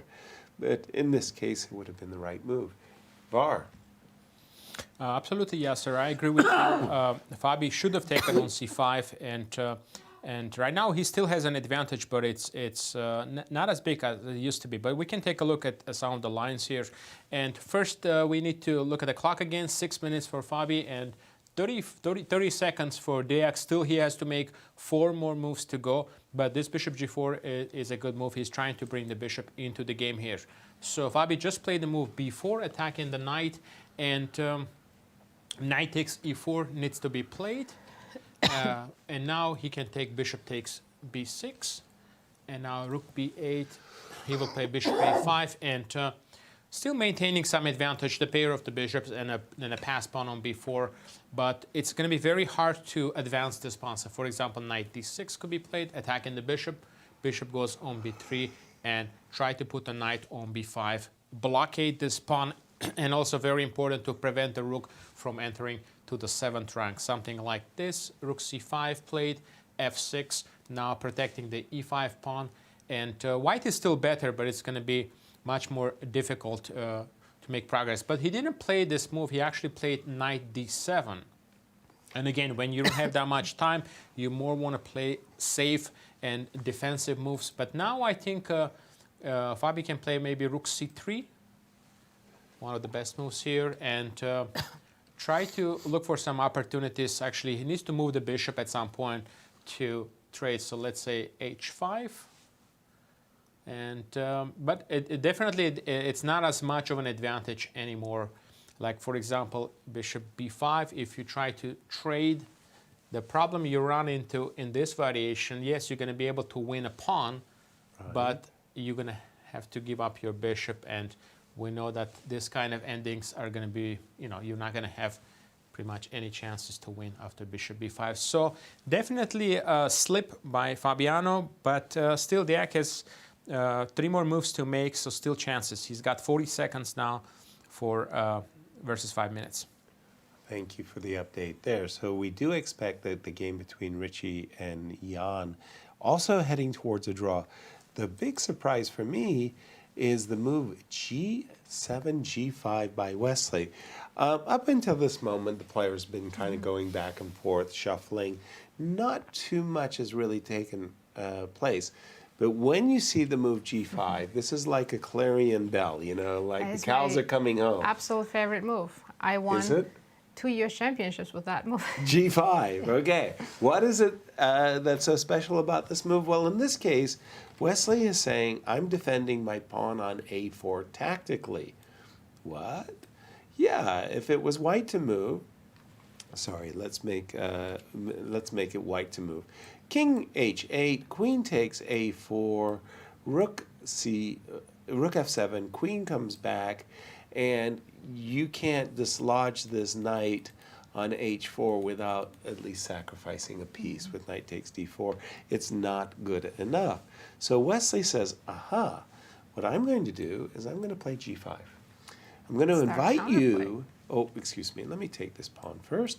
And I'm going to invite you to take this pawn on a4, and then when we get to this moment, it's the g5, g4 makes all the difference in the world. Queen takes f2. And I think we have pawn exchange on the board already. Yes, hg, hg on the board. How does white defend from g4? Does white have to play queen d2? All right, let's take a... Yeah, I didn't get that far. I was just... I was just trying to make sure that they... Yeah, we cannot take the pawn, unfortunately. Queen d2. I didn't know if we were going to go rook c3 or not. Queen d2, gift me this pawn. Well, let's say I go g4. Do you go queen g5, or what do you have in mind? I was thinking any queen trades will invite me to play rook e2, right? Correct, and then black's suddenly... Yeah, suddenly, hey, wait a minute, 2 can play for a victory here. So maybe just knight h4? Okay, queen e4 check, and giving up d4 pawn. That's a central roost. I don't know. I was hoping I would have some queen g5 and counterplay, but... Okay, sorry. So, queen g5 in counterplay, but first you got to decide where you're going to... And by the way, this game was drawn as they have made their 3-time repetition. They're confirming it with the arbiter. Arbiter says, well done, boys. Sign your score sheets. Skedaddle. And that will be our 3rd draw of the 5 games. And here we are, where we're looking at the game of Wesley So.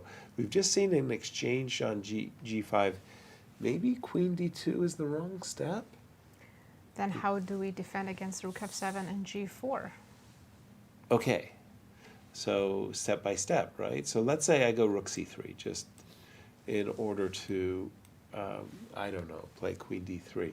By the way, I think they did play queen d2 and g4's on the board. You're right, they certainly have. So let's stop right there and say queen d2, g4's What's the on the time board. situation? Are they both in time trouble? Yeah, They Firouzja the is time really low on the clock. He's playing on Oh. 30 seconds, so he's got a couple of more moves to go. I think he just reached move 40. Okay. Okay, knight h4 on the board. Maybe this, isn't this your idea? But then That's what I was you saying, said but queen I was- g5. Okay, so first of all, where do you put your king? Let's pick a square, right? Right.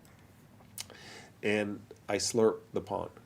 Knight takes So, d4. Now you let's were go for saying the queen check. g5 check. Now, how important is this check? Okay, just I think white is happy with the draw at this point, so queen h5. so you think, okay, this is just one draw, One option. and let's see if I from the start from You have covered with rook g7. Maybe? exactly right here, right? Queen g5, Mm-hmm. rook g7, right? Now there's a check and c7's hanging, right? True, but am I abandoning my king completely? Well, that knight on h4 is doing Very good job. a very important job of covering the f3 square, that is for sure. We're kind of tricking ourselves. We're falling into this camp that we thought the move g5 by Wesley was an attempt to tactically keep his position. What's going on, Var? Yeah, I think Wesley is playing for a win, and that's the reason he played the move g5. Right. I like what he's doing, and I think in some of these lines he's actually a little bit better, you know. So let's take a look what can happen now. So knight h4 was played. Alireza finally made a time control, and now queen e6, queen e4 check most likely will be played. That's a very natural move, and the 40th move for Wesley. And here actually you have to be already careful here. You have to play the move king g1, because if you start out with king h2, yeah, that's a mistake, because queen takes d4, and now you have problems with the f2 pawn.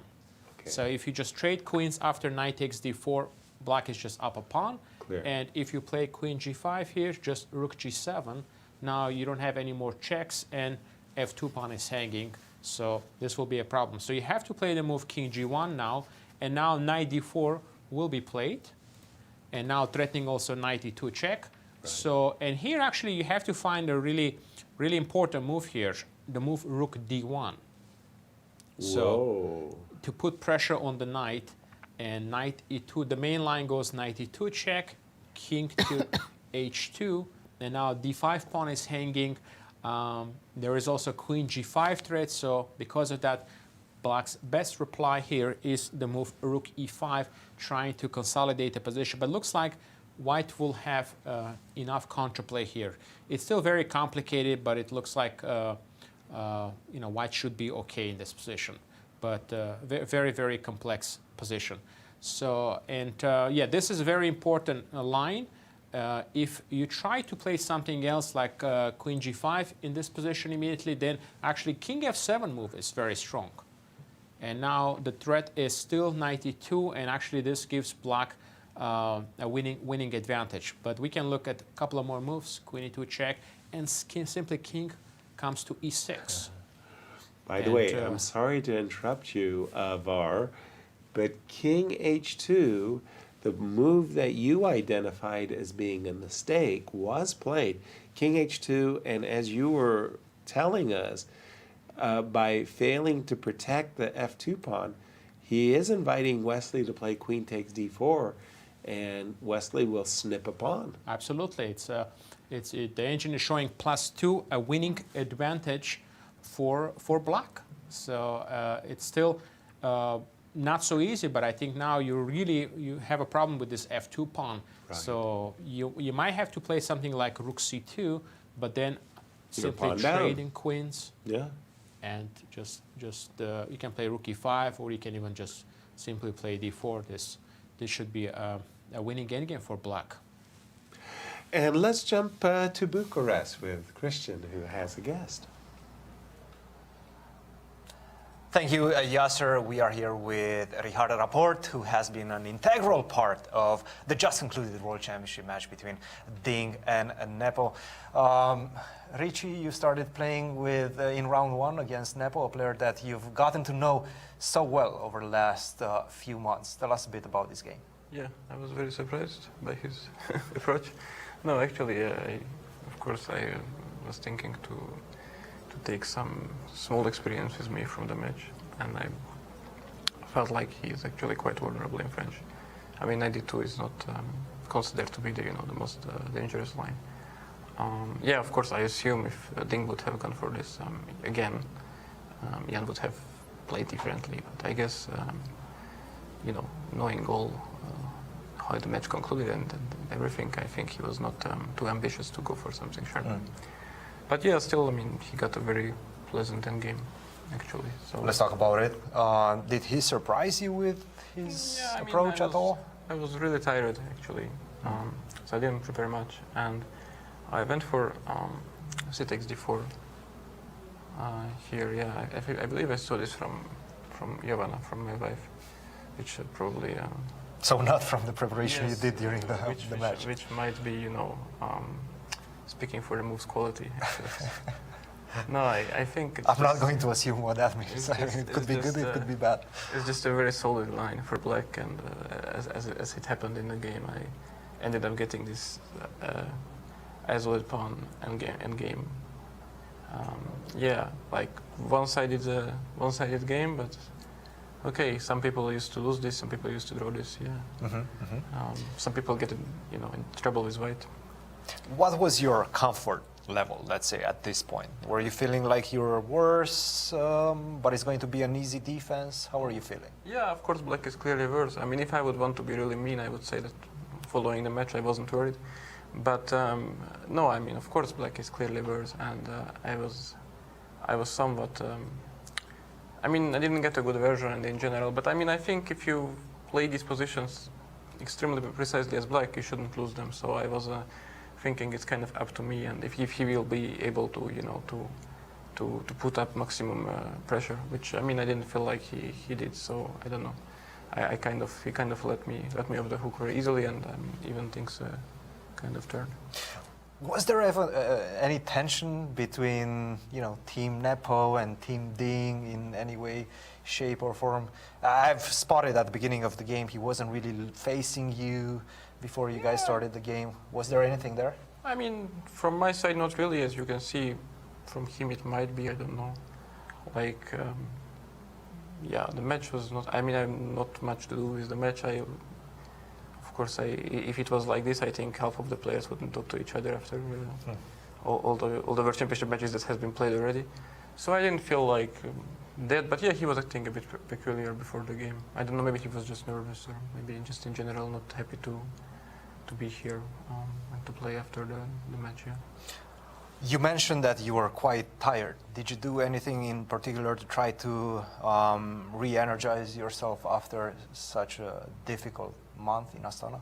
Yeah, obviously I try, but as you can see from my play, I didn't feel like I succeeded. Yeah.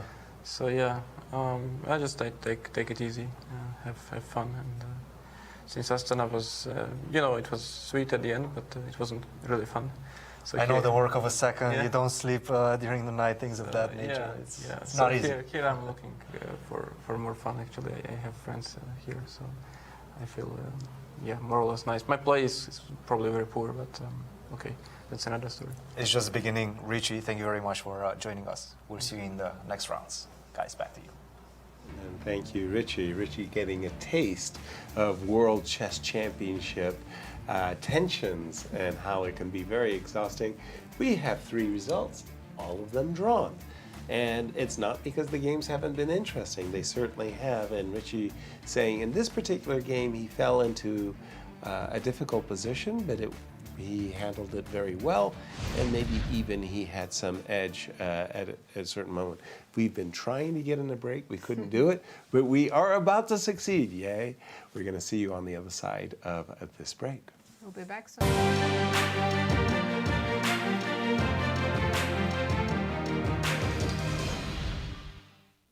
The St. Louis Chess Club is the premier chess facility in the United States. We bring the educational benefits of chess to thousands of students across the St. Louis area. We also promote chess at the highest levels, hosting all levels of the U.S. championships as well as high-profile tournaments that attract the world's best players. Become a member and enjoy perks such as free classes and lectures, weekly tournaments, and so much more. Visit stlouischessclub.org to claim your membership today.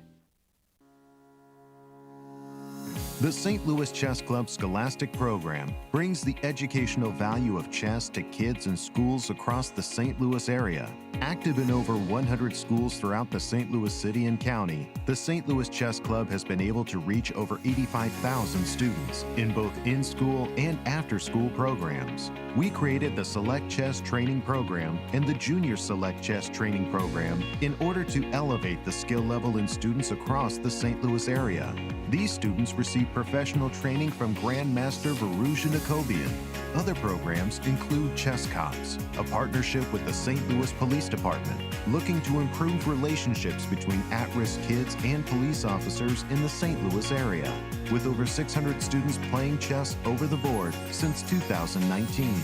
The St. Louis Chess Club has also created a Chess Merit Badge for the Scouts BSA, quickly becoming one of the most popular badges, with more than 250,000 Scouts earning the badge since 2011.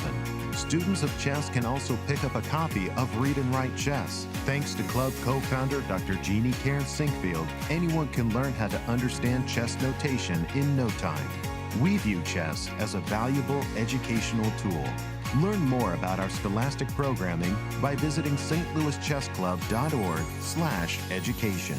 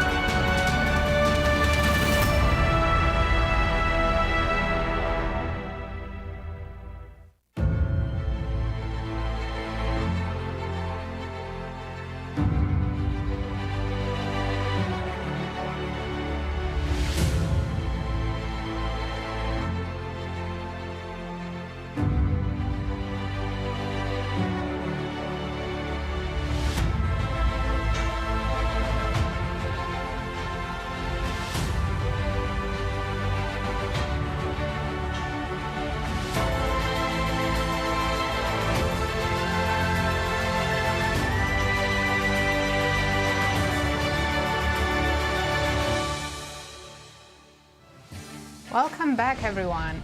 And we have 3 results so far, all Right. draws, very fighting and exciting draws. Indeed, they have been, but nonetheless, still draws. Still draws. Exactly. 2 games remaining. Fabi, we actually liked his position going into this ending, that Deac sacrificed a pawn in a very nice way. Just at this moment, I think it was move 40, bishop f3, inviting Fabi to capture the pawn on f7, something that Fabi was eager to do. Bishop takes f7, king takes f7, rook f1, winning back his piece.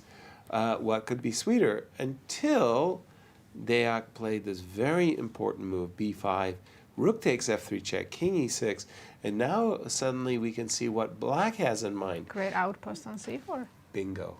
Yes. That rook on c4 will be attacking the pawn on b4. It'll be attacking the pawn on e4. The knight will jump to f6. Fabi rushed to stop the knight from coming to f6. Bishop g5, rook c4, rook e3. And knight f6 nonetheless. Even though we're a pawn down in this rook and pawn endgame, in fact, after rook f3 check, this pawn on e4 is so weak that king g6 would more or less compel the rook on f3 to return to e3, and then a draw would be taking place after king f6. I mean, white's king being also cut off along the Extra c file. pawn, but passive king, passive rook. Exactly. Not a chance to win this. So that will likely be our 4th draw out of as many games. But then the game between Wesley So. Wesley snipped a pawn, Var, and how serious are Wesley's winning chances? Because I've been thinking on the break that if we do make a run for it to the king's side, we're inviting knight g6 check. Yeah, I think Wesley is actually just winning, Yasser. Just winning. Yeah, That's it. Yeah, he's It's just that winning simple. here. Yeah, knight g6 is out there, but I think he will be able just to escape. So I will show you some of the variations now. He did play king h1. Yeah. So now king h1 played actually. If we go back a second here, if you play the move knight g6, simply king e8, and now rook e1 check, and king will go to d7. And suddenly there are no more checks. g4 is protected by the queen, and knight on c6 is doing a good job controlling the e5 square, and the game is over now because you don't have a way to protect the f2 pawn here. Right. So king h1, rook takes f2, for example. So that's why he played, after king f8, he actually played the best move. Firouzja played king h1. So there are still some tricks in the position here because there are still threats such as knight to g6, and you have to play actually very precisely here. You need to play this move queen e4 check, king g1, and then play the move king e8. Try to bring the king to d7, and this is the precise way to play. So let's take a look here. If you try to just take the pawn after king h1, let's say rook takes f2. Rook takes f2, for example, right? Then actually a very nice move, rook e1. First, you want to cut the king so the king cannot cross to the e file. Then you're threatening also knight g6 now. And then now evaluation actually dropped to almost equal here. So you have to play queen f6, and then you lose the g4 pawn. And now still knight g6 threat is out there. You have to play knight e7. So it's very, very tricky here. So I like this move, king h1 from Alireza, and he played it pretty quickly here. So now the pressure is on Wesley. Try to come up with the best move. You can play queen e4, also knight e7 is a really good move here as well. Try to restrict the knight movement, covering the g6 and f5 squares. And here, if you take, for example, on c7, then actually queen e4 check. First you give this check, and now if the king goes to g1, then you have actually queen e1 check, picking up on f2 with a tempo. So both moves here, knight e7 or queen e4 check first, followed it up by king e8, will give an advantage. Nice. And we have the result, yeah. Just while you were talking, there was a repetition in the game between Fabi and Deac, and those players agreed to a draw. So again, 4 results out of our 5 games ended in a draw. And you're saying, give us a valuation. Is it like 2 points or so? Or how big is the? I mean, it's an extra pawn, but it's pawn and position too, huh? Yeah, it's about a little bit two and a half pawn advantage here. Yeah, I mean Queen E4 in particular, I think it's a very natural move to play here because you really want to control that move Rook E1 because the problem here we see the king wants to escape, but White also wants to play the move Rook E1 to cut the king and threaten Knight G6. So that's why we play the move Queen E4 check first, right? Forcing the king to G1, and then I think simply you put the king on E8. Now you would like to bring the king to D7 here. And if you, for example, play Queen G8 check, I can simply play Rook F8 and you don't have any more good checks. You really don't want to play the move Queen G6 and go to an endgame because with 4 and 2 majority, you're likely to lose that position. Right. And Queen G7, for example, to keep the pieces on the board, then Knight D4 comes in as a very strong move. Now threatening Knight E2 check. And again, you don't have an option to take this pawn with the rook because you're always going to run into Queen E1 ideas. Right. And here, actually, you just get checkmated after rook takes F2 and Knight F3 mate. So, yeah, if Wesley finds this move Queen E4 check and then plays King E8, he did. He played Queen E4 check, King G1 is on the board bar. Yeah. So, yeah, I think it's he has very good chances now to win the game here after Queen E4. I think he has to find King E8 first. But also, sorry, isn't Knight E7 also a very good move? I mean, I appreciate that King E8 is probably simpler, more precise, and get on your hiking boots, but Knight E7 also? After King G1, Knight E7. Because there's this Queen E1 check if you take on C7, right? Yeah, but now actually, if you play Knight E7 here, Queen H6 check. Oh. And you go to E8, and now, very interesting move, Queen to D2, just to consolidate the position, and now threatening the move Rook E1. That's funny. Yeah, and suddenly, if you put the king on D7, Rook E1, now removing the queen from a very strong position, and then there is some strong counterplay along the E file here. Queen E6 now is threatened, and actually, you know, things can turn around here. Perhaps even some chances for White here. Now. That's so funny because I wanted to put the knight on E7 to dominate the knight on H4, and I ended up tricking myself, hoisted by my own petard. Hate that. Yeah. So. In fact, it's King E8 and only King E8. Absolutely, yes. King E8 only moved to maintain the big advantage here. Now, do we think Wesley already saw King E8 before playing Queen E4? I suspect he did. Probably. Because it's like one of those things when, you know, you've played the move G4, the king side's no longer safe for the king. Right. But the queen side is very inviting. There's a very nice protective pawn shield that the king might be able to hide behind. So I do suspect that he has King E8 and King D7 in mind. One of the things that I've always admired about Wesley's chess is he's a very good closer. When he gets the positions where he feels like, okay, this is a winning advantage, he plays them. He's good at converting his positions. Yes, confidently at that. And by the way, what a big takedown that would be. I mean, again, with the black pieces. With the black pieces, the #1 seed, the defending Grand Chess Tour champion. Well, let's not count the chickens before they hatch because we've already had 4 draws. But Wesley So in pole position, and King G1. If we did see King E8... I think he's about to touch the king. I saw him on the camera. Yeah.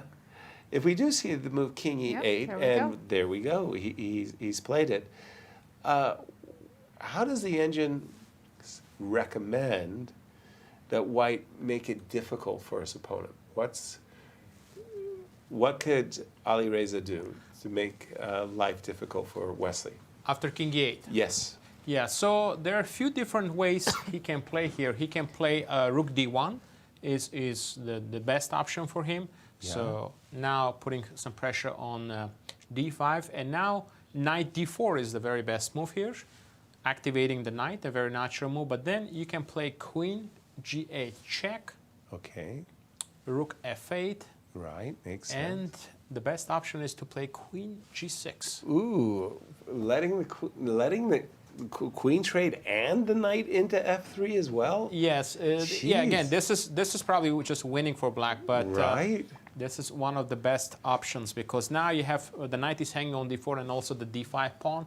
So if knight f3 check, you have king g2, rook f6, and yeah, if you play knight f4, just d4, and black should be just winning. Sure. You can try to play knight h4, but now d4 is quite strong, and take on f3. Then you take back with the pawn. It's very important you keep the d4 pawn here, and king h3, c5, and this looks terrible. Black should be winning here. Yeah. This just looks like the pawns are just gonna go. And this is the best line. This is the best line for. This is Firouzja. wow. That's not much resistance. I have to Looking say. very, very good for Wesley. Yeah, and the turnaround was once again. If you don't mind identifying, where did things go wrong for Alireza? I didn't think that g5 was that. But maybe decisive. Psychologically it was decisive. Right. Actually, g5 is the top move in this position for black. I mean, rook f7 is another option in this position, but g5, I like this move because it's actually putting lots of pressure on Firouzja because it looked like black was just trying to play for equality the entire game, but now suddenly he's playing for a win, and Firouzja didn't have that much time, and he spent his last few minutes after this move. And the decisive mistake, actually, Yasser, is that king move.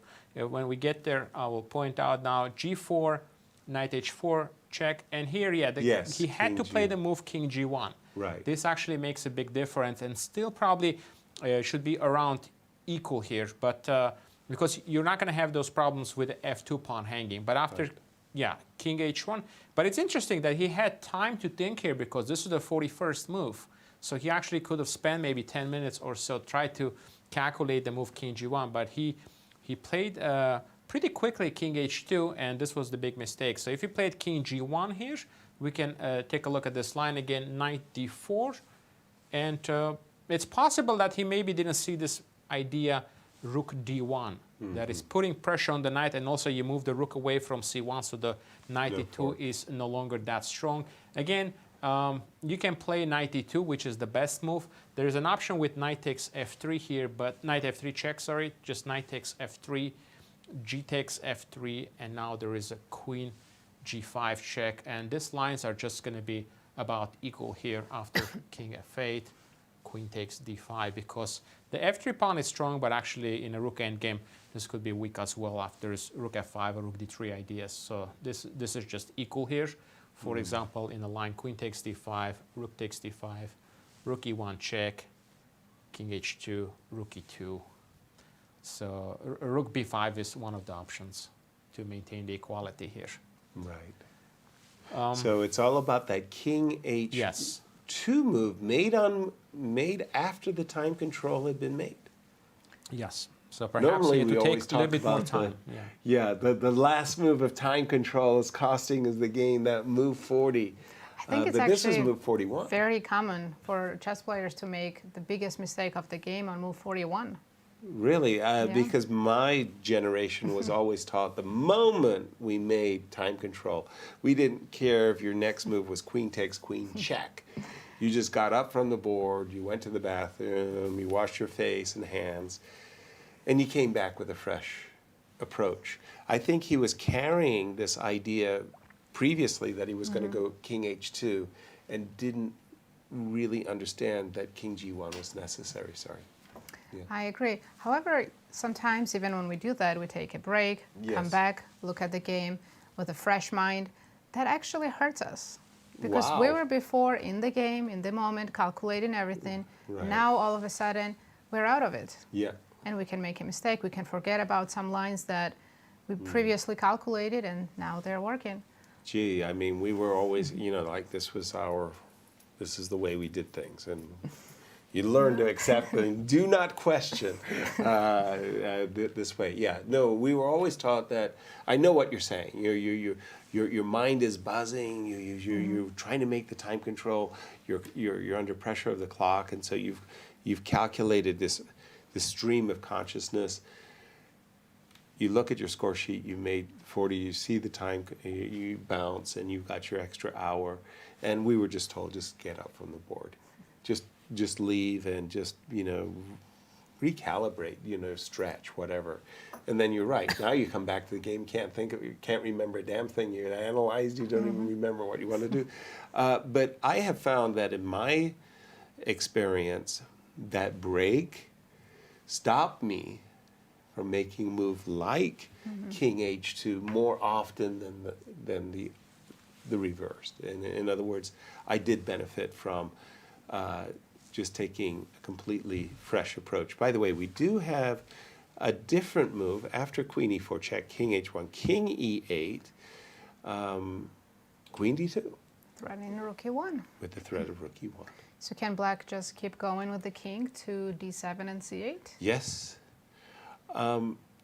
Yeah, I was just wondering, we can also potentially just take over the E file, but let's take a look, because this is the simplest, right? King to D7, and so now we've got our running shoes, we ran across the board.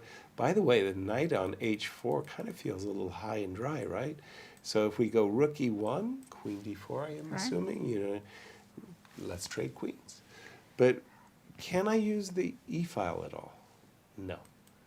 Queen E2 walks right into Rook E7, and that, no. Or does it? Yeah, does it? No, I don't think it does. I think you can. And you don't have to take my rook and be a nice person and walk it. Move the king. Yeah, you can. Yeah, so Rook King D7 looks like a pretty darn good move to me. But Rook E7 might be better, just to not even let white get the E I file. like that move too. Just taking over the game completely, actually, in some ways, right? Because now you've got no threats. This guy is off base. Cannot even try to bring the knight back, because if we move knight G2, and Black's knight immediately comes to the game via D4 or E5, and that looks like game over. Yeah, so that is definitely painful. the white knight has to stay on H4. Yeah. It's actually intriguing to me. I did this when I was becoming a master player. I had the idea that the chessboard as a battlefield had squares that were optimal, what I would call prime squares. So bishops, the prime squares for the bishops, if you were white, were E4 and D4, because they control the most of the board. And the prime squares for the knights were always F3, C3, F6, and C6. So if I'm Black, I'm trying to put a knight on F3, I'm trying to put a knight on C3, and vice versa. So when we just reached this position, I mean, I'm in my element the moment I see this move, knight E4, because I'm coming to a prime So like square. for rooks, it's a dream to get to the 7th rank. That's You're correct. saying for the knights, it's F3, C3, C6, F6. Exactly, that was exactly right. Did you have those ideas too, that the chess battlefield, there was certain, and the long diagonals for the bishops, that certain squares were perfect? Definitely. Yeah. Definitely. Mostly for rooks, that 7th rank is the dream. Right. And for the bishops to get them to the center and open diagonals. Right. But actually, it's the first time hearing about the knights on C3, F3, and C6, F6. You so can claim it as I an will original. remember that. How about you, Var? Did you ever have that in your consciousness, that there's 64 squares of the chessboard? Some squares are good and some squares are bad. Yes, I do, especially the central squares. I've always been a big thing for me, just to try to control the center squares. And here, I think in particular, the knight on H4 we see is out of place, and the only thing it's doing is actually controlling the F3 square. Otherwise, the knight will jump in on D4 immediately. Yeah. And but here, yeah, Wesley actually playing pretty quickly too. He just almost immediately played the best move, Rook E7 here, taking away that Rook E1 idea. And I think he is a couple of moves away from just consolidating his position. And we see rook d1 now played. And very, very quickly, d5, d4. D4 yeah. again, the best move here. And yeah, it's hard to see what is really Alireza going to do here. The best option he has here, I mean, f3 is, I don't think he's going to play f3. I think queen g5 is the move that probably he will try to go for, try to bring the queen on b5 perhaps. But here actually he can just play king d7. And now if you play the move queen b5, just put the king on c8. Now the king is very safe now on c8. And if you take the pawn on a4, now still there is a threat of queen a8. So again, black will just take his time to put the king on b8. And he's getting ready now to also activate the knight on d4. And this is just completely winning, even though we just gave the pawn back. Right. So let's say queen c4, trying to keep it under control, just rook d7. Wow. And again, the d-pawn is very strong, and the knight on h4 is just simply offside here. And if you try to trade queens, the problem is now your knight. After I exchange queens, I simply play knight e5, centralizing my knight, rook d1, and I continue with c5. And this evaluation is like almost +4 here, and it's completely winning for black. Wow, this idea of just Johnny come lately, you know, give up the a4 pawn like is no problem. I mean, he worked hard to win that pawn, and just to give it away like that, I like the move d5, d4. Queen g5, I'm not sure I would go for this whole king d7, c8, b8, and let him take my pawn. Queen g5. I mean, Wesley last 4 moves, he made the best moves, And he did top them moves, and quickly. very quickly. So. Yeah. Queen g5, would that been your approach, just as VAR described it? Go king c8, queen b5, king b8? I think so, because even though king seems pretty safe on e8, we still don't want to leave it there. No. You know, it was actually funny because my training, is whenever I was, whenever I was ahead material, I just drag my opponent to their doom by trading. So I see this move queen b5, and I start looking at, you know, like, how can I, you know, trade queens and, you know, get something like that going. Of course, any exchange for black is a big deal. Big deal, but right. There is a rook d4 threat if you play queen e2 here, just in case. So we need to not blunder that. Look at that. That's a nice visual. Talk. Yes. And the knight is in a pin. That is a good point. So that's why king needs to go to a safer square, to c8 and even b8. And I was about to say, this was for me a very computer engine move. Like VAR's asking the computer in exactly at this moment, what is Alireza's best move? And the computer says f3. No human being is ever reaching for their f-pawn and going f2, f3 right here, right now. No, human players are going to go queen g5, and VAR insisted that the move queen g5 be played. And the engine says, well, in that case, just go ahead and give back the pawn and you're golden, because this guy's really strong, this guy's really weak. And look at all of these other factors in your favor. Big advantage black. White is almost in Zugzwang in this position. Because the knight cannot move. The rook doesn't have anywhere good to go. But Naji, you gave back the a4 pawn. How could you? I mean, sacrilege, you know. You worked so hard to win it. But yeah, I get it. I mean, just put your king in safety as well. That's a big part of it too. d4. But who knows? If anyone's going to play f3, it can be Firouzja. Why? What is it about Firouzja that makes you think that he's the type of player that would make such a move? Well, watching his games, I think, first of all, because he's a younger player, he most likely grew up with the engine. Right? So he's more used to seeing moves like this. Okay. So it can definitely come to his mind, and his position seems so desperate that he might try something. Desperate measure, you know, desperate measures being called for, but f3, poof. That is such a... So what is the idea of f3 exactly? I assumed it was to bring the knight back into the game. For example, after takes, rook f1, or I don't know, F2 queen maybe? f2 maybe. In any case, the idea being that, yeah, that pawn on g4 versus the knight, and the engine thinks that this is your best chance, whereas we Maybe look after at it and go, ugh. A white king definitely looks weaker, but I Yeah. think maybe the main idea is that if we exchange f1 for the g pawn, then most of the endgames we're looking at, they were lost because our knight was really bad on h4. Exactly. But here it wouldn't be the case anymore. If we ended up winning the pawn on f3 with the knight on, by bringing the knight back to f3, but as Var was saying too, I mean that's a 4 versus 2 majority Right. that should, you know, be winning. And again, now with one game remaining, again we encourage you to join the conversation, challenge our panel of experts, ha ha ha ha, little do they know, by tweeting us the social media. Who's manning the social media for us? I'm not sure. Come on, I mean, we got to Do do we a have an shout out. answer? Anastasia, of course. Anastasia Anastasia, yes, is doing it. And a big shout out to our colleague and friend Anastasia as well. So we're ready for your questions as we're kind of coming into a dry spell at the moment. Your take on the position, Var?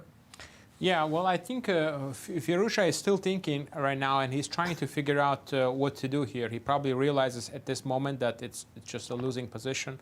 But let's take a look if there are any more Queen options. So G5. he did play Queen G5. So he's going for that line now with Queen G5. And now the question is if Wesley will play the move King D7. If he plays this idea, King D7, and bring the king to C8, I think he will just simply win the game pretty shortly here. Let's take a look at another move here, Knight E5, for example, because it looks like a very natural move. That would be a move I would love to play. Yeah. But there is a little tactic here, Yasser. Rook takes D4. Good. Queen takes D4. Queen E7. Okay, but this is a knight ending I love. Yeah, but for it's black. losing. It's losing. Knight to F5. For black is winning. Yeah, black is winning. Yeah, yes. exactly. No, The problem is the king is just too far away, and you're gonna lose your queenside pawn. So even though it looks very pretty, but I think at the end of the line you're just simply losing here. So like if you play Knight E2, now the threat is Knight C3 check. So perhaps you can just play King to C4, and you have Knight D3 coming up. So right. It's just winning endgame. Easy. So let's see, Knight G5. So if Knight E5, so Rook D4 doesn't work. The very best And he's move done here, it. Knight E5, he's done he it. did. Yeah, the very best move here actually for right now for White is to play Queen F4. But again, this is another move probably we're not going to see, because after the exchange on F4, now White has double pawns, and Knight C6 will be played. Right. And again, we have 4-on-2 majority here, and Rook E2 is coming up as well. so yeah, it looks like it's just a winning advantage here. Knight G2, for example, and now. This I love for black, Yeah, because it's such an E2, easier. yeah. It has such an easier feel to it than King C8, King B8, and it's very human to win a position like this. Yeah, so I think Knight E5 is also a very good move, and looks like Wesley is on his way to win this game and grab the lead in this tournament. Who picked Wow. Wesley? None of us did. I was Shame considering- on you. Shame on you. Come on the show. Well, he was starting with the black pieces against our top seeds. So. Right. Okay, so wow, nice move. And again, you know, King D7, King C8, King B8, you know, with perfect hindsight, you get to that position and you go, wow, it really is good. Even though the material's even, it is really good for White. Wesley's been very practical. Yeah, but I find this move, Knight E5, really attractive, because I really do want White to play Rook takes D4, because I know that this is such a easy winning knight ending. Right. You know. And it's all because black left the king in the center. It's a really great centralizing move too, and it just shows the domination of the knight on e5 versus the knight on h4. Precisely. And endgame, as you mentioned, Yasser, is just it's evident that it's just completely lost that endgame, even though we're losing the pawn. But just the king being on d5 versus the king on g1 there, there is no hope there. Also simply just blocking white's queen from going to b5, which was the only idea behind queen g5. And there's one last thing, and this is what I would call a human factor. I carry the luggage with me of what happened before. Computers don't. They don't care. All they care about is the position of the board. Black, almost from the start of the game, has had his knight on c6, festooned in front of the c-pawn. Now you get to play knight e5 for the first time. It's a kind of a liberation. You know, this knight has been stuck on c6 for this eternity. Now you're liberated. Your next move is going to be c5. Everybody's going to call you a genius. How did you untangle? And that knight might even make it all the way to f3. And the knight might make it to f3. I mean, so many things to be said in favor of the move knight e5. I find that move to resonate with me on a lot of different levels. I like the move knight e5. What does the computer now think of knight e5? I know king d7 was its highest valuation, but did knight e5 change it greatly one way or another? They're about the same actually, both moves. Oh, really? Yeah, and I think queen f4 is actually the very best move here. Everything else is everything terrible. else is like +4, +5 now. Wow. So you really have to play the move queen f4, which you really don't want to do. But as you mentioned, Yasser, once black plays the move c5, this game is completely over now. Right. There wouldn't be any counterplay after the move c5. So he has to play. You know, we can look at again this move, queen f4 actually, and queen takes f4 once again, g takes f4. Again, it's very important to play knight c6 here because you don't want to lose the d4 pawn. Knight c4 also gives you a nice advantage, but this is the most precise move. Knight c6, again, threatening rook e2. If, let's say, you try to play the move king f1, trying to prevent this, now there is a rook e4 move. Yeah. Activating the rook. And now if you play knight g2, now you're back to a very passive defense and simply can play king e7, for example. And black can try to bring his king closer to the center and then eventually move the knight to knight a5 and play c5. Yeah. And again, the best move is rook e1 here, but we know once we trade rooks, it's completely hopeless. Yeah, that looks really, really tough. And here we see at the board what it's like, a little suffering going on. We've all been there. We know that feeling. That is for sure. He clearly knows that this is not going his way, and it's about to be over soon. So. Yeah. And Wesley looks very calm, and I think he knows he's just By the winning way, this is game. it just me, but isn't everybody at the tournament sporting new haircuts? I mean, this looks like a new look. At least half of them. Yeah, right? I mean, Alireza looks like he's sporting something different than our Grand Chess Tour winner of last year. Okay, queen f4, boy. I don't think he will play queen f4. I know. That's like accepting the defeat, really. Right. Going for queen f4. However, what else is there? Yeah, it's those alternatives that we start to wonder. Maybe queen h6? Queen h6, okay. Pourquoi? What are we doing with queen h6? We're anticipating c5 and we're going to go across. Let's say c5, we go to d6 or something like this. Let's say first we give a check, queen h8, and then go from the behind from queen b8 maybe. Okay. Still no threats though, everything is protected. True, exactly. There's nothing for white. No. Black can simply push c4 or d3. Yes, yeah. Precisely. So, knight e5. And Firouzja is down to 6 minutes on the clock. Wow, So, that second time control. yeah. I mean, that went by in rapidly. And as a reminder, our schedule. Right, we have 9 rounds, and today we're seeing round 1. We will play 5 rounds in a row, and then on May 11th, we'll have a rest day. Looking forward to the rest day already. Wait a minute, this is only round 1. And after that, 4 more rounds until the end. Exactly. Tournament will be completed Monday, May 14th. Besides Queen F4, because I'm with Naji on this one, that feels like a kind of a resignation. Everything else is -4, -5. Yeah, absolutely. I mean, you can play Queen C1. Queen C1. It's another like this, another one of the best moves, but it's like we can take a look if you play Queen C1. So again, there are many ways to continue here, but you can play D3, which is winning, Queen D5 as well. But for example, just D3, I think it's very natural. There's just no counterplay. The way the black pieces are set up, the knight is controlling all the squares, the rook only 7. And here you don't even have to move the king. King is actually absolutely fine on E8 in this particular line. Again, the best move is now to play Queen F4. Right. To try to trade queens because the D3 pawn is hanging. But here, we don't have to trade. There are 2 different ways to continue. But the best move is actually Queen E2, attacking the rook. And if you play Rook D2, Queen E1 check, King goes on G2, and now simply you can play the move B5, for example, protecting the A4 pawn, and White cannot really move anything. There are no threats. There are no check.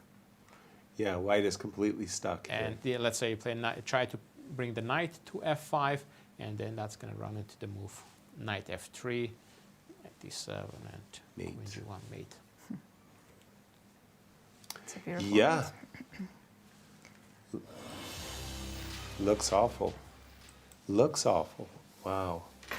And just as a reminder, of the 5 games of round 1, 4 have already been drawn. All of the 4 draws, I must say, had content to them, including that between Ding and MVL. If you replay through the game, it looks like a Queen's Gambit accepted that just became drawn. No. Underneath, there's a great deal of tension. We had novelties in every game, right? Including the game I just referenced there, H7, H6. Sure looks like the 2 loneliest men in Bucharest on stage right now. Well, I can tell you one man who's feeling very, very, very lonely is our number 1 seed, the man in blue. Or shaking his head. What color is that? I think it's blue. Blue. Right. And Queen back to D2. Not the move, you know, of champions that we came to think. Can we expect Wesley to play C5 right away? Or can he even push D3? I think he'll consider D3 as well. Well, D3, Rook E1. Rook E1 might have some. Now, I'd probably go with C5 myself, yeah? Just because I played knight to E5. If Queen A5. Okay. Attacking A4 once again. Yes. Yes. It seems like that is kind of like, it almost feels like a one-trick pony, but I love my pawns. I'll just defend both the A5 pawn as well as the C5 pawn. And that knight on E5 is completely dominating the position. The knight on H4 just makes such a sorrowful sight. Queen D2. We're torn, Var. We're torn between D3 and C5 and just enjoying the position. Yeah, I think there are so many different ways to win here. There is one line I want to show you here, guys. So Please. If you play the move D3, I know, Yasser, you mentioned the move Rook E1 here. Yeah. But then there is a very nice tactic. Queen takes E1. Whee. Queen takes E1. Knight F3 check. I'll take that. You take that. And now Rook takes E1. And when you take back, now we have the pawn going to D2 and threatening now to take the knight, and D1 is going to be unstoppable. So that wins the game on the spot. Chess is cruel. Because of that, I like the D3 move as the best, because now, even if you play a move like Queen A5, now even A4 pawn is protected. And actually, if you play this move, Black can just simply play the very calm move B6. Right. It just shows how great these pieces are. The Queen on E4 is centralized, the knight is just, there's just no threats in this position. You have to go back now to D2, and now you can continue with the move Queen e2, or you can even just play the move c5 if you would like. So the valuation is like almost +8 right now. So, but also you can play the move c5, which you guys were looking at, and if there is a move queen a5, for example, you can just simply play the very calm move queen c6 now, protecting the a4 pawn, and there's just one check here on a8, and you just put your king on d7. It's very, very safe here, and there's just no counterplay. Once again, the black pieces are very, very well placed here in the middle of the board. Yeah, this is one of those cases of simple domination. The knight on e5 versus the knight on h4 to begin with, extra material.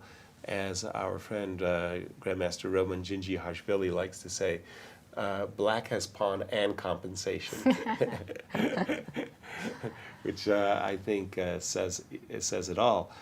Queen d2, I really like that variation you just showed us with rook e1. That move d3 and falling into the trap of rook e1. That would be a beautiful ending to this beautiful game. Exactly, exactly. D3, D2 would be a nice win. Taking his time, he has 10 minutes, and Alireza has only 3 minutes left on the clock. And then the players will be completely reliant upon the 30-second increment for the rest of the game. Which I think for black in this position, Wesley could win this position with just 30 seconds on the clock. Yes, yes, exactly. And both players are so well trained with these time controls of 30 seconds.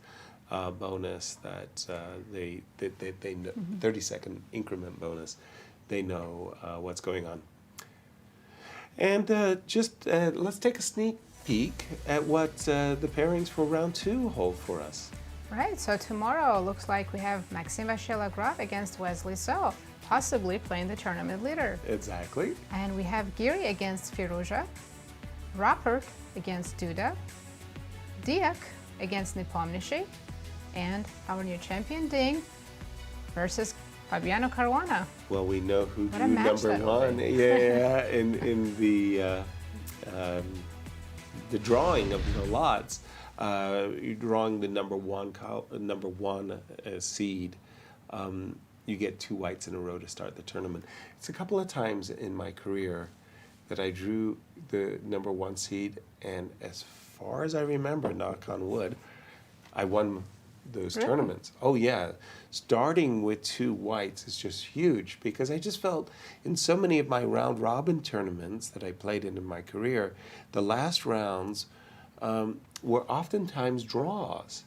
So if you started the tournament with 2 whites and your last round was you had a black, it almost felt like you were going downhill the whole tournament. Everything was going in your favor. So the drawing, in my experience, the number 1, it was really, really favorable. What was your take in your career, Var? Yeah, I also had a number 1 pairing a couple of times. I usually like to start with 2 white in a row. Sure. And I remember doing well. I don't think I won some big tournaments, but I think one of the US championships I started with 2 whites and I had a pretty good result. But in general, I play much better with the white pieces, so it suits my style better. And having extra white in this kind of events is, I think, very, very important. Nice. And we do have some with moves. A lot of reluctance, after the move d3, queen f4, put on the board by Alireza. So I think now taking on f4 is not a good move anymore, because it will hang the d3 pawn. Right, so something like this, and there's no trickies here, you know, some wonderful d2. Still favorable, but that's not but maybe what not Wesley wants. exactly what Wesley wants. He would certainly like to have more. Queen f4, we're not obliged to capture. We could, for example, go queen e2, right? Sacrifice that pawn on a4. That's been... Heaven help me, what did I just do? Did I sacrifice the pawn on a4? Maybe not. Maybe I did. Yes, queen a4, and you can just play rook d7, I think. Rook d7, b5. B5 just because there is... Oops, excuse me. Oh, b5. You want to sacrifice a second pawn. Well, Yasser. no. It was just that your queen, no? B5, queen b5, c6. you could go queen a4. Back. Yeah. Okay, but check, fine. You're just kind of like a little bit offside over there. Your rook is under attack. Your knight is kind of offside over there. And I still have these ideas of rook f7 and d2. Or just simply d2, I think. Or even simply d2. So Yeah. I think queen e2. Besides queen e2? I can also probably move the queen back to c6. Also, just to not even give up a4 pawn. Right, that would be the greed factor. I kind of actually like just domination again, right? Queen on d5. There was something about this setup of the long diagonal, the knight on e5, but I'm thinking queen e2 is clean. Are we right? Absolutely. Queen e2 is the best move. It's very natural. And oftentimes in this kind of positions when you have a pass pawn on d3, you want to have a queen closer to the promoting square. And here you're actually putting pressure on the rook on d1. So we can take a look at some of the lines here. Whoa. Sorry, Big Vared. surprise. A big surprise for us. He did decide to capture on f4, but you were about to show us that queen e2 was a cleaner line. Yeah, queen e2 is just winning in every line, actually, because if you play queen takes a4 check, just king d8. Simple. And now you can't really move anything. So if you play queen a8 check, just simply king d7, queen a4 check, and now just c6. Yeah. And white is stuck. Yeah, the best move is actually to play knight g6 here to just give up the knight, and then queen d4 check, pick up the pawn on d3. But otherwise, also I have a very strong threat of rook f7 coming up and taking on f2. So this would have won the game immediately. But queen takes f4 was his choice. G takes f4, knight c4, rook takes d3 is on the board, and I assume Wesley's intention is to go rook check and rook b1. He'd like to keep the knight on c4 hitting the a3 pawn. How is this also still fully winning, Var, after rook check, king g2, rook b1? I'm assuming this is what Wesley wants. He just took on b2 right away. Okay, now I can't guess at all. I give up. Knight takes b2. How big an advantage? Well, is it a winning advantage? Let's put it that way. It's almost +2, but definitely I see some chances Only now for +2. Alireza, and Wesley perhaps rushed a little bit. And now knight takes b2, and rook c3 is actually a very important move here. You have to try to keep the knight away from c4 square. He did. He played it. Okay, rook c3, and well, the setup I'd love is b5, knight c4.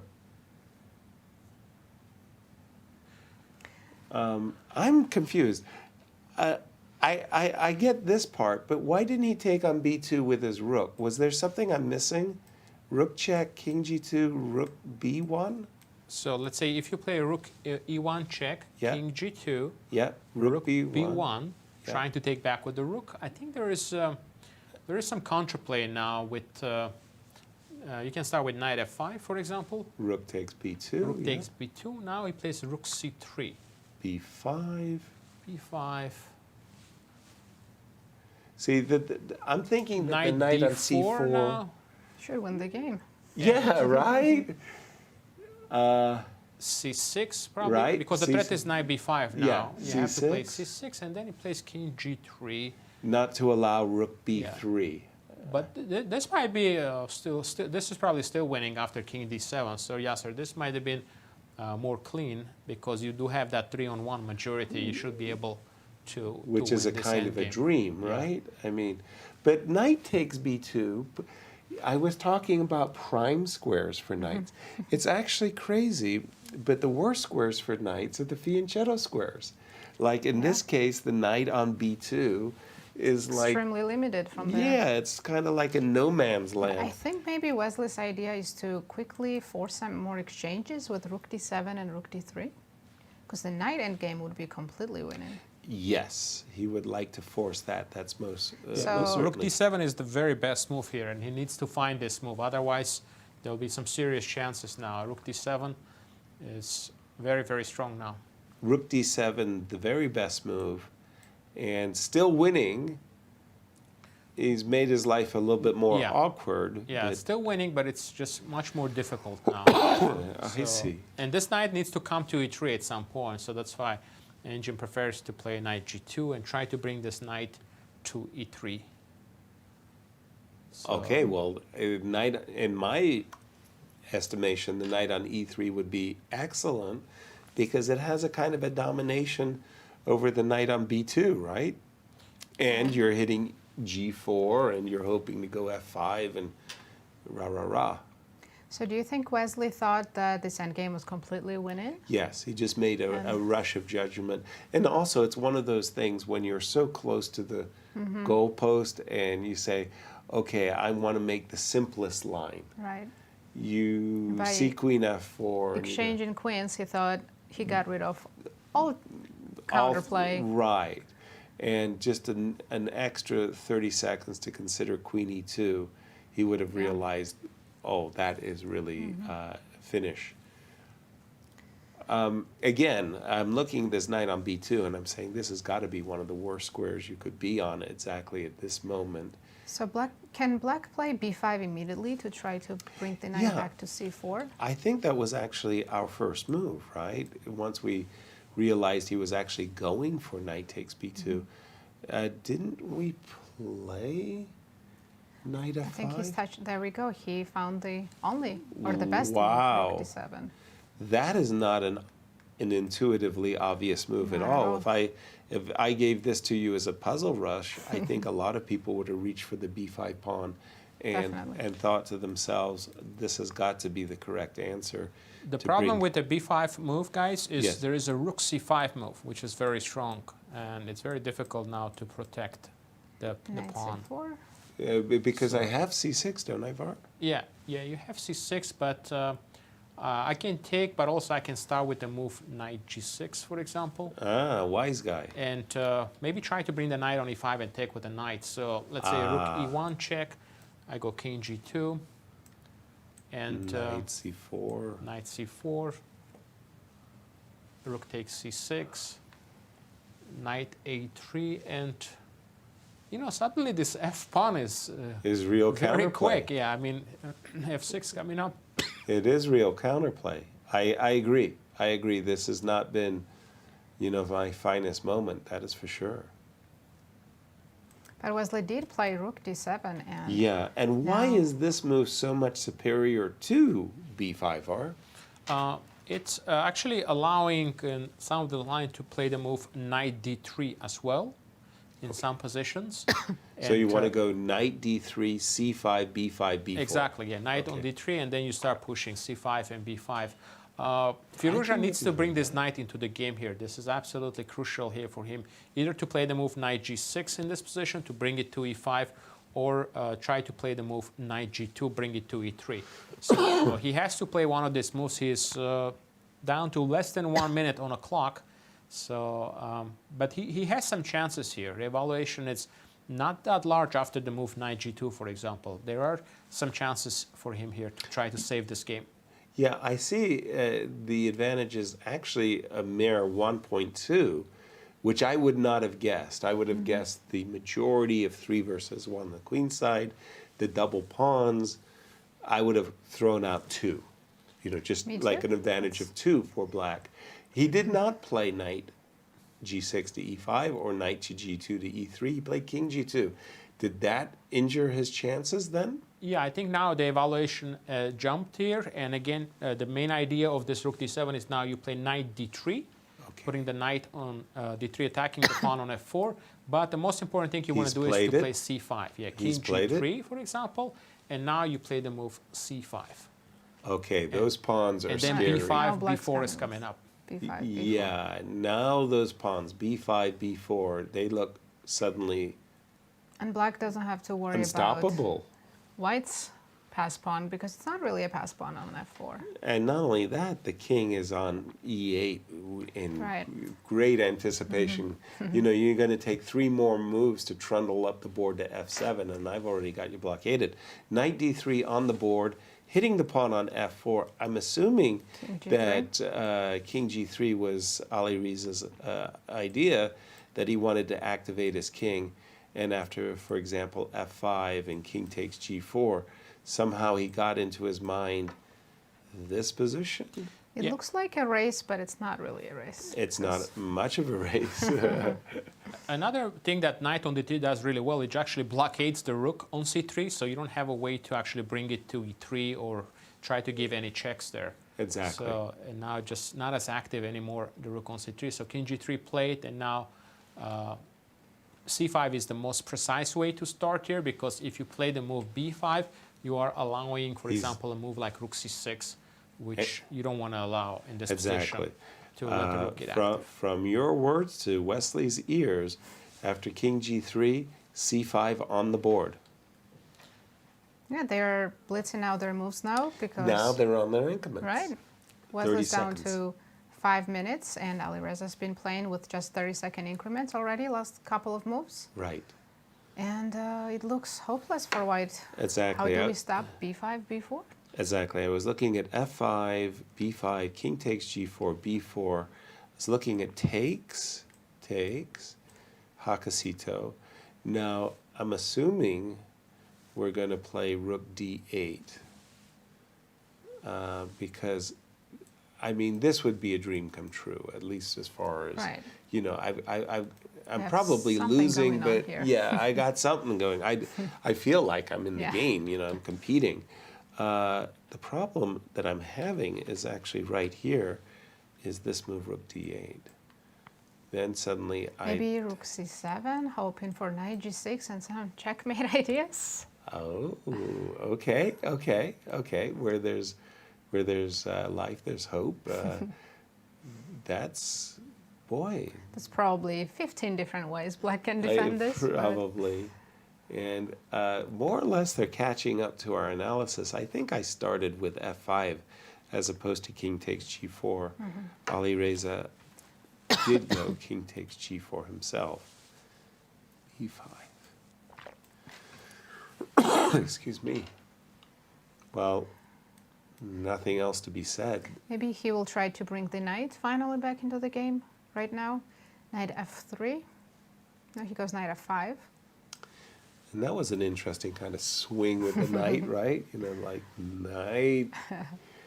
I mean, Intimidating. Yeah, big move there. A big circular move. So if knight f5. b4, a takes, c takes, rook c8 check. Can we just play king f7 and not worry about anything? Yes, yes. That would certainly be. It's funny how I think. It's like, I am so greedy. It's not that I don't want to allow you a check. A check itself doesn't scare me. But the idea that your rook and knight could somehow coordinate makes me intuit the move king d8. So that after b4, a, you know, somehow your rook and knight, you showed me a moment ago a checkmating pattern that just came out of the blue. But that was because your rook and knight coordinate. But yes, of course you are right. b4, ab, cb, check, king f7. I don't see any checkmate patterns here. No, unfortunately, but I do see two connected And also passers. we forgot, I think pawn on f2 is actually hanging as well. We never really needed it, but yes, you're right. The pawn on f2 is hanging too. So is king d8 excessively cautious, Var?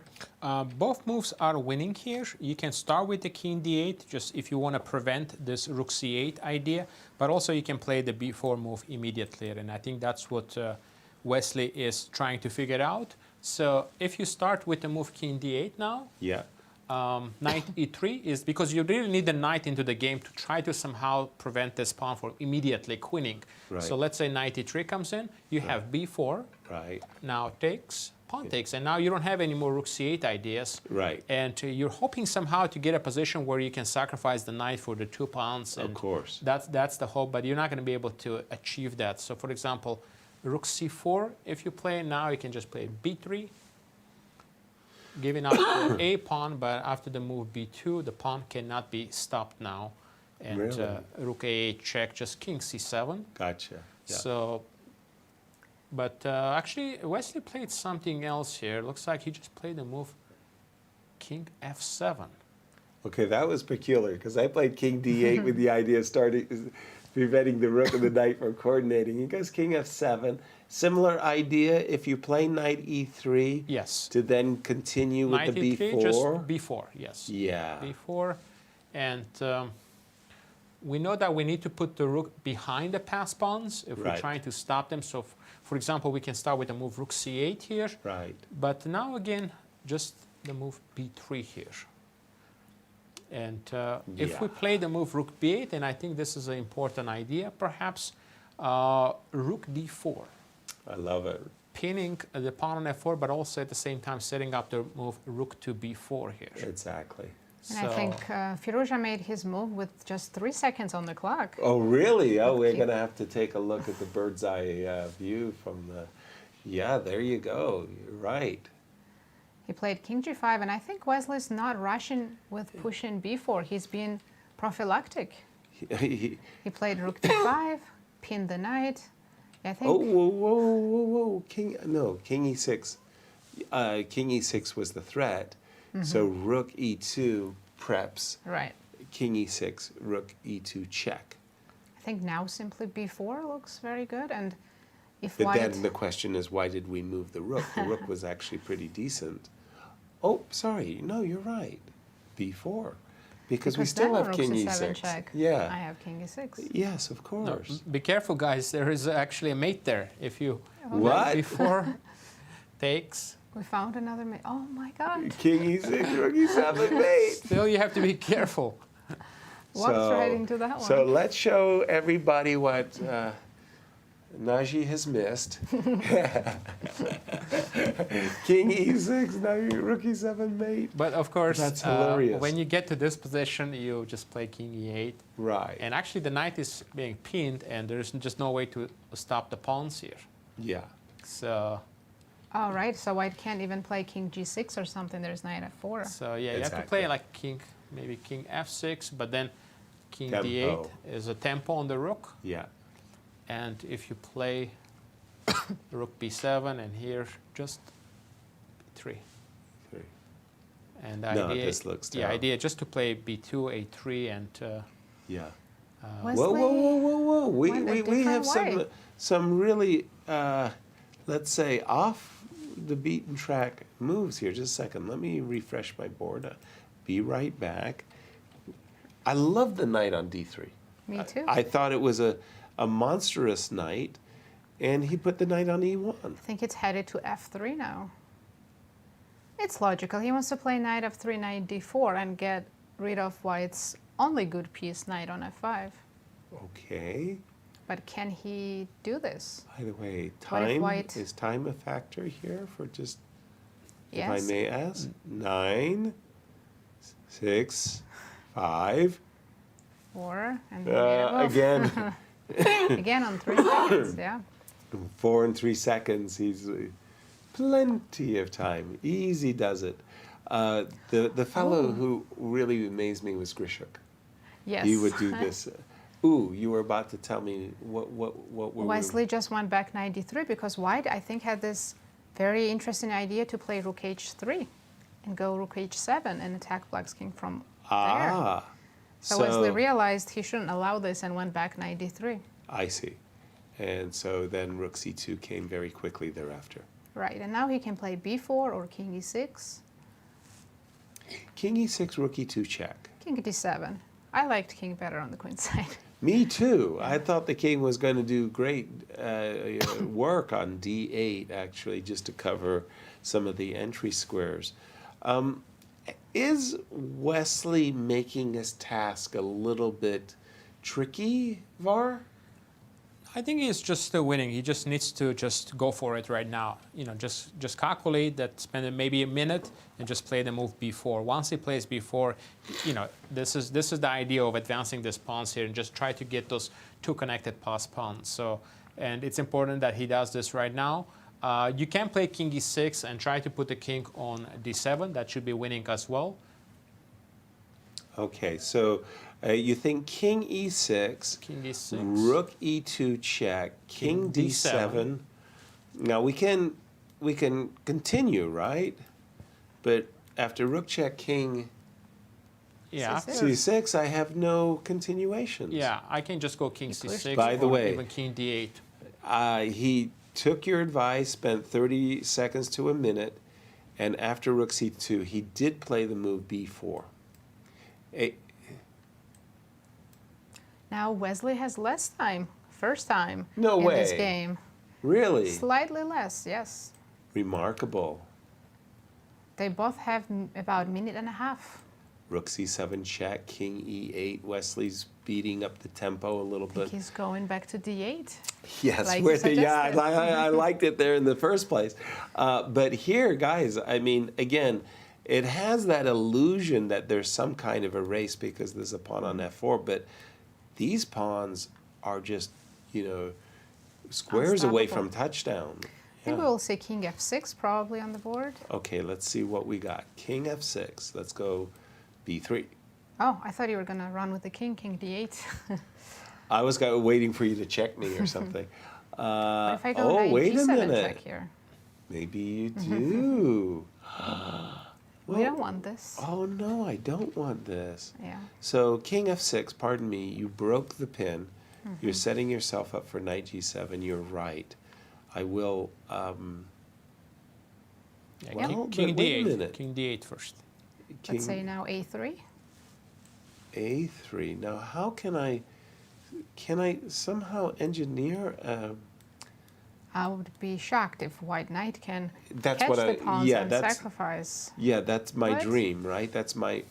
And he's done the king f6 routine so far. So he's getting ready for knight g7 check.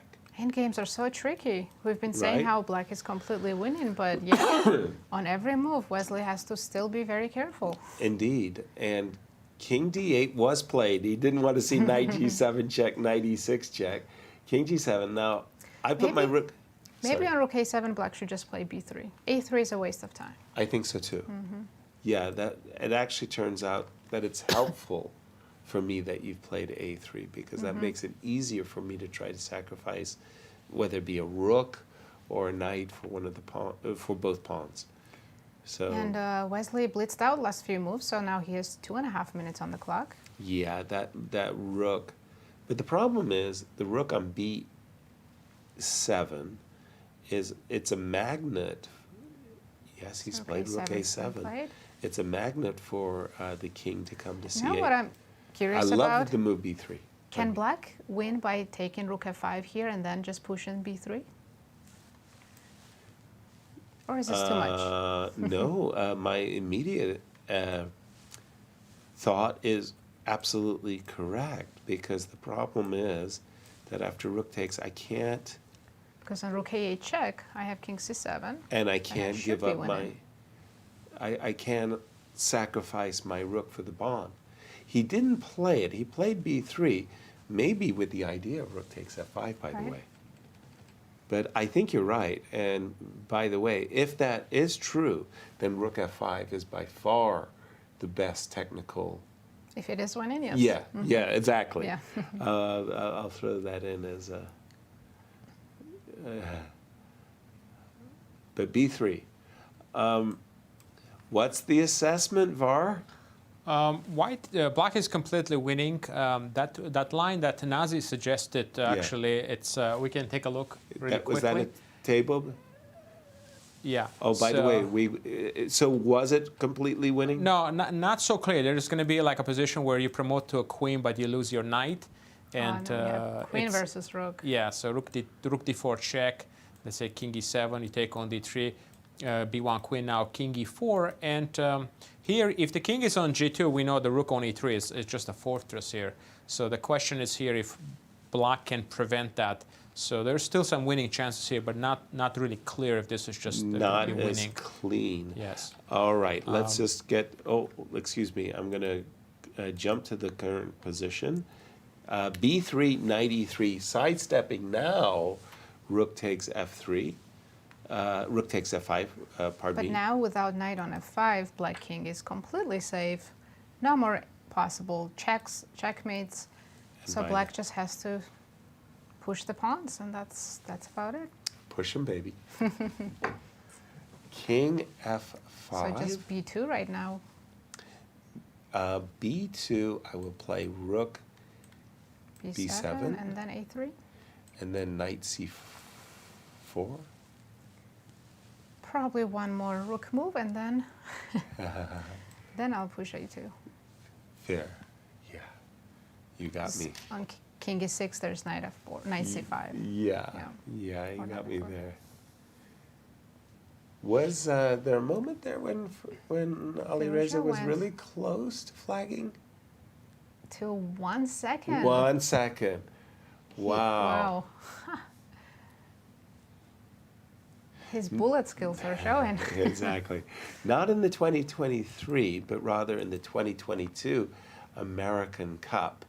The winner of the tournament, Fabiano, won his first match against Jeffrey Zhang, where he left himself 1 second.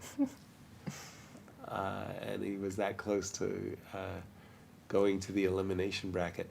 B2, rook b7. And this is really, there's not enough counterplay anymore. A5. I think pretty much A3, every move sorry. here should be winning for black. Yeah, but A3 really looks really good. Maybe king c8, rook d7, any other?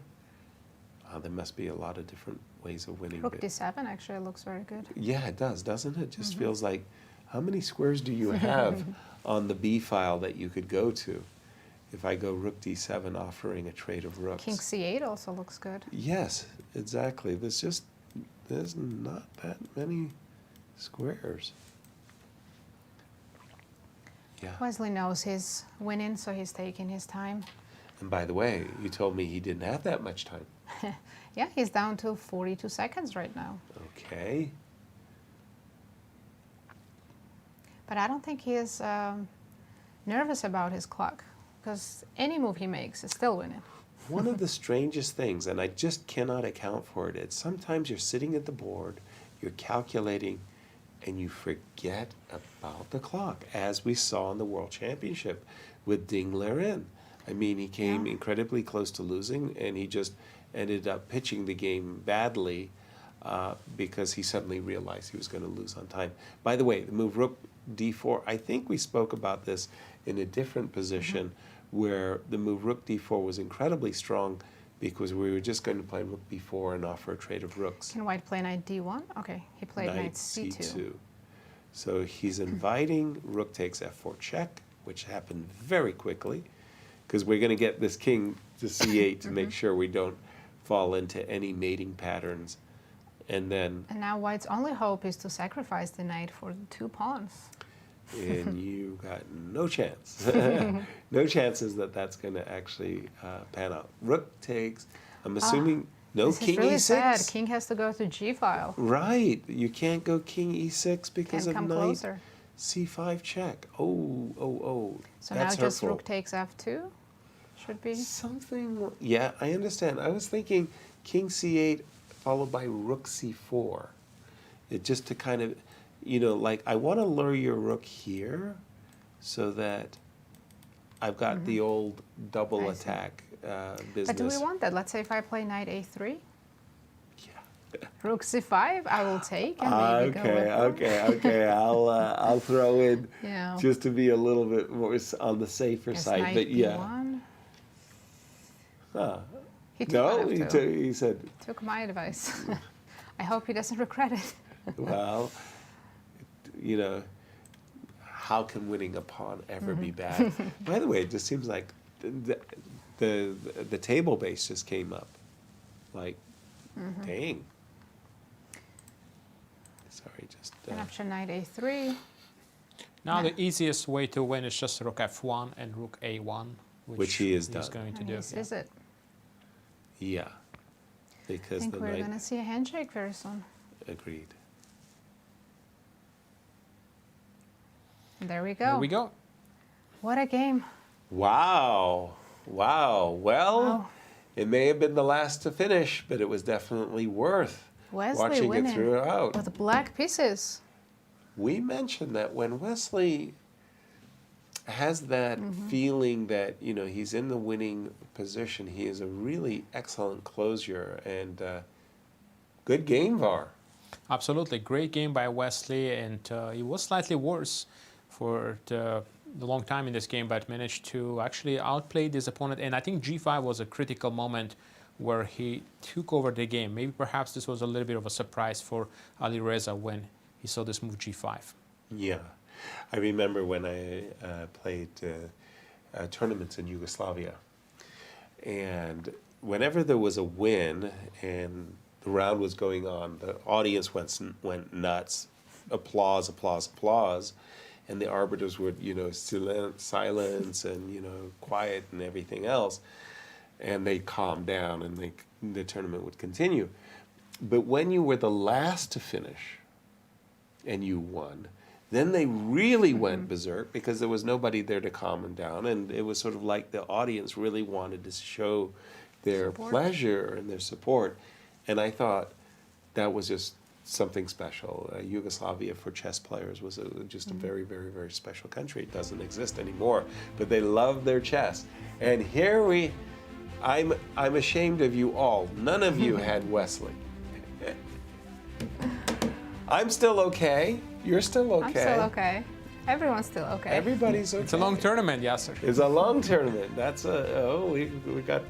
By the way, we're going to take a sneak peek once again at tomorrow's pairings, and then Varuzhan, you got to tell us what you thought about the first round. And here we are for tomorrow. What do we have? We have Maxime Vachier-Lagrave playing our tournament leader, Wesley So. Anish Giri playing Alireza Firouzja. We'll see if he will recover by tomorrow. Exactly. Richard Rapport against Duda. Deac against Nepomniachtchi. And Ding Liren against Fabiano Caruana. Well, we got some of the clashes of the favorites that we have chosen. And Var, very nice opening first round. I thought the games had a lot of content to them. Absolutely, Yasser. I mean, the games were very interesting despite having 4 draws. They were very interesting, and especially Duda game against Anish with all this bishop c3 and b7 ideas. Very interesting. And again, but the game of the day, of course, is Wesley So's win with the black pieces. He played a great game. You know, he was slightly worse, but played some really precise moves, and at the right moment, he took his chances with the move g5 and to force Alireza to make a mistake on the move 41st, and after that his technique was, I think, pretty precise, even though it could have been a little bit more cleaner, but I think he always had the control of the game and got the big win. It certainly was a huge win, and I'm just kind of surprised that, well, you know, the move g5 is fine, and but I kind of have a feeling there's a bit of a collapse on the side of Firouzja. Great, you played g5. It doesn't mean I should be destroyed thereafter. HG, they got this position, and I think he just underestimated. Just felt it and found the exact right moment to put some pressure on Firouzja. Right. And g5 was it? Yeah, but like here, again, suppose, I mean, I'm not putting too much in, but the idea of rook e3, so like if you play g4 and I don't know, I go knight Maybe here. rook f7 first? Rook f7 first. So now again you are threatening, and if I go queen here, then g4 and maybe d4 is hanging. Well, might not be. It just feels like I shouldn't collapse, right? Just because you go g5 and you kick my knight out of dodge, but it just felt that after queen d2, g4, knight h4, queen e4. Queen, and this was it. This was actually King h2 the was kill. Yes, the key moment. King g1 might have kept the position still competitive. King h2 is where it all fell apart. Now it's already Maybe gone. Alireza underestimated Black's chances in this position. I think he did. Yes. But let's jump to Bucharest. Cristian is with our tournament leader. Wesley, first of all, congratulations. A big victory with the black pieces against the defending champion, the 2022 Grand Chess Tour champion, Alireza Firouzja. Always such a dangerous opponent. Almost forgot. Yeah, he's very dangerous. I mean, very happy to get a revenge from that important game, the Singfield Cup. And again, all glory to Jesus for the win. But he was playing very ambitiously. Okay, there were several interesting moments of the game. Also, the opening was quite interesting in the middle game. But yeah, you tried this idea with bishop to b6 and then a5. Yeah, I think he got too ambitious because for last year he was playing for a win every single game with both colors. If you remember his game against Maxime. Yeah. From last year. Yeah. So, but he's a very good, very young player. So tell us a bit about this idea with bishop b6, a5. We generally see bishop b6 with 97 ideas.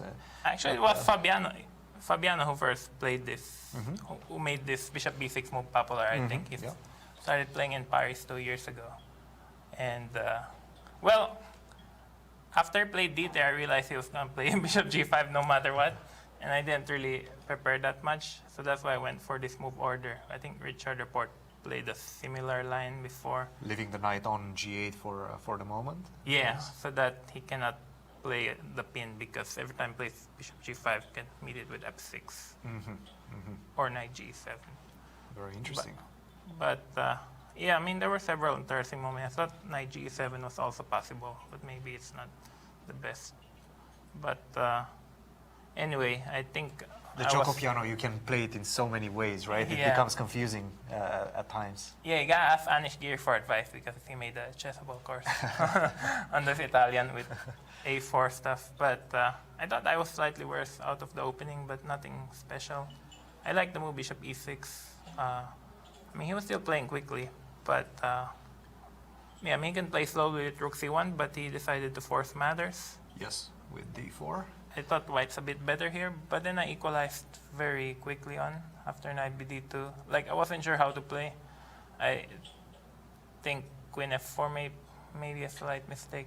So you were assessing this position as more or less balanced, equal, very close to equality, very close to equality. But I don't think I was playing well because I was moving my queen back and forth.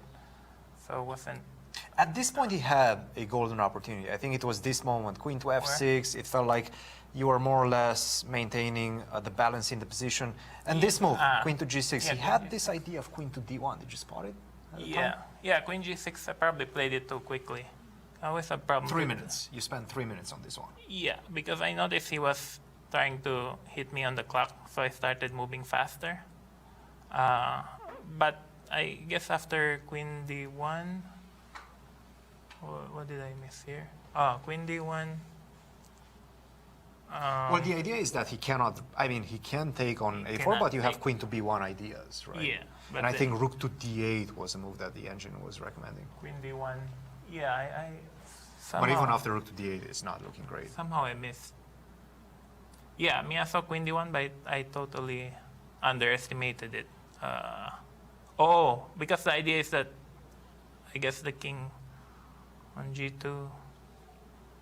Yeah. You can just play slow like this, and then at the right moment, just take on a4. No, I was worried about queen d1. I just decided to make a move. Because I thought I was equalizing here, maybe queen e6 is more accurate, and then take, and then try to force matters. Yeah. I mean, he can still play queen c1. But queen g6 was accurate. So I was very happy when he played this. King g2, quite quickly played. Yeah, queen f5. It felt like you were happy with the repetition, obviously, with the black pieces, not a bad result. Yeah, if my pawn's on a6 or a5, maybe black can play for advantage, but pawn a4. So very hard to protect. When did you feel like you're finally starting to have something? You played this ambitious move g5, but... Yeah, I think he just missed g5, because the idea is that compared to the other position, if I go queen, rook, takes... The idea of the rook on e7, he's got queen a8 or something. Rook b3. Oh, but maybe it doesn't work. Okay, never mind. I think yeah. Okay. I think this is still some sort of a balanced position. But I was sure he missed G5. But this was a very good practical try. Like, yeah. Right now you're starting to put the pressure on him. Yeah, At least from a practical perspective, right? He had little time. And it looks very good. Maybe H5 in here. Oh, he can still make a draw with knight e5. Knight e5, sacrifice a pawn. Takes. And if you take with a queen, then queen to b4. Just target both pawns. But yeah, I wasn't happy when I played g5. And if he takes like this, maybe just take on c7. Or take c7. Oh no, never mind. Queen b5. Queen to a5. Okay, but this is such a difficult move to see. Yeah, rook e to rook f1. Yeah, this is not easy. Yeah, not easy. And black is still better. To say the least, yes. So he played knight h4, which gave you quite king h2 was another blunder, huh? Yeah, king h2 was another blunder. I guess king g1. Yeah. Because the point is that if I take with the queen, then the pawn h2 is f2 is protected. Yeah. Pawn on f2 is protected. Very nice. As they say, blunders, mistakes come in droves. Especially in time trouble. Yeah. Right. Well, okay, he reached move 40, so he should have found king g1. But he was playing quickly. Did that surprise you at all? Did you feel, because he hasn't played since the Sinquefield Cup in classical tournaments, did you feel like he's a little bit rusty? Maybe. I mean, I wasn't taking any chances. I was just playing it like a normal game. You cannot underestimate Firouzja, especially after he had that monster tournament a few months ago where he reached 2800. So maybe he's a little bit rusty. I mean, I noticed he plays on Title Tuesday here and there. Seems to be the only place he plays. But he'll get there, you know. I mean, chess requires really a lot of focus. He's a brilliant player. He's a very talented. But if you want to be the best in the world, you got to really focus on the game. Yeah. There's something about Bucharest for you. You always seem to be very comfortable here. You score quite well as well. What is it about it? Well, I know the people.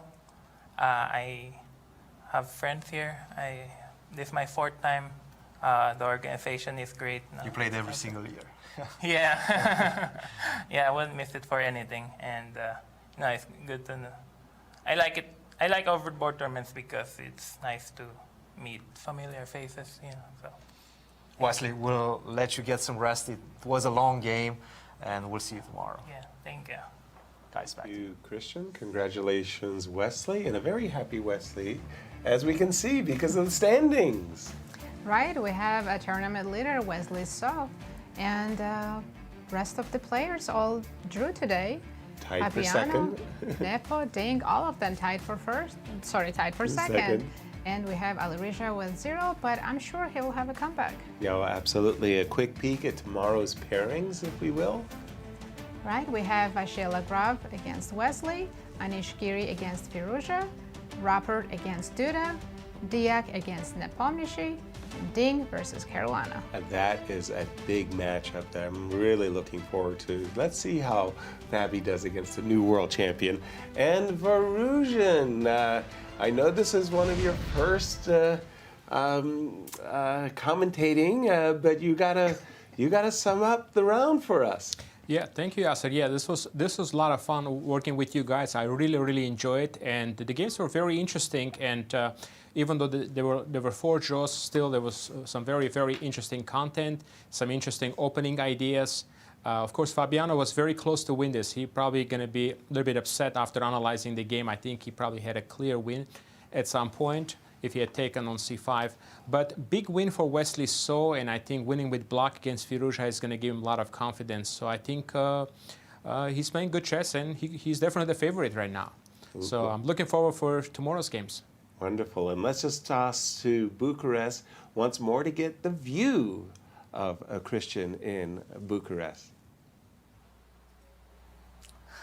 Well, I think you guys summed it up quite well. It was a fantastic first day of chess here in Bucharest. And the games were maybe slow at times, but definitely they sped up towards the end. And, you know, Fabiano did have his chances. He's definitely going to be disappointed tonight, but he has a great opportunity to show his mettle tomorrow in the game against the new world champion. Whenever you're facing a new world champion, you definitely want to show what you're made of. And this is exactly what Fabiano is going to go for tomorrow. And I have to say, I mean, look, Wesley is just playing well in Bucharest. He loves being here. He loves the atmosphere, and he's just feeling very, very comfortable. And I'm seeing him all the time. He's just like walking around with his mom, who is his support system all the time. He just seems relaxed. So definitely whenever you see a relaxed Wesley, that's a dangerous Wesley.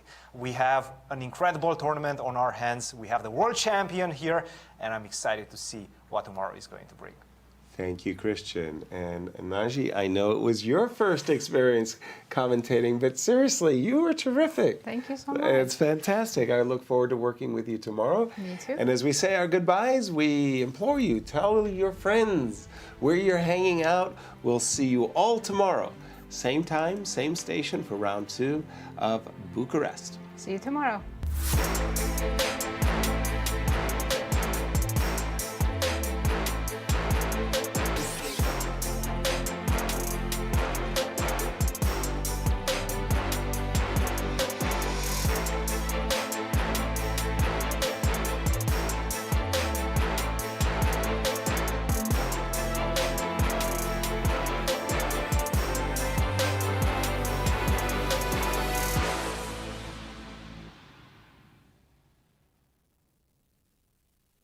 This has been a presentation of the St. Louis Chess Club. Any reproduction or distribution of this content without the express written consent of the St. Louis Chess Club is prohibited.